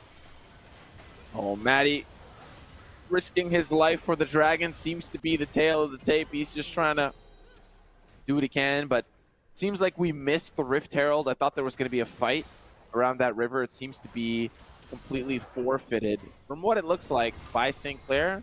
Maybe some kills went. I can't really tell based on the score. I don't remember what the score was prior, but Rift Herald does go to Fisher College. But Dragon continued to be stacked here for St. Clair. Ricky actually looking for a gank towards mid. Gonna completely whiff and just keep running. He's gonna sit mid. I mean, he can just walk back top, so he's not gonna miss out on much. But pretty big whiff coming out from Ricky. And St. Clair also moved. I think they lost. Oh, Magi. Okay. I think he's fine, though. I mean, he's tanky. Tanky, that locket, keeping him alive, and he's going to pop it to keep himself continuously alive. Oh! Coming at the perfect time. Flocon, better late than never. Can they continue this play? No Glacial Prison. Bravo flashes over the wall, and they'll have to retreat this play. The charm keeping Ricky interested, but look, top lane, Yayo, all on his lonesome. He's going to be making a dent into this tier 2. He's going to grab themselves the second turret as well. Big find there coming in for Fisher College, just being able to delay. I'm now looking at summoner spells. No flash coming in from either of the bot laners. No flash for Magi or for Wayena. So Wayena even staying in mid, just trying to get... Okay, he's like, damn, this turret's real tanky. I thought it was only 300 HP. He ends up being able to grab that. So a lot of gold now coming in for Fisher. And they also grabbed themselves the dragon in between that play, so pretty big win, I think, all things considered. And we talked about them being able to play really fast. We're now 19 minutes into the game. Scaling still an advantage for the side of St. Clair, but when you look at the game state right now with how they're destabilizing a lot of these matchups, how they're making Lig, unfortunately, under a lot of focus from the side of Fisher, this is becoming a much easier game for them to play, and even playing the map a little bit better than the Saints. The fact that the team with 6 grubs has only taken 2 turrets is a very good win for the side of Fisher College. Yeah, not to mention they've got a massive lead. Ricky going to be a part of helping them continue to maintain that lead as he's just trying to get out. Let's see how far he gets. He's just looking for minions. Is he going to get this cannon? Yes, sir. Mission accomplished. All but right. then Ricky kind of getting the butt end of the stick. Same as Sama, just being focused by this top jungle duo from Fisher College. Thankfully for the side of St. Clair, he was able to cut that wave, so it does make it very difficult for Fisher to push much more than that on the top side. And just will be a scuttle going over to Bruness, as right now St. Clair are focused on just getting their gold, getting their carries into an optimal spot. It's 2 minutes before Flocon will be done with this Rod of Ages. Already has the Seraphs complete, and Muramana about to be finished here for Lig. So I'm looking at the Saints. They have a massive power spike coming in. The Dragon is spawning in a minute and a half's time. I think this is a perfectly good spot. If you are the side of Fisher, you're willing to give up some of these. You have some meaningful power spikes of your own, but I think this is the most delicate part of the game, because if Fisher College win the next fight, have to imagine they're going to be looking very much in position to take this whole series and complete the reverse sweep. Which is going to be demoralizing, I think, for St. Clair. And I think maybe we've seen some other demoralizing series already in the CLOL bracket, or some other higher-seeded teams being knocked down rather, and knocked out in some instances. And for St. Clair, this would be a morale killer. It's Fisher on the upper end here. Flocon gonna alley-oop his team forward. Is this gonna be enough? Yayo gonna turn right back onto Flocon. Magi gonna use some of that utility as well to keep Flocon at bay. Wyana, keep an eye on him. He's coming in from the back line. He's gonna be looking for Lig. He's gonna charm Miracle instead. Miracle's gonna be the first to fall. TP here to join. There's Sion! Huge knock-up as Bruness just tries to escape, and it goes so well for St. Clair as they're able to pick up 3 in the bot lane.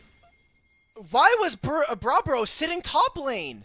Like, I know that this was maybe kind of a fast play coming in from the side of St. Clair, but I think Fisher just overreaching there, thinking that they could probably win with the gold advantage that they have, so jeopardizing the game. Now they lose out on some of those bounties. They'll give over Soul Point here for St. Clair. Again, inviting a fight every 5 minutes now, meaning something that St. Clair can always look for. And you have to think, with the damage reduction that this Chemtech Baron is going, or Chemtech Dragon Soul might give them, that is a very dangerous objective to be giving over to the side of Fisher College. So some missteps coming in from this blue side, and a lot of those shutdowns, I think, very importantly, now going over to the very good carries of St. Clair. So yeah, I mean, what would happen here? Like, okay, they literally just walk up on them. Okay, cool. Yeah, all right, fine, sure. Yeah, cool. Nothing else to say. There's no damage. Like, Wyana's nowhere nearby. Like, Yayo is just getting stunned by Maddie. Clear cut, very easy fight coming in for St. Clair. Yeah, and I mean, Brabro being there is really rough. I think actually St. Clair lose that fight if Corky's there. 5v5 just stronger here for Fisher, as St. Clair back to live, looking towards this river control, but there's really nothing to take considering, well, there is Otacon. Sorry, there's not nothing to take, but like you highlighted earlier, the only person that seemed to get the memo was Flocon, who's off on his own, getting turrets. He got bot tier 1 much earlier in the game. Now he got top tier 2. Which is awesome. Now they have to crack open this mid which has already been cracked by Fisher. But to open up the map for themselves just a little bit further, they need to try to keep these waves pushed in. Maybe they might be looking towards Ricky, who's being collapsed on by Fisher. See how St. Clair respond as the carries are far away. Ult. Okay, Maddie's coming through. That's the ultimate landing. Yeah. Oh, Flocon actually TP'd off to the side again. Magi's to focus. You need to focus the carries. Flocon trying to stay alive with the Seraphs. And of course, Lig and Cole. Lig just arriving to the fray. The tanky members from St. Clair staying alive. But now it's being turned around. Yayo's going to be the next to fall. Wayena on the retreat. Oh, the TV from Flocon is going to get closer to Bruness. The root. Got the root. He will end up getting away, but it's still the fight that goes so great for St. Clair. Flocon just survives for such a long time. Having the Seraph saves him a lot in that fight, and if once Lig arrives, it's just over. Bruness is trying to get this game over and done with. He is 6-0-10. The last member with a meaningful shutdown. I think this is very fake, guys. We don't have a lot of HP. Their jungler's still on the table. Let's just wait for Maddie. Wait for us to get back onto the map. Good job from St. Clair to win that fight yet again. And you gotta look at the summoner spells. Brabro, no flash, no cleanse. He will not have that for the upcoming dragon in 2 minutes' time. We get into this fight. A lot put into trying to get Warren G on this Sion, but he is Sion, right? We said the same thing when Fisher had this champion. Why are we trying to kill the tanks here? Wayena is just trying to move off to the other side of the fight. He is not able to find any damage onto relevant members, and it is just St. Clair chasing them off and putting a slow stranglehold on this game here in game number 5.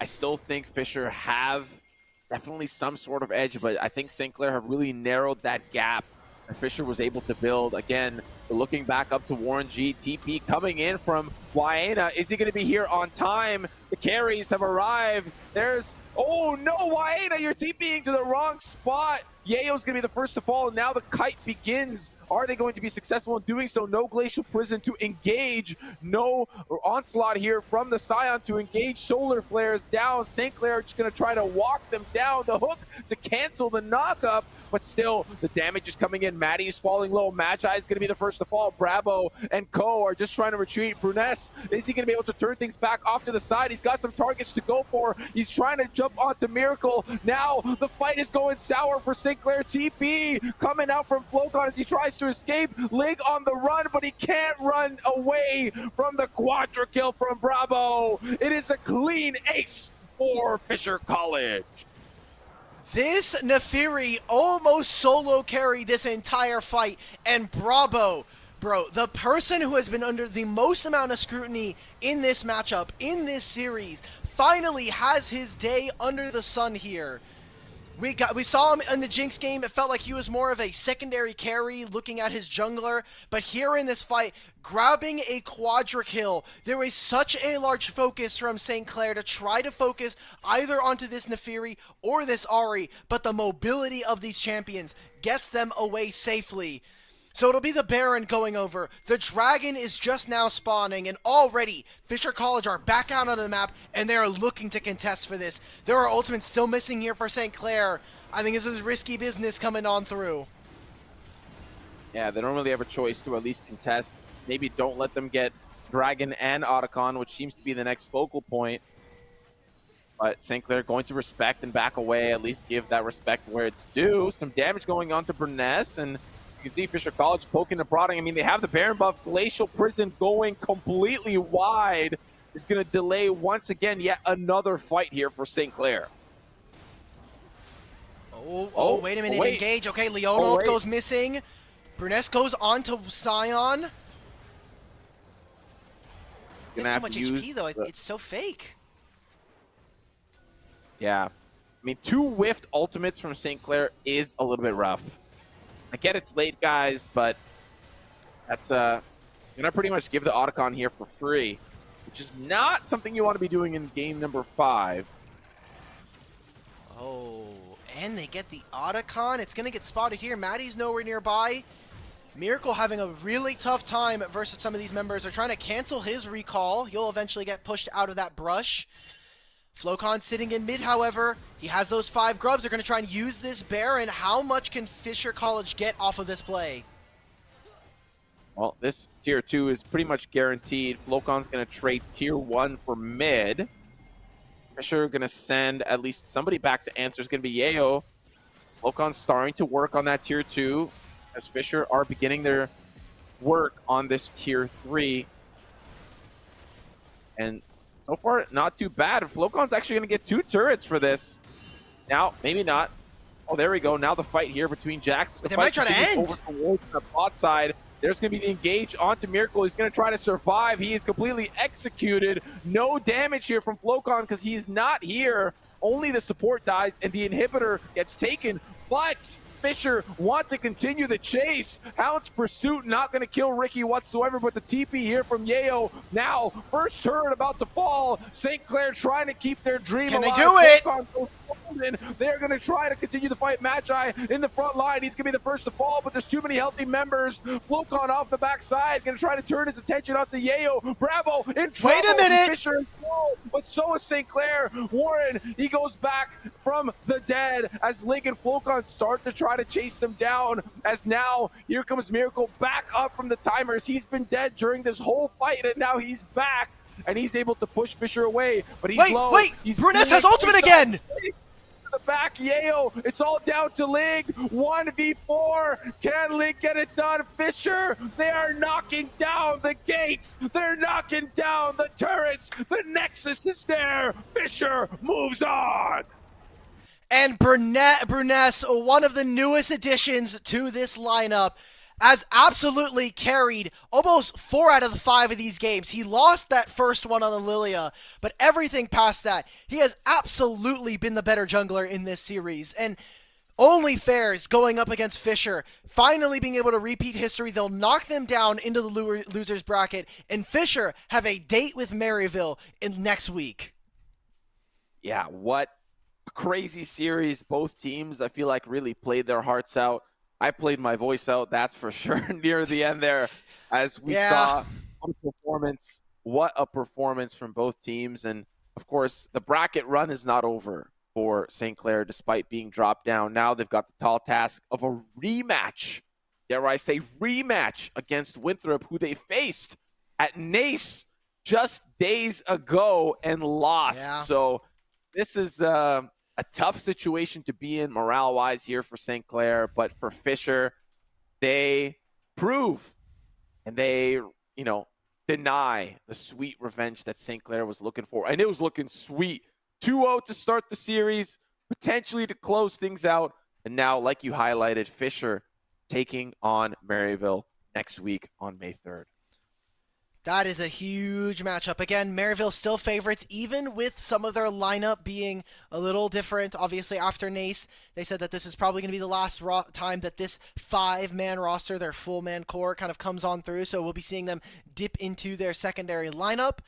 But a very, very important series for these guys to be able to play. Again, like you said, May 3rd, just being able to have access to that will also mean that despite that, they will obviously finish top 6. So a very good finish nonetheless here for Fisher, even if they were to bomb out in their next 2 series and kind of have to come back to St. Clair. Unfortunately for them, unable to reverse history and will have to play against Winthrop, who, like you just noted, did play them just this past couple days against in Nace. I will say that was a much different lineup, right? They had to play with some different players, but I think that there's a very real possibility that this lineup could potentially see their way out if Winthrop are going to continue on their tear here in the bottom half of the bracket. Yeah, and I don't know, if we can take a look at that bracket, that would also be helpful to kind of picture even if it's not completely prepared with the updated standings that we've just had, but having a look at least at the upper or the lower bracket will allow our audience to kind of reflect and see. You can see, obviously not in this updated version, that Fisher going to move on to Maryville. And of course on May 3rd as well, Ole Miss up against Western, another heater of a match, which if Western play at the force that they were playing today, I think that could be a scary series for Ole Miss. The fact that they're just taking out teams that are much better if you just look at the seeding, right? Like, Western came into this as 11th seed. They then took down the 6th seed. They then took down Just making sure. Yeah, so they took down the 6th seed. They then go up against UST, who is the 3rd seed. They're going to be going up against Ole Miss, who is the 2nd seed. If they can continue to provide upsets, Western will have one of the best runs that they've had in their collegiate history, outside of just straight up winning the entire tournament all those years ago. And we can take a look at the bottom half of the bracket when we talk about the lower rounds. Again, we have some of our matchups that have already finished. We are still waiting on the results of the Grandview Vikings versus Weber State, but you have St. Clair going up against Winthrop. You have UST versus Purdue. We have a North versus North matchup in ISU versus UHSP. There's a lot going on here, and this all happens tomorrow. We have 4 best of 5s that are going to be going on tomorrow, and a very big bracket as we get into this lower half. I'm scared. This is now single elim for all of these teams. Yeah, I think particularly on broadcast, we're going to be looking at the top half of round 4. Broadcast is going to be covering the first match, which will be Winthrop versus St. Clair, and then of course following that will be Northwood versus the winner of that series. I'm sure there will be other streams available and accessible for the remaining lower bracket games of St. Thomas versus Purdue, and of course ISU versus TEDx. So lots of opportunity and lots of great CLOL action, of course, coming your way around the bend. It would be remiss for me if we didn't talk about our MVP of the day. Of course, a standout performance from Fisher College's very own Bruness, who, a very interesting start to the series. The Lilia didn't quite pan out, and neither did the Zinzao, but once the Nefiri came into play, it was lights out for St. Clair. He played 3 games of Nefiri. That might be something that ends up haunting St. Clair, the fact that they don't necessarily have access to this champion. I wonder if there's going to be some kind of change going into tomorrow's series, because I know that Trickster over on the side of Winthrop is maybe going to want to get his hands on this champion, and he played really well. Even in that first game on the Lilia, couldn't necessarily bring it over the hill, but I think that he played excellently throughout all of these games, and going to be very fun to see what form we get of Fisher, because if we get more of those Game 1 and Game 2s where Waena and Bruness are not really working together, I think that ends up being a big problem for them, and they need to be on form, especially if we're talking about them having to face off against the number 1 seed in the tournament, Maryville University, next week. Yeah, even if it's not the full strength Maryville, it doesn't matter. They are unstoppable and on a really nasty tear throughout the bracket. And for Fisher College, it's a tall task. Okay, you beat St. Clair in a very contested series. Now this is going to be your true test. And, if they even manage to take this to 5, I think it would be extremely impressive to show how competitive they can make it against Maryville. And I think if that does go the distance, the key is that Maryville is beatable, right? Especially by significantly lower seeds, all the way from 2 down to 10. But if if Fisher get 3-0'd, similar to the way that Northwood did earlier on today, it would be, a little bit difficult, I think, in the bigger picture to think and consider who would be a possibility to beat Maryville, as those would be my kind of questions leading up. But nevertheless, Bruness finally found his stride and rightfully deserving of that MVP, bringing his team to a valiant effort. Yeah, I'll just add one more thing for Maryville. The only 2 teams that I think a lot of people have eyes on is maybe Winthrop, maybe Ole Miss. They are definitely big favorites coming into this tournament. So anybody who's able to upset them, hey, you got big eyes on it. You're going to have a huge target on your back going forward. So good job for Fisher. It's unfortunate for St. Clair. We'll see if the show is still running tomorrow, if they end up getting knocked out versus Winthrop. I got to keep making this joke, unfortunately. And yeah, that was a very fun day. I'm sorry for you, Sima. How are you feeling? That's 9 games today. Yeah, listen, they asked me if I wanted to do 9 games tomorrow, and I think you know the answer to that question. So I'm gonna join you for Northwood, but St. Clair I'll watch from the sidelines, and I'll be cheering them on to the best of my ability. And listen, I don't think I was biased at all throughout the series. I think Fisher did a great job, and I was doing more biased than you. I was trying to shout out the St. Clair boys a little bit more. I don't even have a jersey. My guy just wants some more airtime. I get it, bro. I get it. I totally understand. Nice. Good, man. Nice. All right. before we close things out, do you have any final thoughts or closing thoughts for tomorrow? For tomorrow, again, very big series. That Winthrop one in particular is, I think, the marquee matchup of the day. Having either the 5th or the 6th seed out of the tournament so soon is a really big one. The Northwood as well. The fact that UST is down there. And I want to thank everybody at St. Clair for their help with production. We made a lot of big leaps, I think, between week 1 and week 2 of the championship. And hopefully it only continues to improve here on the broadcast, especially for the students that have been helping out. Yeah, awesome. Couldn't agree more. Thank you, production. Thank you, our observers, directors, and of course, thank you, Alec, for joining with me on the desk. And thank you, Hawk, who covered the series with me earlier in the day. And of course, I've been Simo. Thank you guys for having me here on the desk. Join us tomorrow for St. Clair versus Winthrop early on in the morning. I think it's 3 p.m. Eastern. That's 12 o'clock PST. Yeah. Be there to see the lower bracket run. See you guys tomorrow.